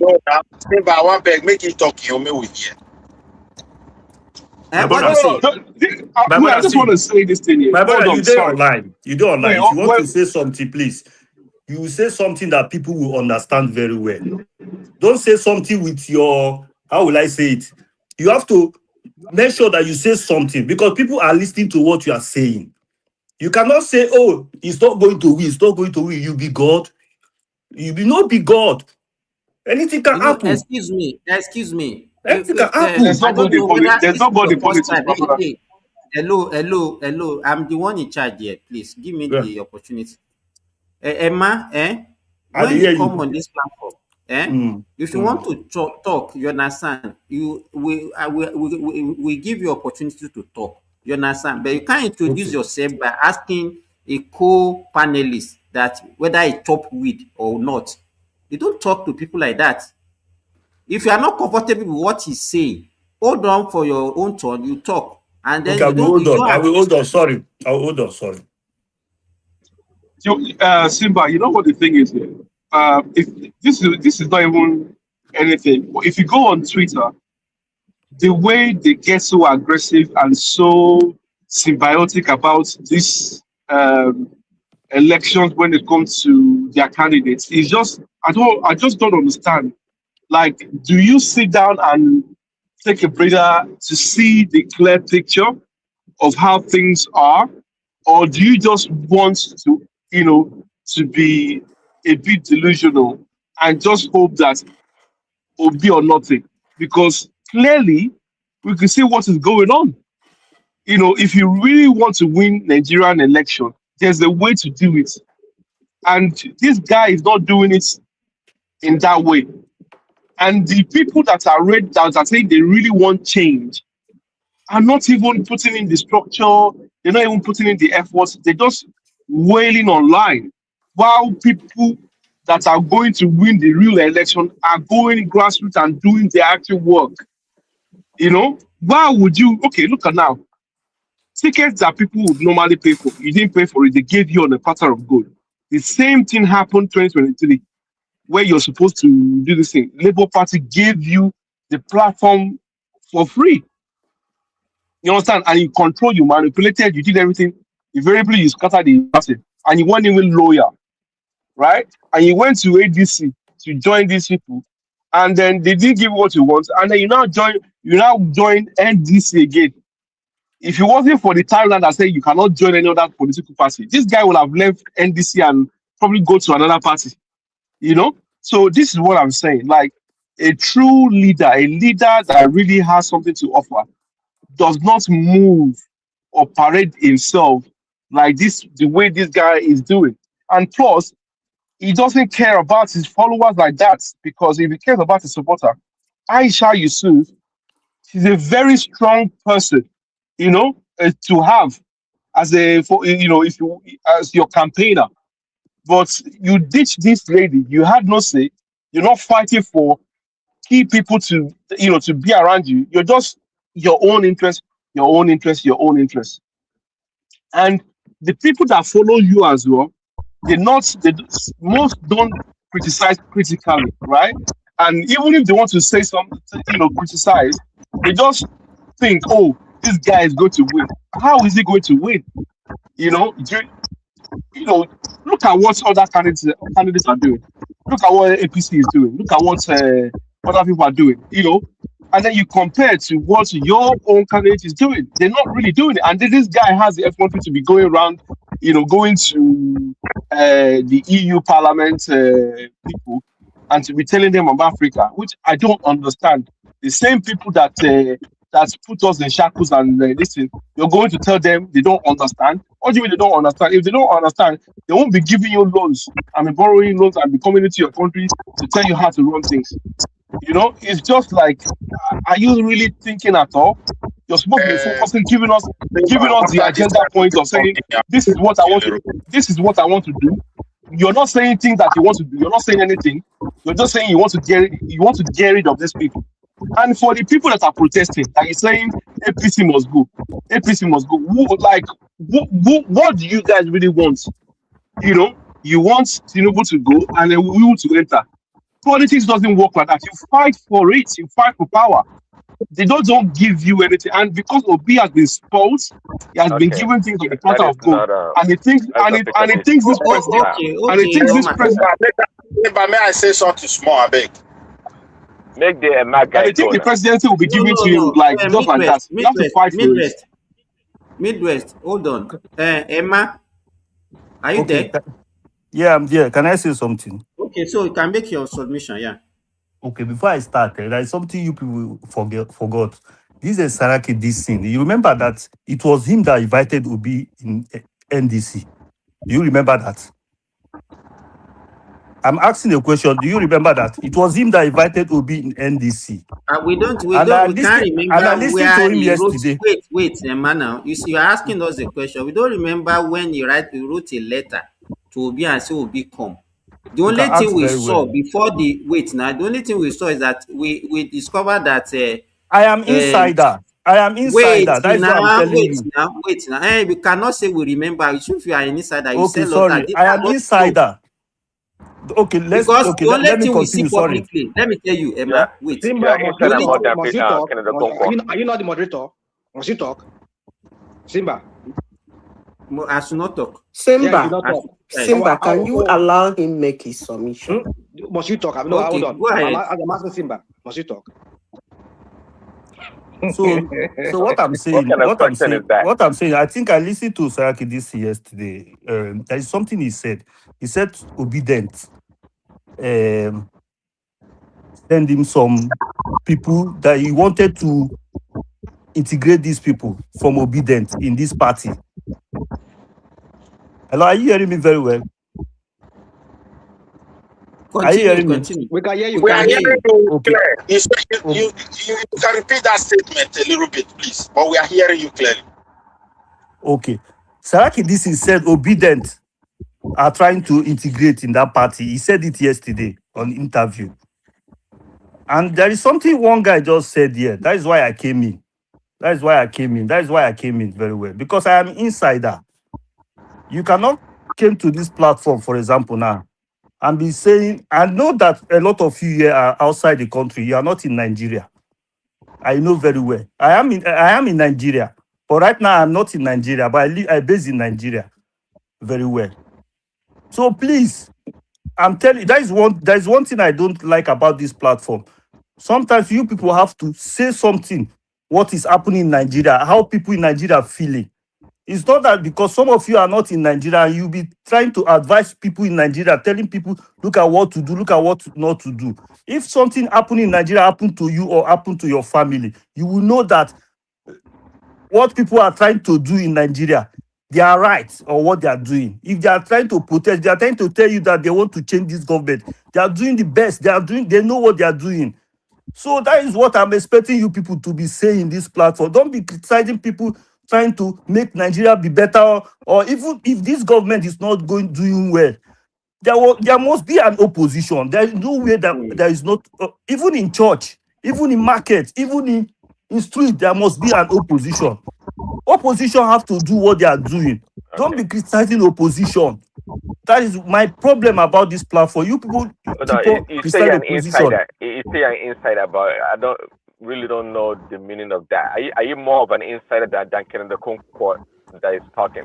Kenneth Okonkwo is not an insider. It's not an insider. Kenneth Okonkwo is trying to destroy So I the have party. And the second thing I want to say again. Remy, hold on. Can we go one by one? Let her talk He now. has finished now. Let us ask him. Is Remy always calm, always calm. He always calm. And what I want to say. He has not speaking for 3 minutes, 4 minutes. You say, listen to him now. Allow me to say now. Allow me to say something. 1 minute. Let him talk. After I finish talking, please let us go one by one to ask questions. Even me, I want to ask questions. Please. No problem. What I want to say, this party is just a new party. I won't make the drum. It's just a new party. They are trying to gather themselves. There must be a problem. They are trying to pick up. They are trying to gather themselves.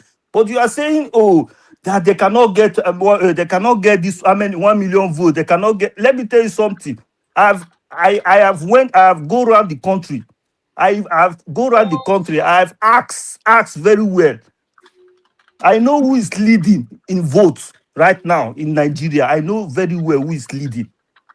So that is my problem about this platform. You are not there. You don't ask people. You don't go there. You just came to the platform and be telling people what to do. Don't criticize opposition. Allow opposition to do what they are doing. Allow them to do what they are doing. Opposition must be there. Without opposition, the country cannot move forward. It's not good when you people create this My platform brother, and you don't criticize say the people in this opposition. platform. Wait, hold on a moment. Don't say we don't know what is going on. There are a lot of people in this platform send money back home who are involved in politics, even when they are not there. So don't think maybe people that are here, they don't know anything. You shouldn't use that word. We try to respect I'm one not saying another. you don't If know you are anything. I'm not saying talk about what how I'm trying people to are please playing, you Wait people stop now. criticizing the wait, opposition. Okay, talk guys, about hold on, hold on, hold on, talk please, about what please. party Wait now. what they are trying to do to Hold defeat the on Yoruba. now. What's that? Excuse me. I beg. Excuse me. Midwest, please. Emma, Simba, 2 can minutes you give round the up. man his 2 5 minutes? minutes Let round him up. speak Just round up in 2 uninterrupted. minutes. Then after, 2 you people minutes can round ask up. him the No question. interjection, please. Yes, don't talk over each other, please, one by one. We can't hear what you are So saying. Emma, please Okay, round up in 2 minutes. okay, let me continue. Let me say what I want to say. Please, what I'm trying to tell you people is that you people are doing very well, please. But there is some you people have to amend your ways somehow because the opposition is very important. It's very, very important. Without opposition, we cannot move this country forward. Opposition, there is nowhere you cannot find opposition, even in your house, even in your church. So try to understand what is going on with all the opposition. Even though Obi changed party, it shows that the ruling parties are also doing some things in all these parties so that they will destroy the party. But it's not that I'm trying to support, I have my own personal candidate or something. Plus, my problem is that you people should keep on understanding what the opposition are going through. That is my problem. If you are the supporters of President Tinubu, fine. But remember that must be an opposition. That is my own. Finish. You can ask me any Okay, thank question you you. want to ask Thank me. you very Okay, much. Okay, Simba, let me go first, Josh. It's me. Let me go. Okay, no, then let me arrange it. Prince Adi, followed by I want to Remy, talk followed by to. Midwest. And Solly. Okay, so let's go like that. Okay, me a simple question. So, Mr. Emma, can you define opposition, or can you define opposition and tell us, what is the opposition doing right now in Nigeria? Let me tell you something, how opposition are working. Opposition is if the government are not doing the right thing, then opposition have to come in so that the government will do the right Sorry, thing. Mr. Emma, I don't want theory. I just ask you. I know what opposition is. I'm asking right now. The opposition on the ground in that country, what are they doing right now for the Nigerian people? What are they opposing? What have they done? What are they doing? The problem, look at the position in the country. For example, if you watch in our parliament, in our Senate or House of Assembly, almost all the opposition has been brought. So the people that is not in parliament, they are trying their best to fight. They are trying their best to fight. But at the same time, you criticize those people outside the parliament. So that is where my problem is, because the people in parliament, they are finished. So that is where the Can you problem is. imagine? Are they these people? Look at the people that want to win the election. Is Please, that, Omatata, come on if you now. want to ask him question, please just Okay, leave it's me. my Let him turn. answer I the don't know way the kind of opposition you want me to reply you. Okay, no, I think It's Prince me. Adi, please just accept the answer the way I, whether you are I satisfied or accepted not. it. Let me go ahead. I accept the Okay, Okay, answer. Remy, go Go ahead. ahead. my question to you is this: do you agree and do you believe that in a constitutional democracy, everybody have a right to support any candidate or any party of their wish? Yes, perfect. Yes, So I support that. why do you now say that they should support opposition? They are free to do whatever they want. Like you are free, like you are doing whatever you want. Do you also believe that in politics it's a game and the majority always win? I believe that So 100%. So fine. So when we do an election, if they counted the vote by the umpire and the majority wins, what should you do? Do you go back and plan for the next election, or do you continue to whine on TV or online? I will go back and plan for the next election. At the same time, I will So also be as you are fighting the planning, ruling party. yeah, as you are I, planning for the next election, the ruling party are also planning for their next election, right or no? Yes or no? yes, right. Yes, yes. So why all this cry? Because as you are planning, they are also planning. So the best planner will win at the end of the day. The best strategy will win. So sometimes, just I will say this and I will keep my mouth shut. Sometimes in party politics or in a political terrain, everybody plan, and the electorate will see the people who has a better vision, who has a better plan for them. So I just want to think that Nigeria should have a heart of, if you win, fine. If you lose, calm down. You have opportunity next year. So that's what I want to say. You have already answered my question. I think no other question for you for now. Okay, let us Sorry, move can to I ask him a Midwest. question, Simba? No, Midwest, please. We have an arrangement already. Please, Omatata, Oh, just hold on. is anyone after Midwest, Midwest? Or... Midwest. Good morning. So what I want to say is this, my brother. Thank you. We also have somebody that have different view here. The thing is this. My concern is when people come to or go to platform or come to this platform to say, okay, the current situation is bad and we need to do something different. The thing is that personally, I agree with you. The country is not moving well. If you call the current president, a bad guy, crook, criminal, someone with bad character, no integrity, and whatever thing you want to call the president. But the question is, if we remove the president, who is going to replace him? Among all these guys that is coming to do something different. I'm not saying Obi telling us what it really takes to change the country. They've not been able to come out with what I would call a real plan that make difference. I want to speak to this young man here. Let's agree Tinubu is bad. The previous government, the late president, let's say it was bad. Jonathan, when he was there, bad. We need a change. That's why we brought the other man, because he was not fighting security. Obasanjo bad. So we are campaigning for the guys that has never been tested. Even some of them have been tested politically. They did nothing. So for me, I think I want a leader that will come out and tell us the structure is failing us, not individual basis. No tree that can make a forest. Because your own contribution, my contribution matters a lot. But however, we need politics. Tinubu want to win. Peter Obi want to win. Their desire is to win. And currently, as you said, we need to have opposition. You are coming to win a man that has the bet. Have that one in your mind. This is not the time that the bet is available for both of you to struggle for it. And he's not going to let it go easily. If we don't have opposition, it has nothing to do with Tinubu. It is the characters of Nigerians. That is why we don't have solid opposition. Even the so-called party today is a matter of interest. Think of it, Aisha Yusuf, as that my brother rightly said. He always go with Peter Obi. Many people today, the way the party deal with these guys, they were expecting Peter Obi to revolt. But because of Peter Obi's interest, he remembered. You see it now. He's not talking for those people again. It's as if this party is even totally removing the leftover of Peter Obi unknowingly to him. Because every one of them, they are just there for their interest. First, as it is today, the differences they have is not about the country. Whatever differences they are struggling with is a personal interest, structural interest, money interest, and how to dominate the politics. So this is my submission. Can I say one thing? NDC have never released any name. Any name. Do you know that? Any what? Any name in primary election. ADC have never released any name in primary Are they going election. to write name when they have done election? I don't know. Do you Let's know wait. that? Do you know Whatever that? they well, it may be part of it may be that's not my major issue anyway. That may be part of their own Because you are strategy. saying about Aisha Yusuf. Relax, when they release the name, then you will know. But I don't you know. just came to Wait, the platform I and don't Okay. Sorry. Simba, can I just ask him a question? Please, I don't know. No, sorry. Please, who is next? It's Who is Solly next? time. Because Solly, it's for Solly.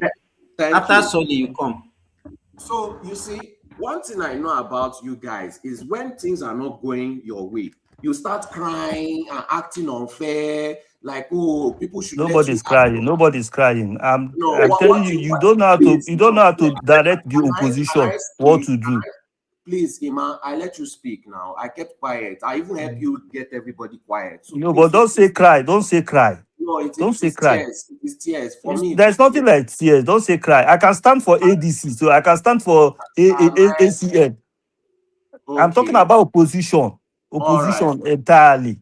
All right. To me, it looks like tears because when it is time to go against AAC, most obedience use the most ridiculous excuses to put down AAC, to make fun of Showore. Have you ever seen an AAC person coming out to start complaining like you guys, start crying up and down, saying, oh, you need to give opposition? We take it to the chest and we argue back with facts.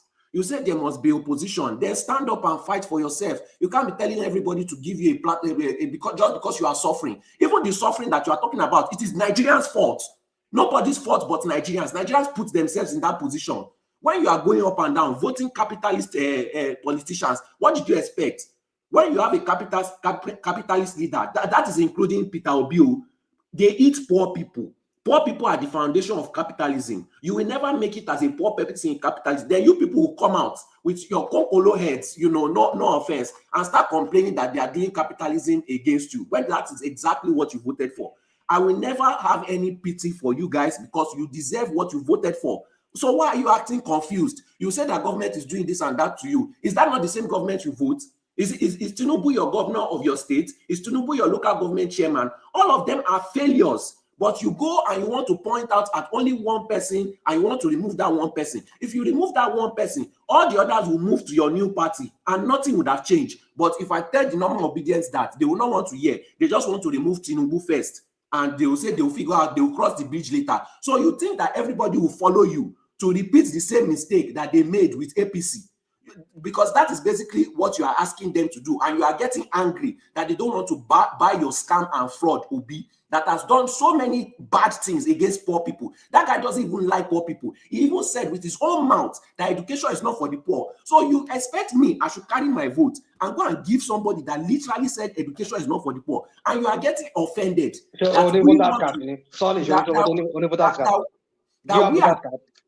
have voters card. Please, I'm talking to him, man. I'm not. Nobody. I did not interrupt anybody's turn. No, I did not interrupt anybody's turn. Okay, so you say people are giving you proper analysis. They are not swearing for you. They say Obi will not get 1 million votes. It is left up to you to do the work to get that 1 million vote. Coming here to argue that you will get that 1 million votes will not get it. You can say that you ask people and they said they will vote Obi. That is your opinion. If I go to somewhere in Ogun State and I ask all the Yoruba people there that who will win and they tell me that it's Tinubu, should I now come and start arguing with you that I've asked all the people and they said that it's Tinubu will win? The hypocrisy is always thinking everywhere and it irritates people. Okay, you say you want votes and you are insulting everybody. I've never seen APC people insult anybody before. I've never seen them reject voter before. You people think that you can vote by yourself and win by yourself. How? I never called Obi for once since I came in this platform. I never called Obi for once. You don't already they talk within your mind. You don't already they talk within your mind. Who is your opposition? No, you are saying. I'm just talking about how you people are saying. I'm just talking about the way you people are criticizing opposition. That's why I'm going to. But you are here calling Obi. I'm not done yet. Obi is your problem. Will it be my turn? Please, I'm not done. Obi is your problem. Talk after Omar Pata. Can I finish? Can I finish? You see, I asked you a simple question. Who is your candidate? You started screaming, Obi is your problem. These are the tears that I'm talking about. You are not even straightforward. Like I said, you are trying to sell us a scam, and you are offended when we are trying to test I'm the not product. offended. No, I'm trying to explain something that is very important to you people, because you people are let keep me on flow? saying opposition is that, opposition is that. Can you let me Allow the flow? opposition to be. Can you let me flow? I let you Yeah. flow now. Even when you were saying you asked around, You I are still calling let Obi. You are calling Obi. I have not called Obi since I let me came to this call platform. Obi now. Can I call when you people call Showere? You do not see me crying and I never shouting. call Showere. I no call Obi. But obedience call Showere all the Emma, time. let him finish, please. Showere call Obi. Showere call Condition. Obi. Flow. Emma, Showere only ever calls Obi once he's asked about Obi. He never starts any sentence without Obi. But you will never know. Have Obi call Showere. Can you let me flow, please? This is what I'm talking about.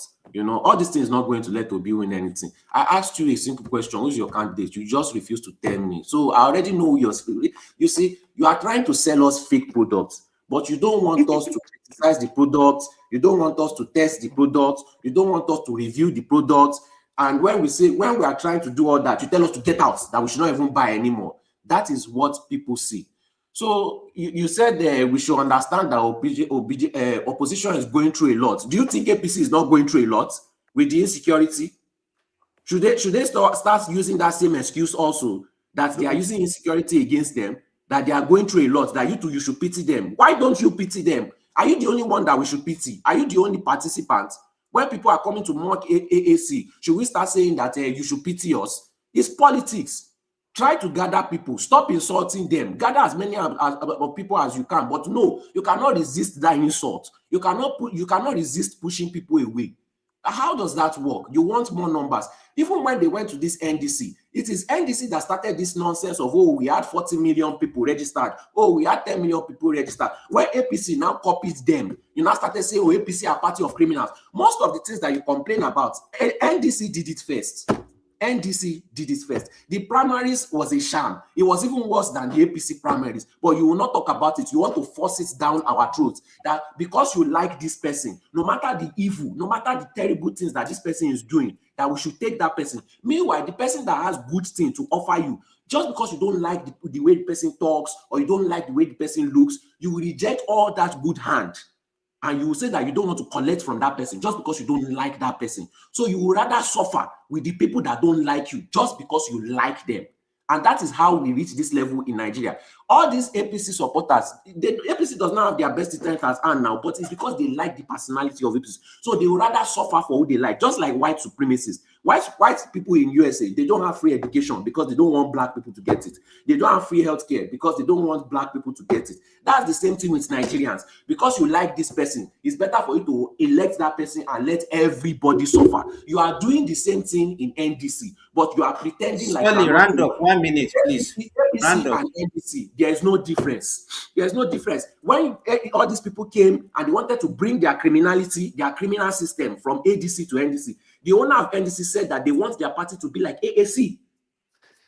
That is what the owner of the party said. And you guys are bringing your criminality into this party, and you are getting offended that the man is complaining about it.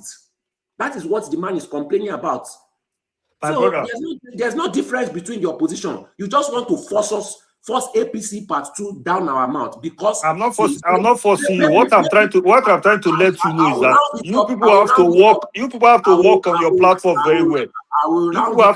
You cannot keep on criticizing opposition. It's not right for you people. Okay, hold on. That's what I'm trying to let you people know. But if you are forcing me to be a supporter of this person, it's wrong. Emma, please. We criticize whoever we want to criticize. Sorry, your time is up. Obedience have not rested from criticizing AAC. Tell them to stop criticizing. Can you hear me? Yes, I can hear you. Okay, it's okay. Thank you. Omar Tata. Thank you very much, Siva. The thing is, it is the F13 that some Nigerians, have that, when they have so much, when they are so much into a candidate and they're so oblivious and blinded by, their mistakes and their actions taken. It is very funny because when this gentleman came on the platform, is first of all, his utterance were just very, not acceptable. But nevertheless, is I understand because obviously it's very personal to him. Now, your assumption that everybody on this platform lives abroad, I don't know who give you that assumption. You understand that we don't know people that live abroad, they don't understand what is going on back in Nigeria. And yet you refuse to tell us what is going on. And also you refuse to tell us what uh, your candidate that you support propose is proposing uh, to to solve Nigerians' problem, be solve the whole issue. That this current administration is not solving. You've not told us. You've just basically just came here and then you just basically should try to shut everybody down. I understand the fact that you're an insider, and I would like to also know what you mean by that. You said you're an insider and you have information, and you've gone around the country and you've spoken to people, and they said they're going to vote NDC, right? So, can you please elaborate more on your the NDC's point of agenda to eradicate the current problems that the current APC government is creating, that is making Nigerians' life hell? Can you give us the your party's agenda that they have to eradicate these problems?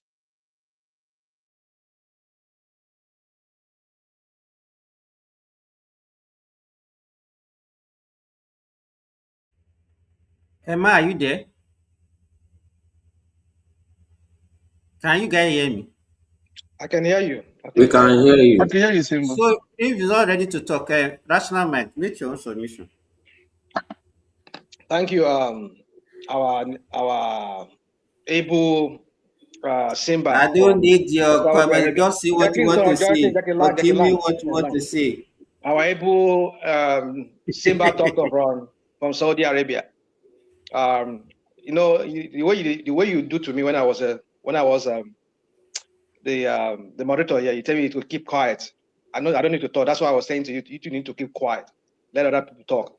So you're only here to moderate, not to talk. I'm just being picky on the other side.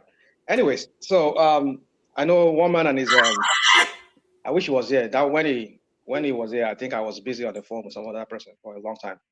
That was why I got kicked out. Anyway, is a topic for today. I don't just know why one man, if anything that has to do with OB, I know one man. I understand the game is playing with all this just to attract people to the platform, which is good.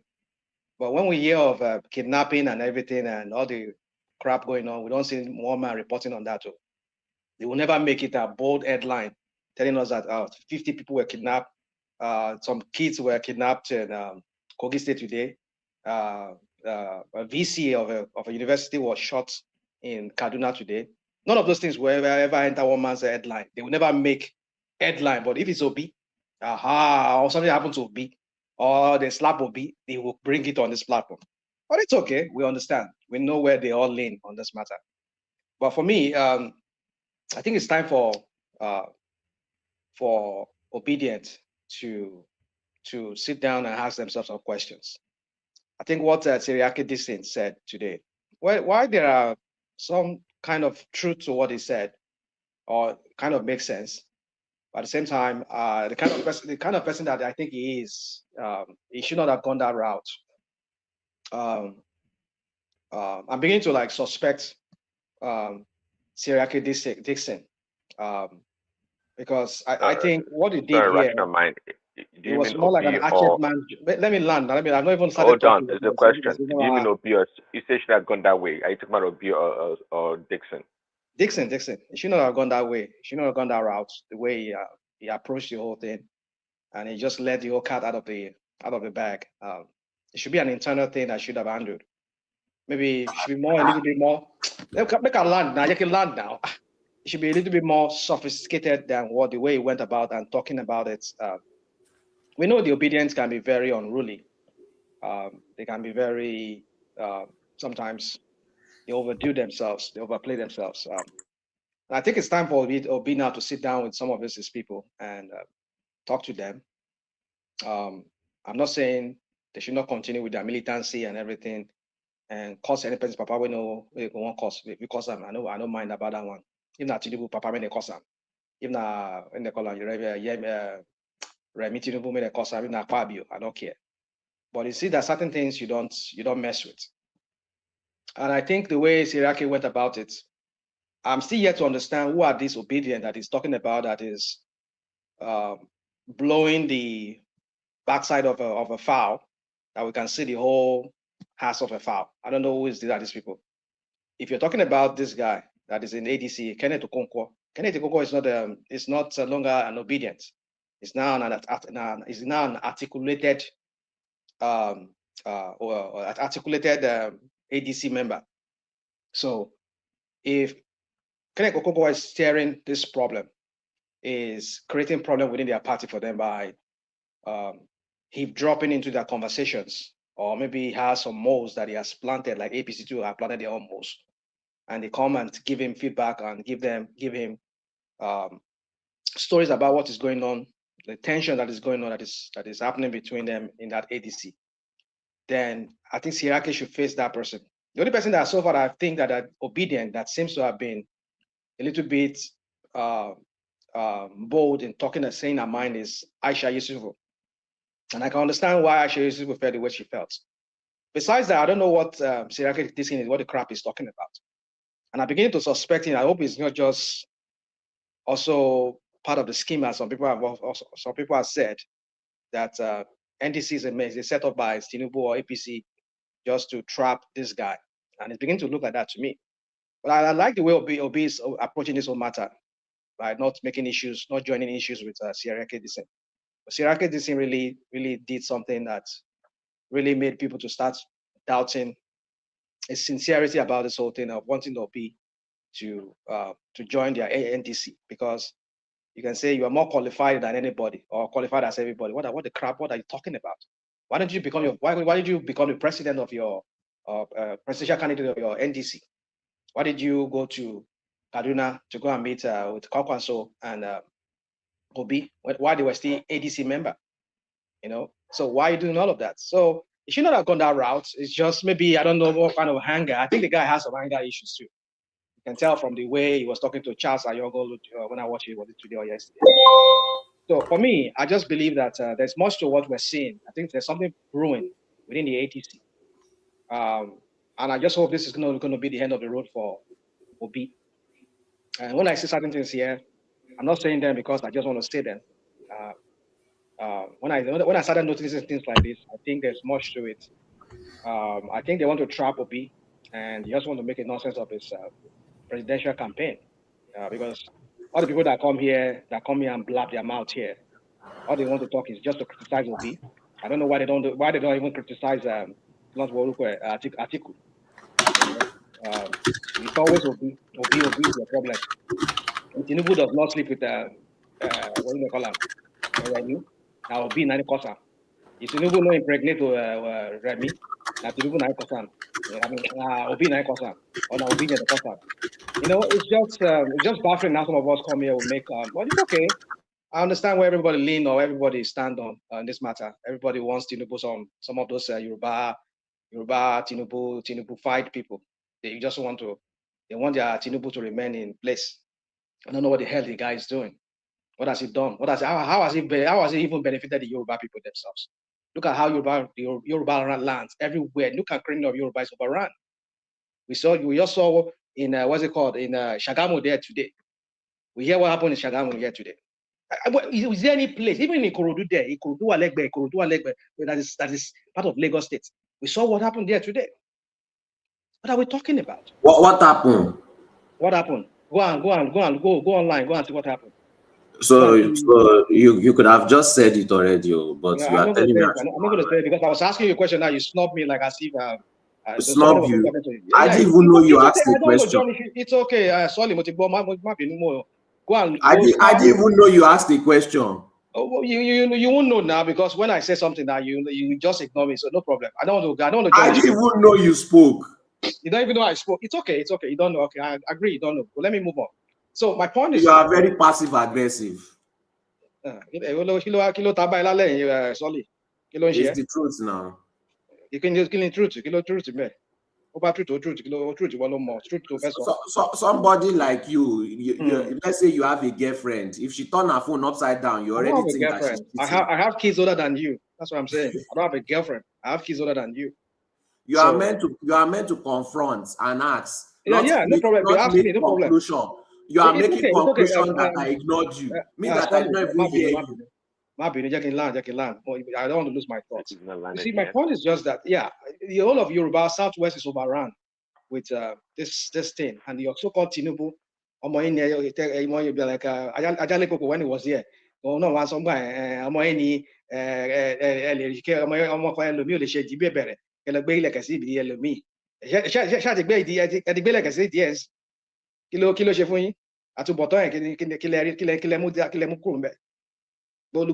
Southwest, which you are overrun with this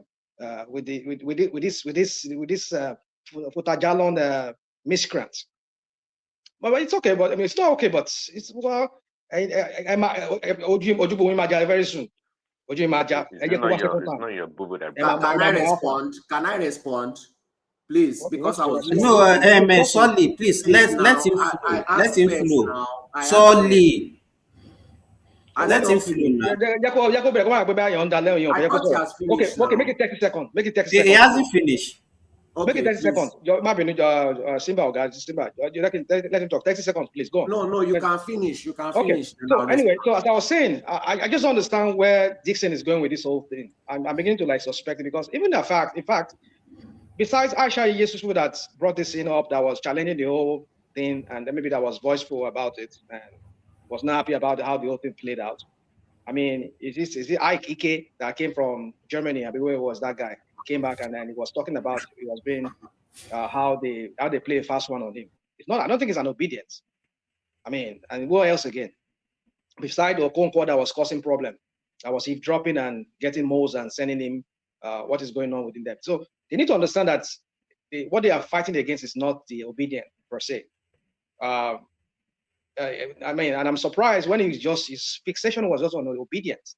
That's why I'm looking at it. I hope it's not playing the template of the APC here, because it's sounding to me, it's beginning to sound like an APC agent within that NDC. Although he owns the party, maybe he created his party. And when he was saying that something about their he was saying something about their even before their I don't know, maybe you meant their Oga or their something came to it was a condescending way he spoke. So you need to go and sit down as a party leader. You don't need to be talking like that. You need to be more sophisticated, more guided than the way he expressed himself. Hold on. Let me land. There's a point I want to make. So my point is this: is that a few days ago, Premium Times and some other newspaper, they reported about the imbroglio that was going on within them.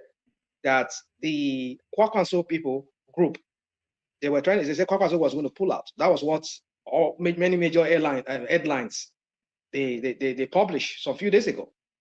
That it seems like it's going to be an implosion. But then it wasn't obedient to. It was the Kwakwansia group that were not happy about how they shared the whole thing. He didn't come out at that time and talk and say maybe the Kwakwansia were the one, because I heard the story even within Kano that I heard people were saying that within Kano that some of them were not happy about the sharing formula, how they share the whole thing.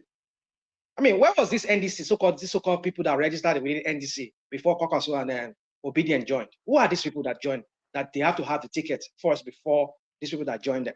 I'm not saying they should give to the Kwankwaso or give to the Obedient. Okay, let's engage. But it's beginning to sound, it's beginning to look to me like there's more to it. And I just want this guy. What is it? Okay, go on. What is it? I'm here. Wait now. I was the first to ask to respond. Okay, go on. You guys ask me. I don't want so I can answer your question and then move on. I don't want to listen to Russian. Me, I want to respond. My own is not. Yeah, go on. What is it you want to say? Real quick. All right. So I was listening to you carefully, and I have answers to your question. Yeah, you are saying that NDC is looking like it's Tinubu that set it up as a trap for Obi, simply because Obi did not have his criminal way like he did in Labour Party to just come in and take over the party. My question is, God bless you, Solly.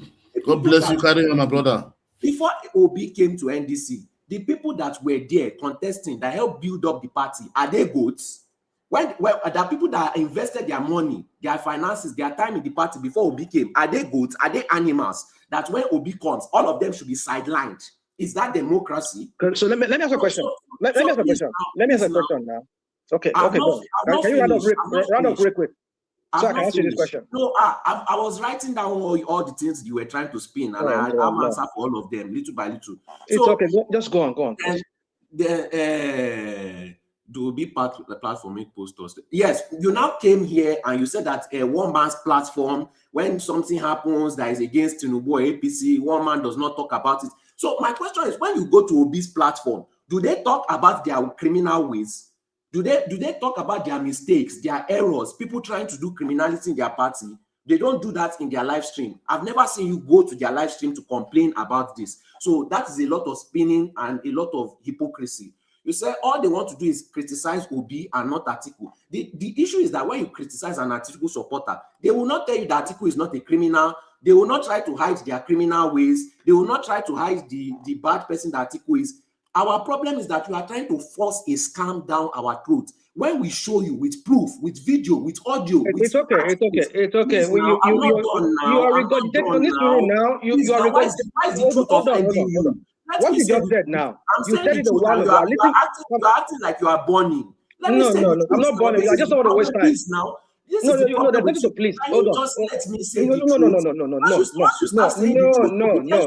Let him talk now. You give him the floor now to respond now. No. I'm not going to allow you. You see, no, you're not going to talk. I want democracy. No, I want to reclaim my Rational mind, please. Let him land. Okay, sorry. Why are you not agitated? It's not going to land. Wait, rational mind, please. Simba, hold on, Simba. Rational mind. Oh, okay. You know what? Can you allow me to say something? Allow me to say something. Can you allow me to say something before you continue? Can you allow me to say something? Can you allow me to say something? Sorry, you will talk. Okay, Rational, what do you want to say?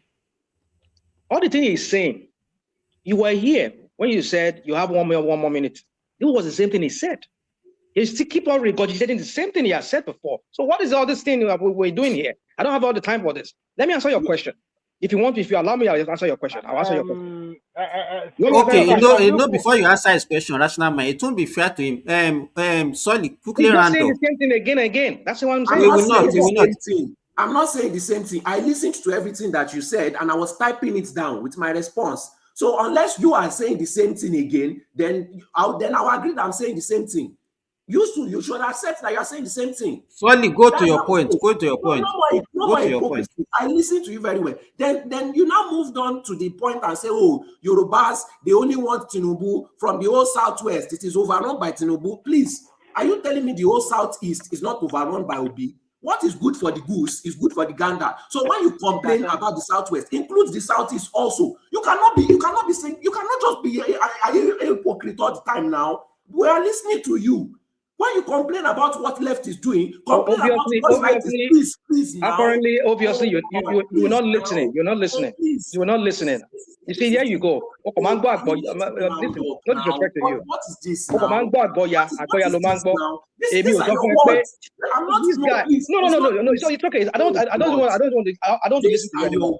It's okay. I don't want to hear you again. I don't want to hear you. Can I reclaim my time? Can I reclaim my time? Sorry, it's okay. Sorry, it's okay. What did you say? Exactly what you were saying. Remy, don't add your own now. So please, I'm not adding my own, but he has made his submission. Sorry, I give you 1 minute. Wait. This is the last one. This is the last one you said because I was typing everything that. Okay, you said. so just round up and let him. The last one you now said is you don't understand where Dickson is going. Why he's making all this fight. Dickson has clearly stated, because obviously you closed your ear when he was complaining. He said he wants his party to be like AAC. And you people have brought your form of criminality that you carried in Labour Party, that you carried in ADC, and you have now brought to NDC. And he's not going to stand for that. A man is fighting that criminals want to overtake his party, and you are telling him that you are trying to gaslight him. That is Tinubu that hired him. How terrible is your government going to be? How terrible! You don't even let other people Okay, criticize you. we've had it. It's okay. It's okay now. Can I speak? Can I You reserve are my worse time? than APC. You Yes, asked I a said question you now. are worse. You are worse. Solly, I think you've had enough. Solly, it's okay. So Rational Mind, respond in 3 minutes. You will talk after Rational Mind, Remy. What's going on here? What's going on? Okay. Well, number one thing Rational is Mind, 3 minutes. Round up 3 minutes. only 3 minutes. 3 minutes. Don't run me later. Don't run me later. Only 3 minutes. 3 minutes. Don't stop for me. What kind of crap? So anyway, you will not talk forever now. You've been talking since. I've been talking since we must talk. How many movies are You have been talking for more than 15 minutes now. 15 minutes. Yes. You started talking. I'm watching. It's okay. It's okay. Let me move on. So sorry. You see, money go on back, boy. Yeah. And you tell me you're DT. You say ODT Abi. That's what you said. I work on the Longwa boy. Yeah. I said Southwest is overrun by bandits. I mean, if a terrorist, not even bandits. I don't want to call them bandits. And you was twisting his head. I said, "Oh, Southwest is overrun by Tinubu." Sorry now, it's okay. Let's speak like that. No, but we're not going to come clap for now. Sorry, please let it go. Leave Rational Mind. Let's just round up. So that there are some other people that want to talk. Please, sorry. Can you imagine? And you are lying on a platform what you said, and you say you want betterment of Nigeria. That is not apparently no one wins something for you. No one wins trophy. Oh yeah, Rational Mind, please go ahead. I never said Tinubu overrun Southwest. I said terrorists have overtaken Southwest. That's what I said. Everywhere, and I was even making reference to Ikorodu. Apparently, this guy, you just call me or the Amsterdam or the Falale. Because you cannot argue back. You say that I'll argue. Hold on. You say it is good because you cannot argue back. Would you keep quiet and let me talk? Will you let me talk? No, Rational Mind, you cannot expect him to keep quiet when you start abusing him now. No. When he said on DT me by leko to so pe on DT leko kilo so leko. You never know about my Rational Mind. He never said that now. He said you keep your deaf ear to that one. Never say I think it's enough of tonight. I mean, I just can't believe that you guys are just like, what's going on here? Rational Mind will take all the time. He said, say you close your ear. That was the word he used. So when say you ODT. It's okay. Go ahead. Round up, please. Round up. Rational Mind. You not say anything the last 5 minutes too. I know. That's you complaining about everything else but talk. Why would I say anything when you people? I mean, what I'm saying it doesn't gel with what you people are talking. You come here and dispute your Tinubu stuff that you do here. Are you not Umbati? It's okay. Are you not half Umbati? No, that's what I know. South from Edo State, Nanosa. So my point is this: that talking about Seriake Dickson, of course he owns his party. And to answer one of your questions, I don't have any time anymore because he said I have less than 3 minutes. He owns his party.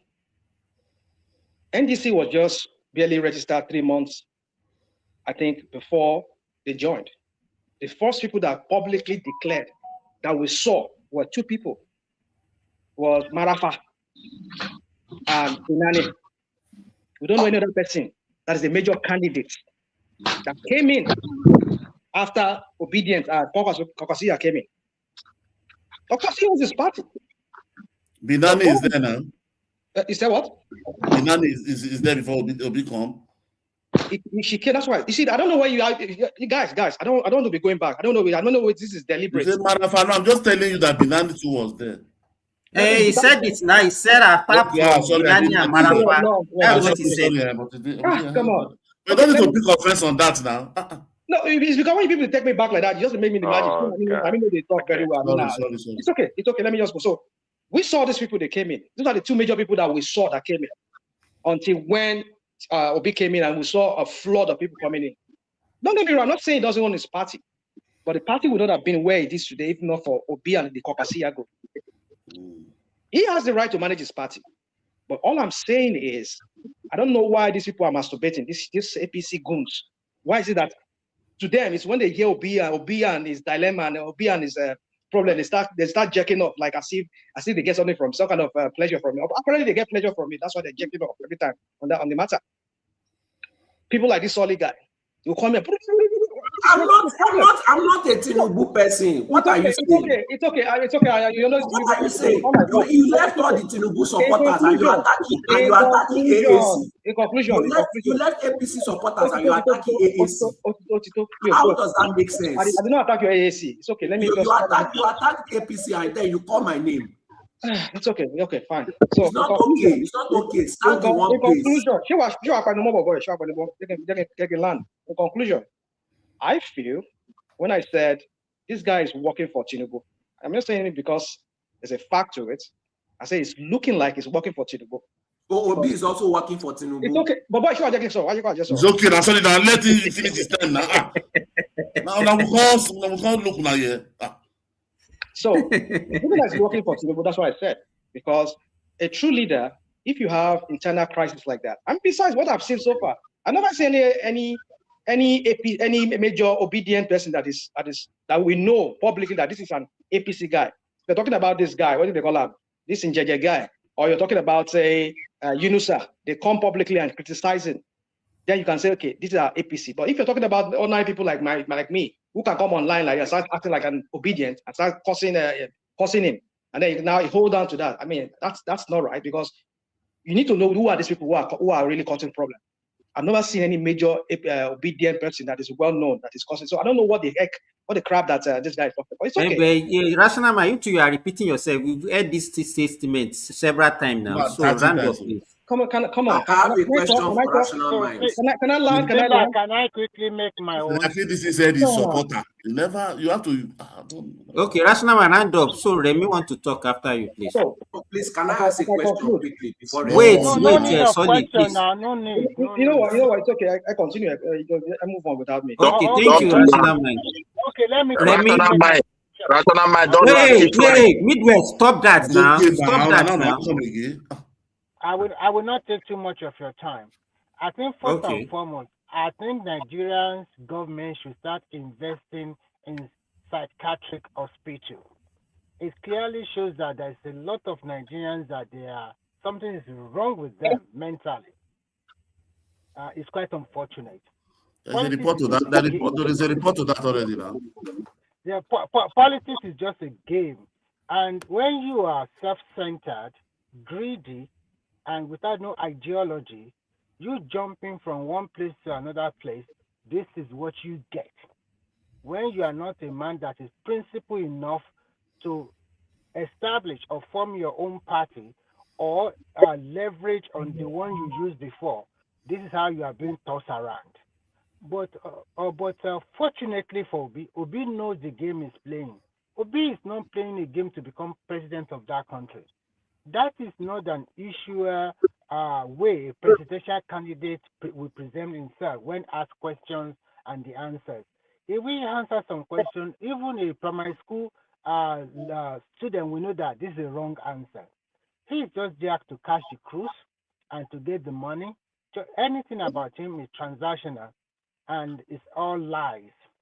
And when some people come here, you want the ruling party to let the opposition be, but you want to be pampering. You want to be accusing party. Somebody mute. Simba. Yes. Can you mute? Oh, I don't know who's making that noise. Okay, don't worry. I will mute. Okay. Okay. You want to be accusing the ruling party, and you want them to be muted, not saying nothing. You don't want them to fight back, so that you can have your way, and then you can now say, okay, we are the best. To be frank, it's so low to Nigerian standard that people like Obi will come from the Southeast and present himself to be a presidential candidate. In fact, when you look at the array of people from those places that are well versed, highly educated, highly cerebral, and people you can vouch for, Oh my God, it's unbelievable that Nigeria in 2026 will be following people like that. A scammer, somebody that is not principled, an opportunist, and with a lot of people that they need their heads to be checked. How, for God's sake, can you go to a party that was formed that have a registered member before you came in, and then you want to lord yourself over them? It's impossible. Lord Dickson have said, you shall not do this. And if you want to do that, it will kick you out, and not heaven will not fall. If care is not taken, Obi might not even be on the ballot at the end of the day, because they still have up to June 20 something to submit their candidate names. So if he has not submitted Obi's name, so don't cry.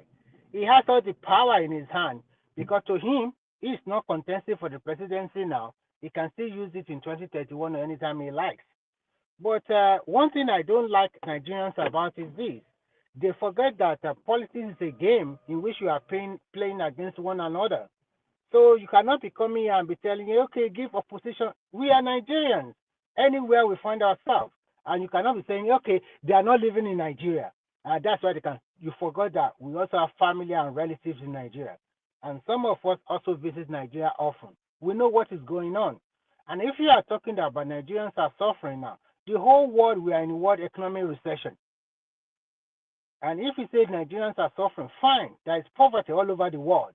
And some people are suffering in one country, some people are making it.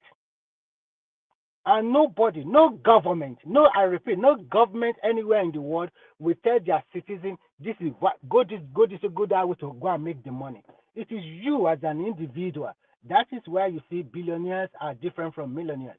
And millionaires are different from maybe low-level income earners or the people. You have to strive hard as an individual to make A for yourself, not the government making it for them. The so-called Nigerians that they don't have money, where are they getting the money to double 20 million, just like a chicken change? And somebody is also telling you can also pay the rest of the money. With all the money that all the political parties put forth that for the nomination fee, all of them are paying it.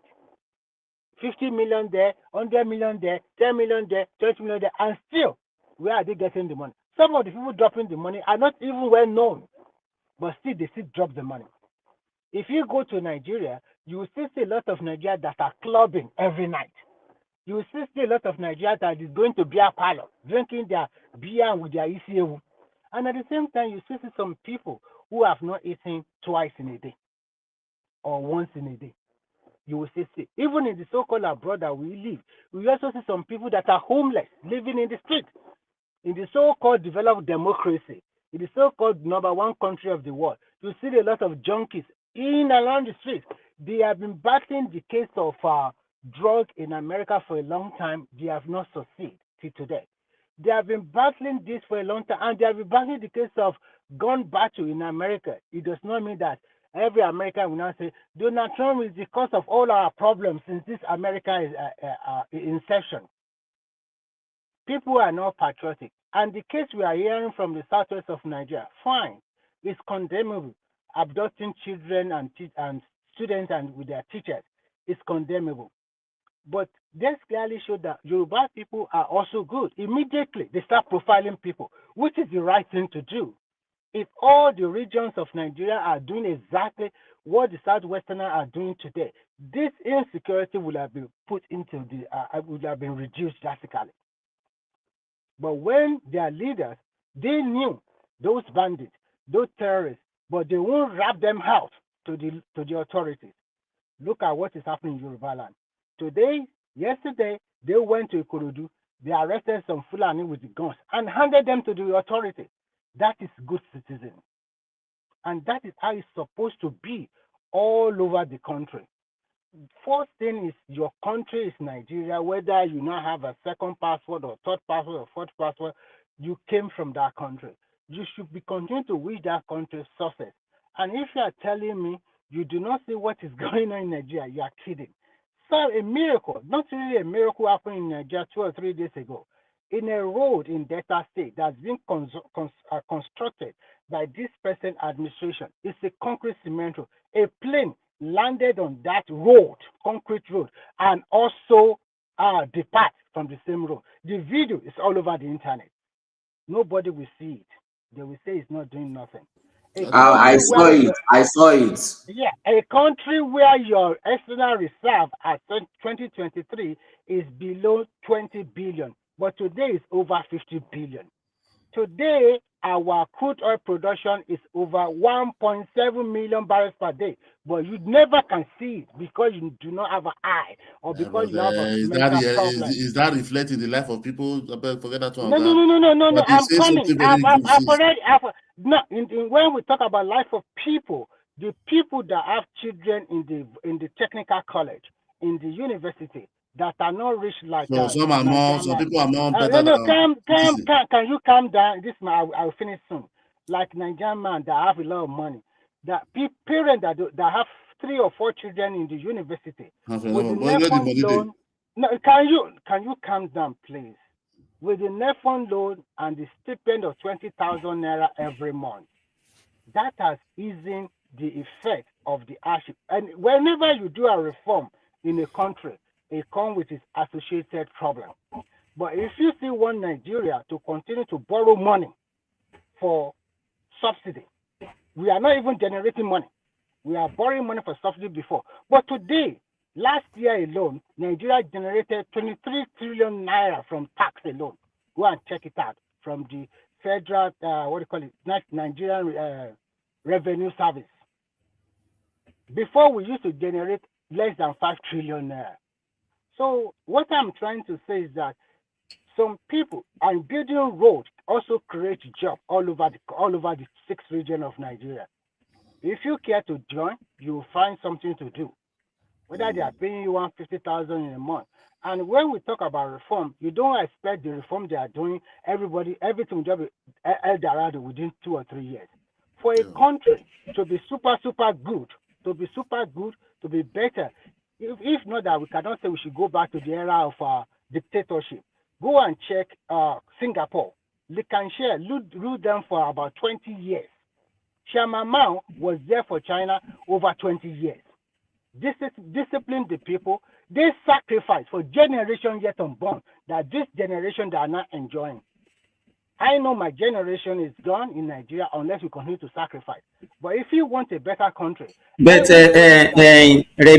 Remy, sorry, right. you know, when we talk about Nigerian revenue, when you brandish that figure, Nigerians will be thinking that all those money is actually meant for government to be spent. When you say wait now, when you say Nigerian generated 28 or whatever you mentioned, 23 trillion, 23 trillion. it's not all that 23 trillion that is available for them to spend though.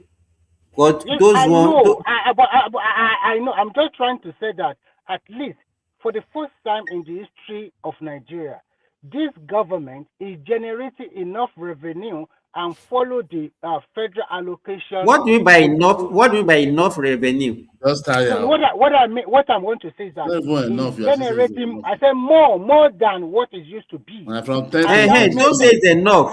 Yeah, it's more than what it used to be. Can money be enough for anybody? No. So what I'm just trying to say in the long run, so that I can conclude. First and foremost, we are not borrowing money. Subsidy is gone. Now Nigerian government is generating revenue and allocated to state and local government in which they should use for infrastructure development. We can see what some states are doing and some are not doing nothing as usual. So in the long run, or in conclusion, I will advise and suggest to Nigerians that government is a continuum.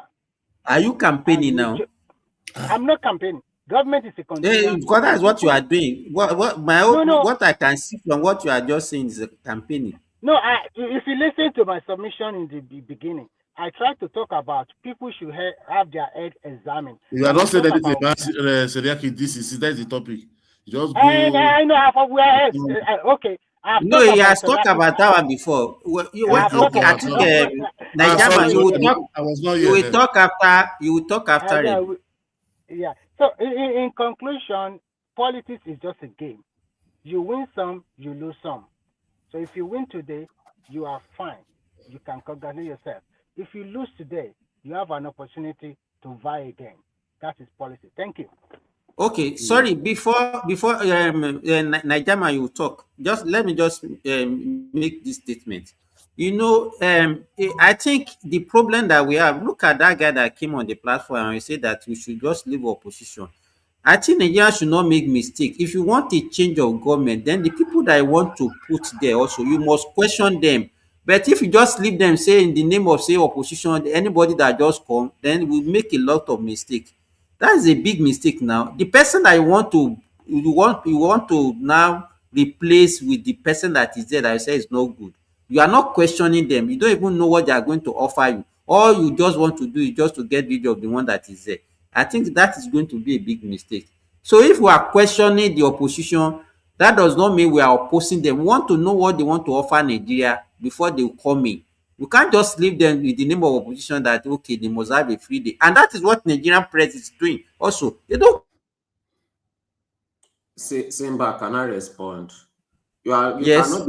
cannot be asking Nigerians to do something that makes sense. You know, they are defending their politicians like they defend their religion. Even if you show them something in their religion that is wrong, what will they do? It automatically they will defend it. So you criticizing or you fact checking, like I said, they want to sell you a product that is fake, right? But they are getting angry because you don't want to buy the product. It's the same thing when you go to Computer Village. If they try to sell you fake phone and you're asking questions, they will get angry too now, and they will tell you to get out of their market. So you cannot be asking obedience to, make an action that has to do with logic. You are just wasting your time. That's the behavior of most Nigerians, especially the ones in Nigeria. That's why they will tell you that they are on the inside. They are the ones on the ground. Yes, because they are the typical average Nigerian. They don't want to do the right thing. I'm telling you, when you go into conversation with them, that's when you realize it. They know how to pretend like they want to save the country. They will come up with talking points and everything. But when you actually want to see them in action, you will see that these people, they don't want Nigeria to change at all. They just want their man there. That is all they want. I've gone to so many platforms. I've tried to conversate with them. They know how to pretend, Mr. Simba. They really know how to pretend. They know how to give long speeches. You see that Randy Peter is their king when it comes to it. They will give long speech. They will give example. They will talk about how they are in so much pain, how people are suffering, how there is insecurity. They will talk about everything. But ask them how they are going to change the government or what's exactly what they want. You will start seeing that there's no difference between them and the sitting government. No difference. In fact, they are worse. Okay, thank you, Solly. It's what we ask. Thank you, Solly. Nigerian. Yeah, no, thank you very much, everyone. I hate the house. You see, that guy that came, let me just say a little bit about that guy that came, where man. You see, the one thing you guys are not even, you the moderator are not doing. When somebody just come, you said they want to come and tell you what to do in a platform. If you don't like what they are doing, you should go and open your own and say what you want to say.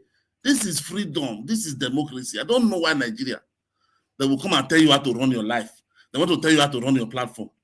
Yeah, so sometimes I wonder the kind people we ask, honestly. Well, in Nigeria, what does that one tell you? These are the people that want to change the government now.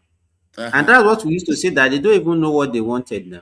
What they want. These are the same people that tell you they want to bring new Nigeria is possible. That Nigeria that will be free for all, when the son of a poor man will be, nobody will become somebody. But when I interrogate the policy of your principal, you call me your name, you call for me, you come for my family, you come for my business, you tell anything, you threaten me, my life, you threaten my family, and you say you want to give me a good Nigeria, that I cannot question you. If you they can't tolerate different opinion. So this is the kind of people where they want to gaslight themselves because they want to form what they accuse APC of. When they talk, when you look at them, their character, their attitude, they are times worse, times 10 of what they are complaining of. So you don't understand that we are going nowhere, and that is exactly what the NDC founder, the chairman. That's what Thank you. Thank you very much. What he's complaining of. He said you cannot demarket the party, the platform, and you say you love this your candidate, and you are demarcated because election day, the man have to break it down. You have to point to a child because Charles that is the same way he started the interview. He said election day there is no OB on the ballot, there is no Kwankwaso on the ballot. It's NDC. So you cannot be demarketing the party, insulting the leader there, insulting people that form the party. If it's easy, you can go form your own like democracy. They don't want to hear something like that. One Obi is there, Obi should take over. Najama, it's not the same thing they did when they were in ADC. It's not the same thing they did when they were in Labour. So Abure have to issue the Najama, don't you statement. think Lord Dickson should Let kick me finish now. Lord Dickson should kick one of them out. Lord Dickson should kick one of them out. No, that's why that's when Ijoma not they take rubbish. Not be Doma when they see the fields down top Yeah, the it's just kick her out. Ijoma doesn't take rubbish. He go deal with all of them. Ijoma doesn't take rubbish. All those ones, they know they are ahead, they are brain, they are ahead as it be. So you see, that is why Abure had to issue the press statement to Dickson. He said he should be aware of these people. He should not give them chance that they are coming to hijack the party from him. So the man is already see what is coming. See the way they are insulting the man. Look at Aisha, you that is just coming. You that is just coming. You are saying he go with the mob there, start shouting in the secretariat. Oh my God, who are you? Who are you? I don't understand these people. And you will sit there, yes. At the end of the day, they will never achieve anything. They will just shout and insult and insult and insult. Every day you lose people. All the prominent people with Obi, you lose all of them have left you guys. Still yet, no. They just believe social media, they are going to be their president in social media. That is what they believe. And it can never work. You can't be telling us, leave this thing. Okay, now tell us what are you going to offer me? No, nothing. Don't ask question. Don't ask question. They will insult people. Go to your people, to your parents, your family, everything. So that's the people that want to give us new Nigeria. Somebody said he doesn't want this thing in his own party. And people are here telling he's working for APC. He's a Silver position. Okay, we are in contest. Anything I like, they fight you. I don't know why people doesn't understand that. Najama, let me ask you this question. Why did they like to be domineering? It's either it's their way or no way. You're not why did they normally believe in that it must always be their way or no other way? One thing you notice is that they cannot take what they give. When it is their time to punch you, they want you to open your chest. But when it is your turn to punch, they want you to do it softly. If you see, that is what I said it. Me, I always said it. The people that destroy Obi campaign is the IPOB that led Biafra when there was no way for that after they arrested and the Kano, they arrested Samunepa. All of them now join. Najama, Rational Mind, it's not the same thing that Rational Mind was promoting. Let me tell you, Mr. Simba. All of them now integrate into Labour Party. So those people started selling because we see all these people for many years. We understand the way they do. That's what we understand quick. We're able to know them around the way. You see, they start selling all these things to majority of people. Majority of people, they don't even know about Nnamdi Kanu. I'm telling you. Till all this, the last time they sentenced him. That's why some people say, what did he say? Never say anything. When you turn into some videos, they will say it's AI. They said they never know this thing. They never, understand. What would Nnamdi Kanu say? So, majority of all these people, when they hype up integrated into the Labour Party, that is where chaos comes. This chaos, go and watch it. It started in September 2022. That is when this propaganda started.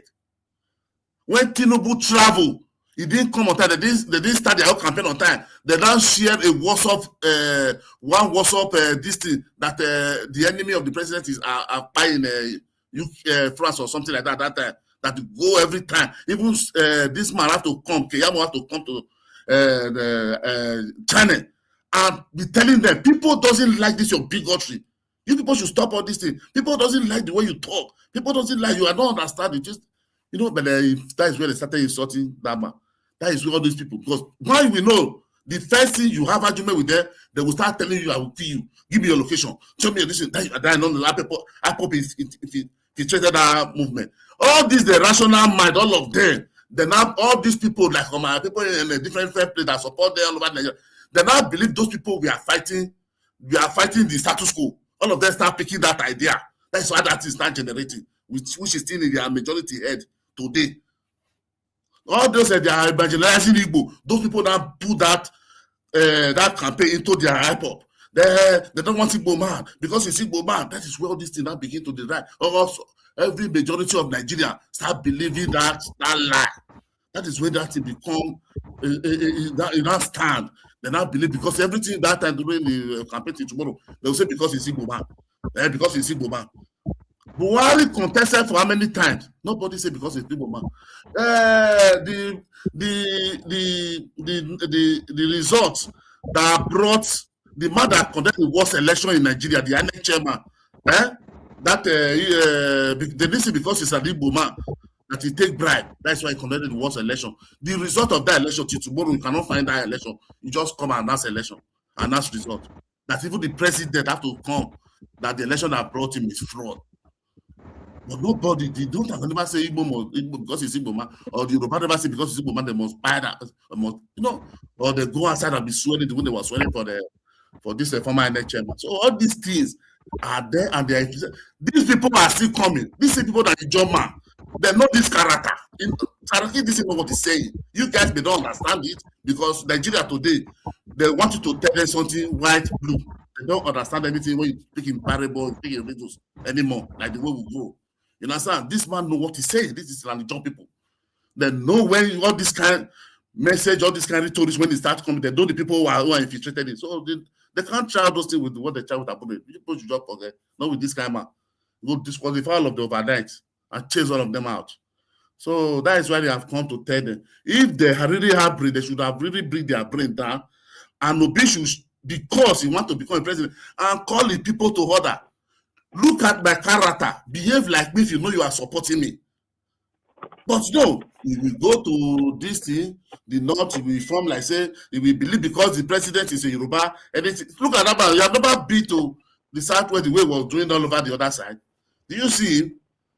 Do you ever see he didn't go because everything is always trivializing? I don't know the kind of when I see a Peter Edochie was splitting nonsense. These are people that Nigeria are blessed with their movie. Splitting nonsense that during civil war, Yoruba did not, they connect together and fight the Igbo. After civil war, Yoruba did not, they still connect together and start fighting Igbo till tomorrow. I say, see a darling person. But when you are making your movie, it's all over, you are in Lagos, all over the world, we're buying it. It doesn't know. This is the people who are giving them, making all this bad name to the Igbo. I don't believe this is Igbo for Ziki winner. You understand? So when they say Ziki is, we don't believe these are the people, those people with great heroes. Understand? So these are what they are doing. And they just believe by insulting, by doing tribal, by doing all these things.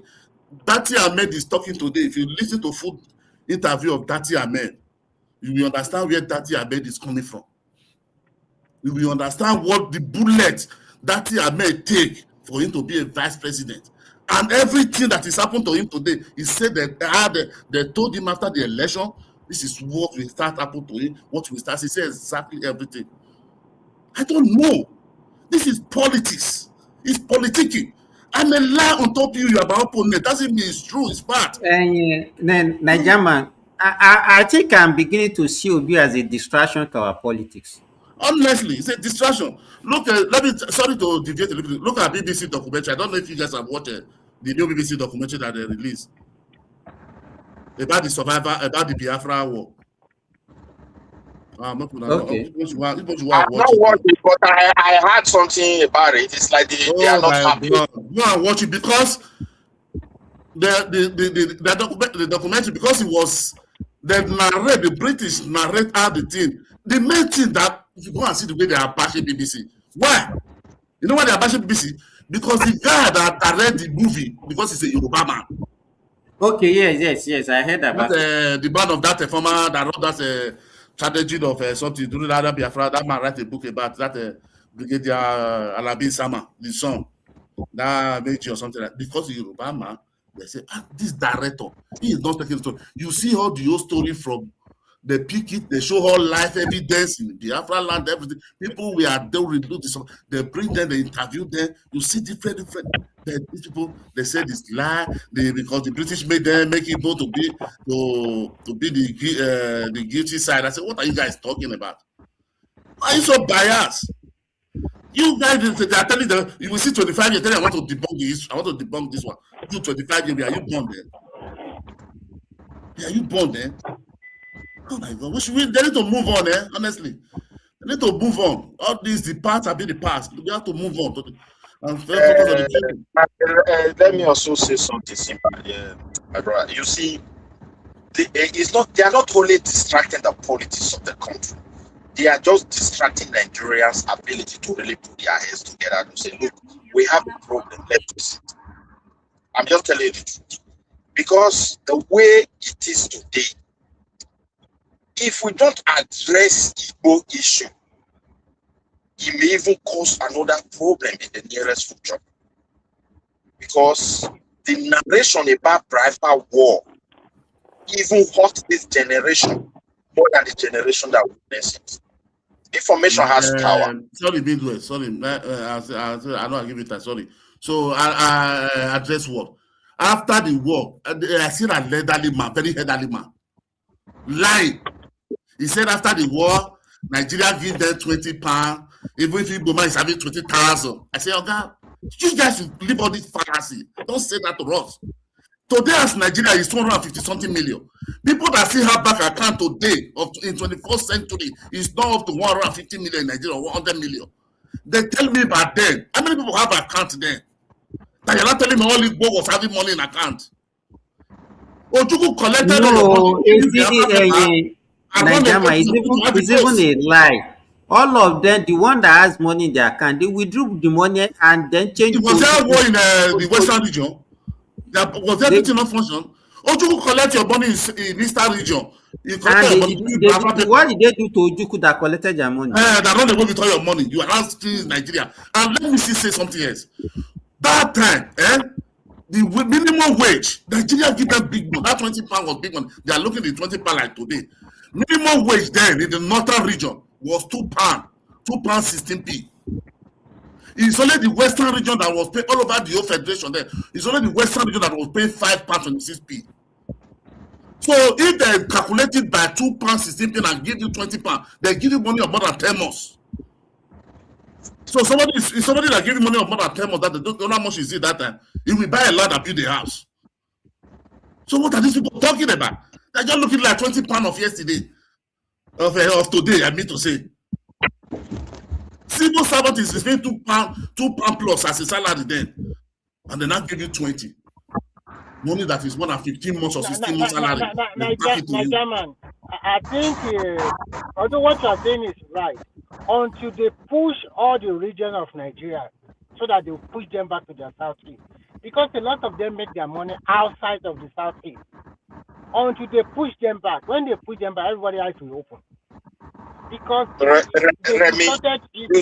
distorted everything, and it's very, very difficult. You are talking about the Afra war. They will not want to. They will not talk. Wait, I'm coming. Sorry, my brother. They will not talk about. They will not talk about. They will not talk the issue of what happened from the 1960s. What they did. They will not talk what they did to the minority in the Midwest. Let me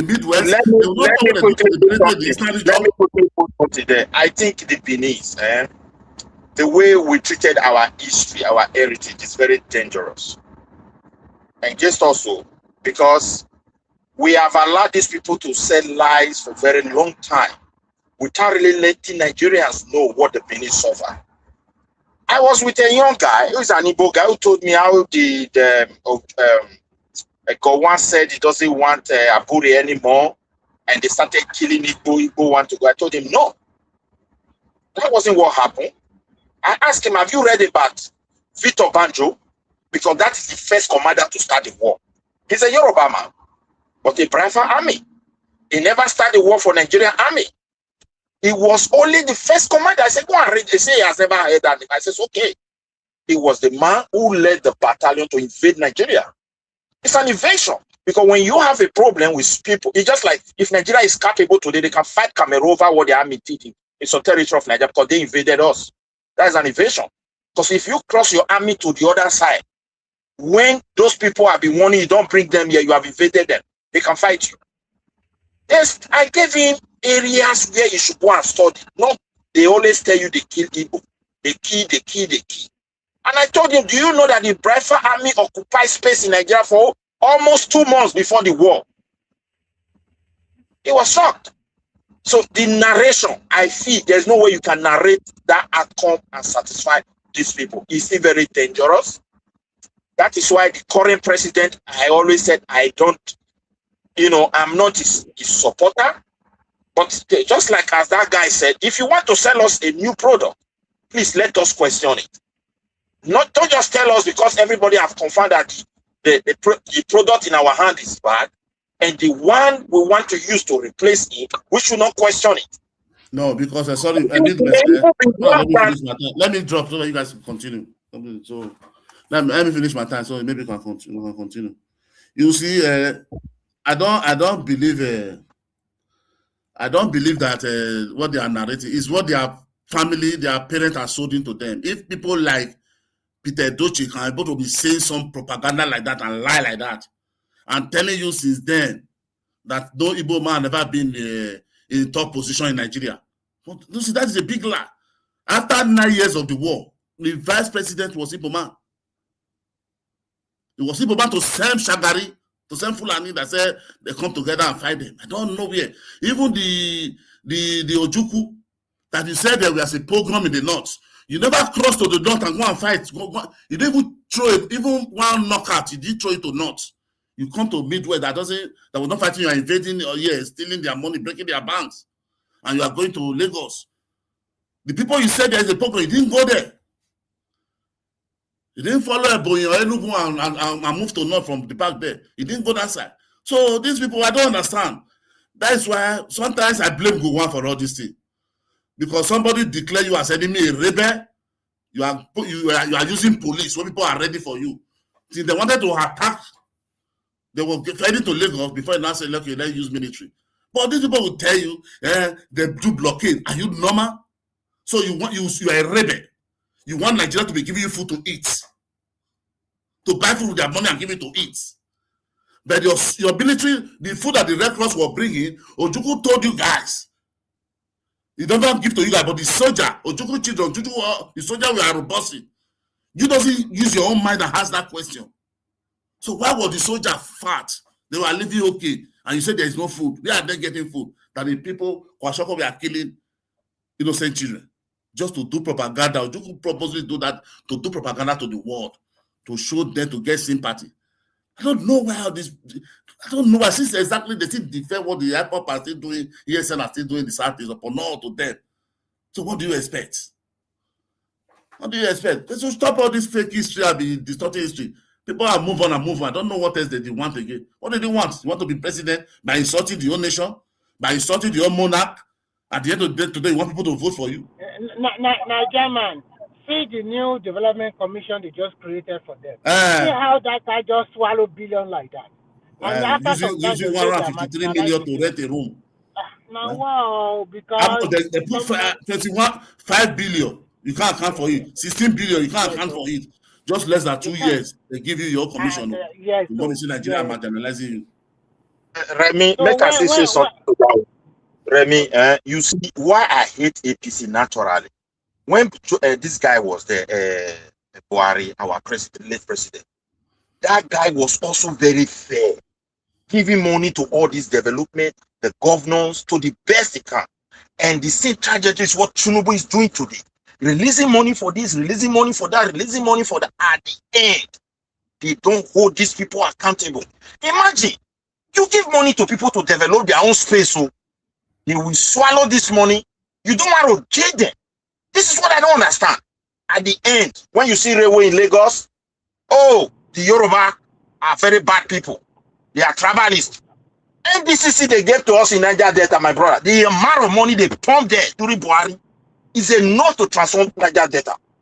What happened? Nothing. They You are build right. nothing. But is it not you people use people are also are not talking? That is when I look at Tinubu, I say, how can you come and be coming with structure like this? The structure can't hold anything. Nigeria is just like a very weak structure, and you want to build another husky on top of it. It can never work. You must hold people to regional government now. But according to Nigerian government is almost like constitution, that regional is the government. way now. So why are you not able to deliver? Bro, that's why Nigeria, you see them, they are favoring Lagos. How? These people come up, they are using their money for their people. They are using their money, their people is giving accountable. They are able to hold their leaders, their politicians accountable. How is that how around people play? The South they can hold their Southeast can hold their politicians accountable. These two regions, they can never, and they will never. They will never let you celebrate anything in Lagos, but Alex Oti should just do tap water in the middle of one village like this. They'll start celebrating all over social media. I told them that I saw a gege with my own two kuru eyes transformed. Crude oil was $10 during COVID. Buhari was still borrowing money to build Nigeria Bridge. That is why I don't understand what they want Nigeria to do for them, honestly. I don't know. If you want to be president, you contest. There is no constitution that says Igbo man should not contest. There is no party that have a law that says Igbo man should not come and buy from here. Majority of all the party in Nigeria is established by Igbo. So I don't know where all this, they hate Igbo man. They hate Igbo man. I don't know where it's coming from. They are elite. We use that word when money come to them from the federal. They split the money. They don't use that hatred and so for their people to distract them, not to be able to hold them accountable.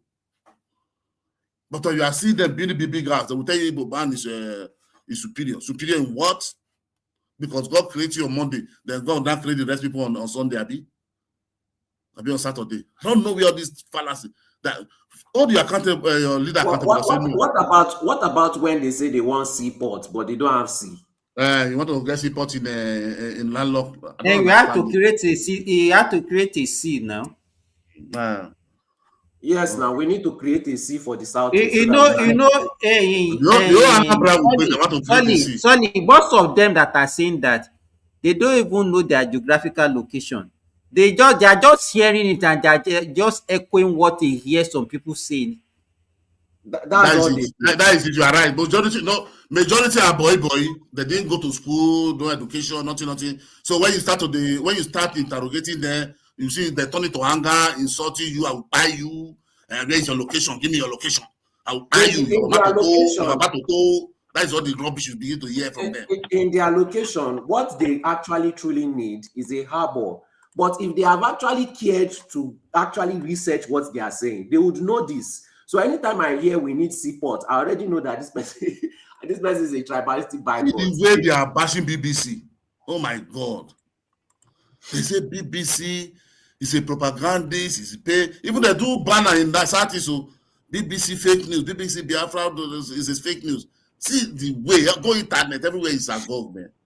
Najaima, do you know the irony of it is that they don't stay in their region? That means they are overstretching the resources of other regions. But you have to go and read Willis. No, Remy, go and read Willis' report, 1957 and 1958. It's unfair, really. You understand? He's already there. He said that place is not that land is not surviving. It's not, you understand? If it's not surviving, it's already in Willis' report. Go and read it. Is there, so they can't survive if the land is not good, when you now find yourself in another region, can't you just respect the people there and their culture? No, because their parents told them that they are superior. Really, Igbo will tell you the truth.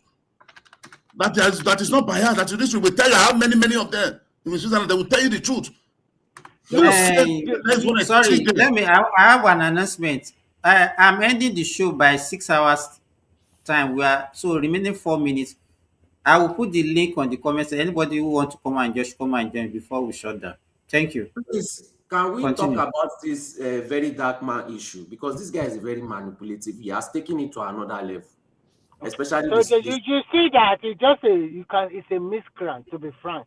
When I was calling him miscreant, when I came on the last live stream and I was calling him miscreant, people were telling me, why am I calling him miscreant? Don't go and tell your wife is a miscreant or a meal. It will divorce you. So that guy took All advantage those of the women, I don't know what fact. they see. Very dark man. If you want to tell your wife, hey, you ready to Maybe divorce you? maybe they like the muzzle and take it I out think of I butter. say, hey. You tell if your wife is arguing with you, hey, Yeah, you you want to can say see no. that you can So see that the government does they not have they the time they now. they like so women. Walai. Honestly, hey. When one guy, yes, 3 days ago, the So, wife fight. but for the part that he's muscular and all those, does that mean that he will be able to No, they do say he's the only person perform that is well? saying the truth now. They say it's the only person No, that's saying the no, truth. What anybody cannot say. no, He's only the that is person, he's not only how the one saying women, it. that is not Don't how go and say women it to treat. them. We swear, oh, your wife will divorce you. That is not how women treat Whether for you men. to go, that for you to tell you not to support very dark man, to criticize Number very dark one, man. number one I should go and criteria for a contest. number one criteria for a woman to choose a man is No, to be all those married. people that were in the airport, that were in the doing in the Air Force base yesterday, why can't those people, if they really mean well for the country, why don't they do volunteer force and go to the bush and go to the military and join the police and Don't mind military them. and secure the country? Don't mind them. So if you really know, don't just go straight and be doing content. If you really know, don't do scrap. Oh, we want to volunteer, free. Give us uniform trainers. We want to become a police and want to become a military. We want to save this country. That is what the citizens do. That is what they do in Northern Ireland. Oh my gosh. Oh, even women, they often volunteer. Yes, you are right. Why can't even the so-called leader, the very dark man, the so-called holy man, why can't you just lead all of them, take them to Sambisa forest, go and fight? Let's have many people Is in there for the money and the fame. That is all he cares Yes, about. now they will donate money for him. Oh, he will collect their money and go and do business in Ghana. You know, Mr. When he was asking for donation to build school, I was asking myself, why can't he just meet the local government chairman and get them to build Thank the you. school? God bless you. You are collecting money from poor Nigerians in order to build school. First of all, is he allowed as a private citizen to build or touch a government school?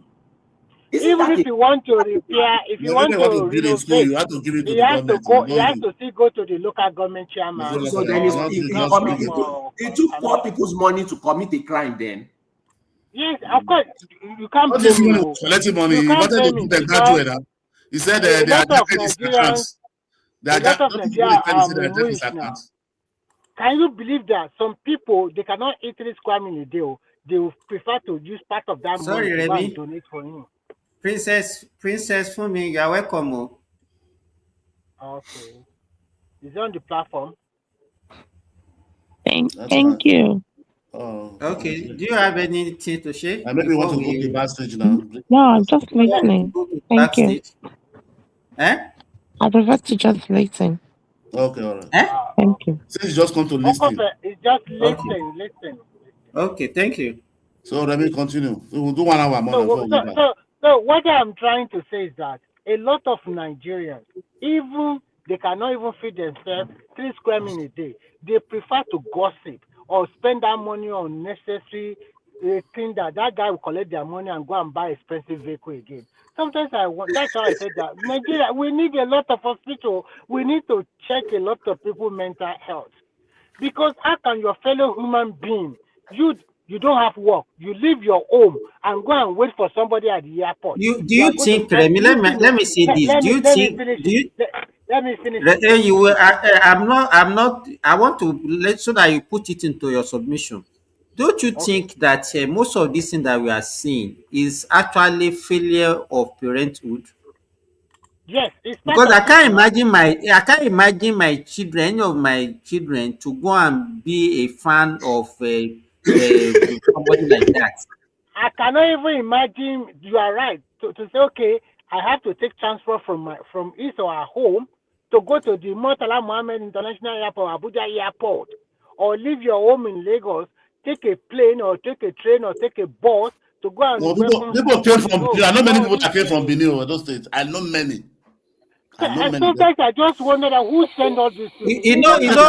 Remy. I think there are a lot of people that a lot of parents that don't even know how their children exist or how they cater for themselves. I could remember a story of something that happened in Asaba. One girl that was actually sold for all these prostitutes in Ghana or whatever. 17-year-old left her house, somebody lure her with money with 5,000 naira, and then they give her the additional 5,000 naira to travel all the way from the east to Asaba before they now, took her away from the country. So if you have children, because 17-year-old should still be under a parent. What are you talking about? So If you are 25, you are still under your parent. If you never marry in Nigeria. That is during our time, Mr. Simba, not this time again. That's why they call but themselves. no. Wait, Niger man. Are you not a parent now? Yes. So can your children do that? No, I cannot do that because I am living abroad. And that's what I'm saying. So why are you not giving an excuse for them? No, but the one in Simba, Nigeria, they believe that they have rights now. No, during our time, guys. Sorry. During our time, what do you want to say, Midwest? Oh, yeah. Yeah, I want to also make my own contribution. You see, I am a supporter of a very dark man. Hopefully, I have to be honest with you. Because when you have a country where people don't have voice, it's very bad. But I may not agree with all his demand. Like Tinubu must go, should not be part of the movement. But these bring back our generals and all. Yes, we have to cry out. It's too much. But name everything to Tinubu alone. So I don't agree with that. let me ask you, Midwest. On the parents, on the parents level, let me quickly ask you on the parents level. Hold on. Just hold on. I know you are the moderator. Let me also now be listening to you guys. That's why I'm asking you to hold on. Now let Midwest finish now, then we can attack. Hey, I'm not saying you should not talk. Just hold on. I want to put something to you.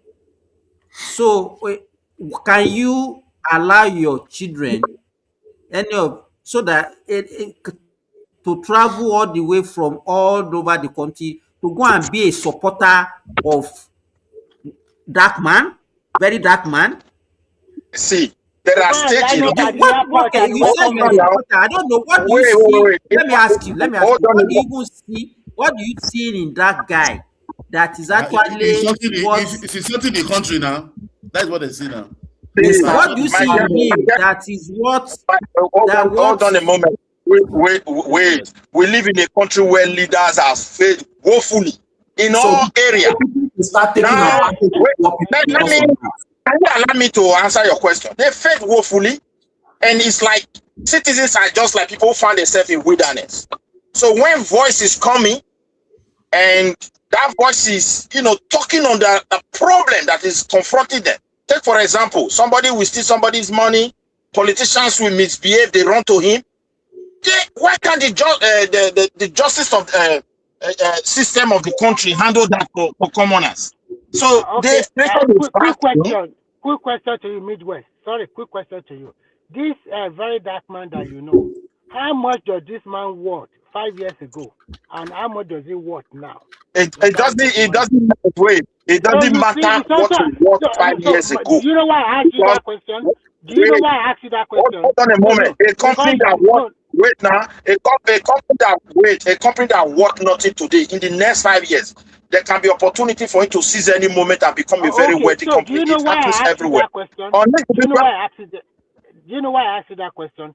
It clearly shows that everyone, whether you are in government or you are not in government, they are using Mumu Pupu to make money. He's using you, Mumu Pupu, to also make money for himself.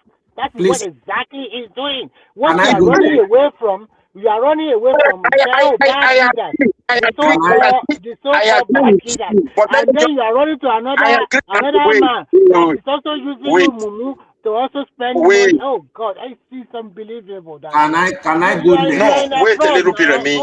This is not a politician. He's not contesting. He's not anything. But because of the reality of that's why we have people like very dark man. And the truth of the matter is this: if I have a son, when he gets to society age, there are things they want to do for themselves. I will only tell them this thing is dangerous, my son. Don't do. But if they have gone to that, if they go to that adult level, I can easily tell them, don't do. These are the bad aspect of it. It's very dangerous or it's very bad. Don't support this. But if the son The problem I have with you is that you don't understand that that was his major target in the first place. It is not that Yes. he came about it or he stumbled upon it or he got to a time in his life where he decided he want to. Then he will fail. Please now. This is a man that was taken to court and proven to be a liar. And he still did not apologize. This man made fake messages on WhatsApp about Showore, and he still did not apologize. News. Even spread fake news. This guy is basically is a criminal. This guy has been convicted in court now, proving, legally speaking, that this guy is a liar and a fraudster. It is even this Billard that he carried to jail. Billard, EFCC left him. Do you know that EFCC still has that very dark man's phone? What is in the phone that any dark man cannot go and collect it? You are parading a criminal because he is helping people. So okay, because Amechi is talking about the problems Nigerians are having, should we now make him president? This is the problem that we're having. We are complaining that they are trying to force a fraud down our nose, our throats with the OB, and you are coming to do the same thing of trying to force a criminal, a proven in court criminal, a proven in court liar. In addition to what you said, sorry, Midwest. Please, I just have this point because you are average, please, it's just a question. No, sorry. Please, let me just ask my question. Let me just ask my question. You are the average typical Nigerian. Are you telling us that we should support somebody that has been proven in court to be a known liar and fraudster? Is that what, just because he's helping people, taking money from the poor? It's also important to the same point I'm highlighting. Because whatever very dark man is today is what Nigeria, it is Nigerian government that made him to become whatever. Stop talking about the government. He's just cheating the people, and this is people. Wait, why can't you allow me to land my question? He said they are proving him to be a liar. What was the consequences? Am I the one that hold the government not to persecute him? Hey, but you say, even if they say if you see the court judgment, you will still continue to say you support it. Look, let us be frank here. It's unfortunate, because I told you I supported that demonstration that he did. Hold on a moment now. Why you not the let person they round up? We can't they argue this thing. Let me you see allow me to separate what I'm trying to say. You see, Tinubu must go. Whom are you going to use to replace Tinubu? I asked that question and nobody can answer that. So, but if you are protesting, do you believe Midwest? Let me ask you. Do you believe that the very dark man is being sponsored? Yes, definitely. Everybody is being sponsored. Everybody. So that's what you believe. You know that it's being sponsored. So what are you now? What are you now defending? What are you defending? Wait, my dear brother, what are you talking about? If you even want a demonstration in a country, you must sponsor it. I have grown up even here in Europe, so I don't understand which that angle is where you are. I don't understand any other angle you coming from. But the one I understand is what I'm talking about. There are people that are sponsoring him. There are people that are supporting him. But at the same time, as a person, you also have to be very careful. If you say the president should go, I think you are trying to take the law into your hand. The president should go.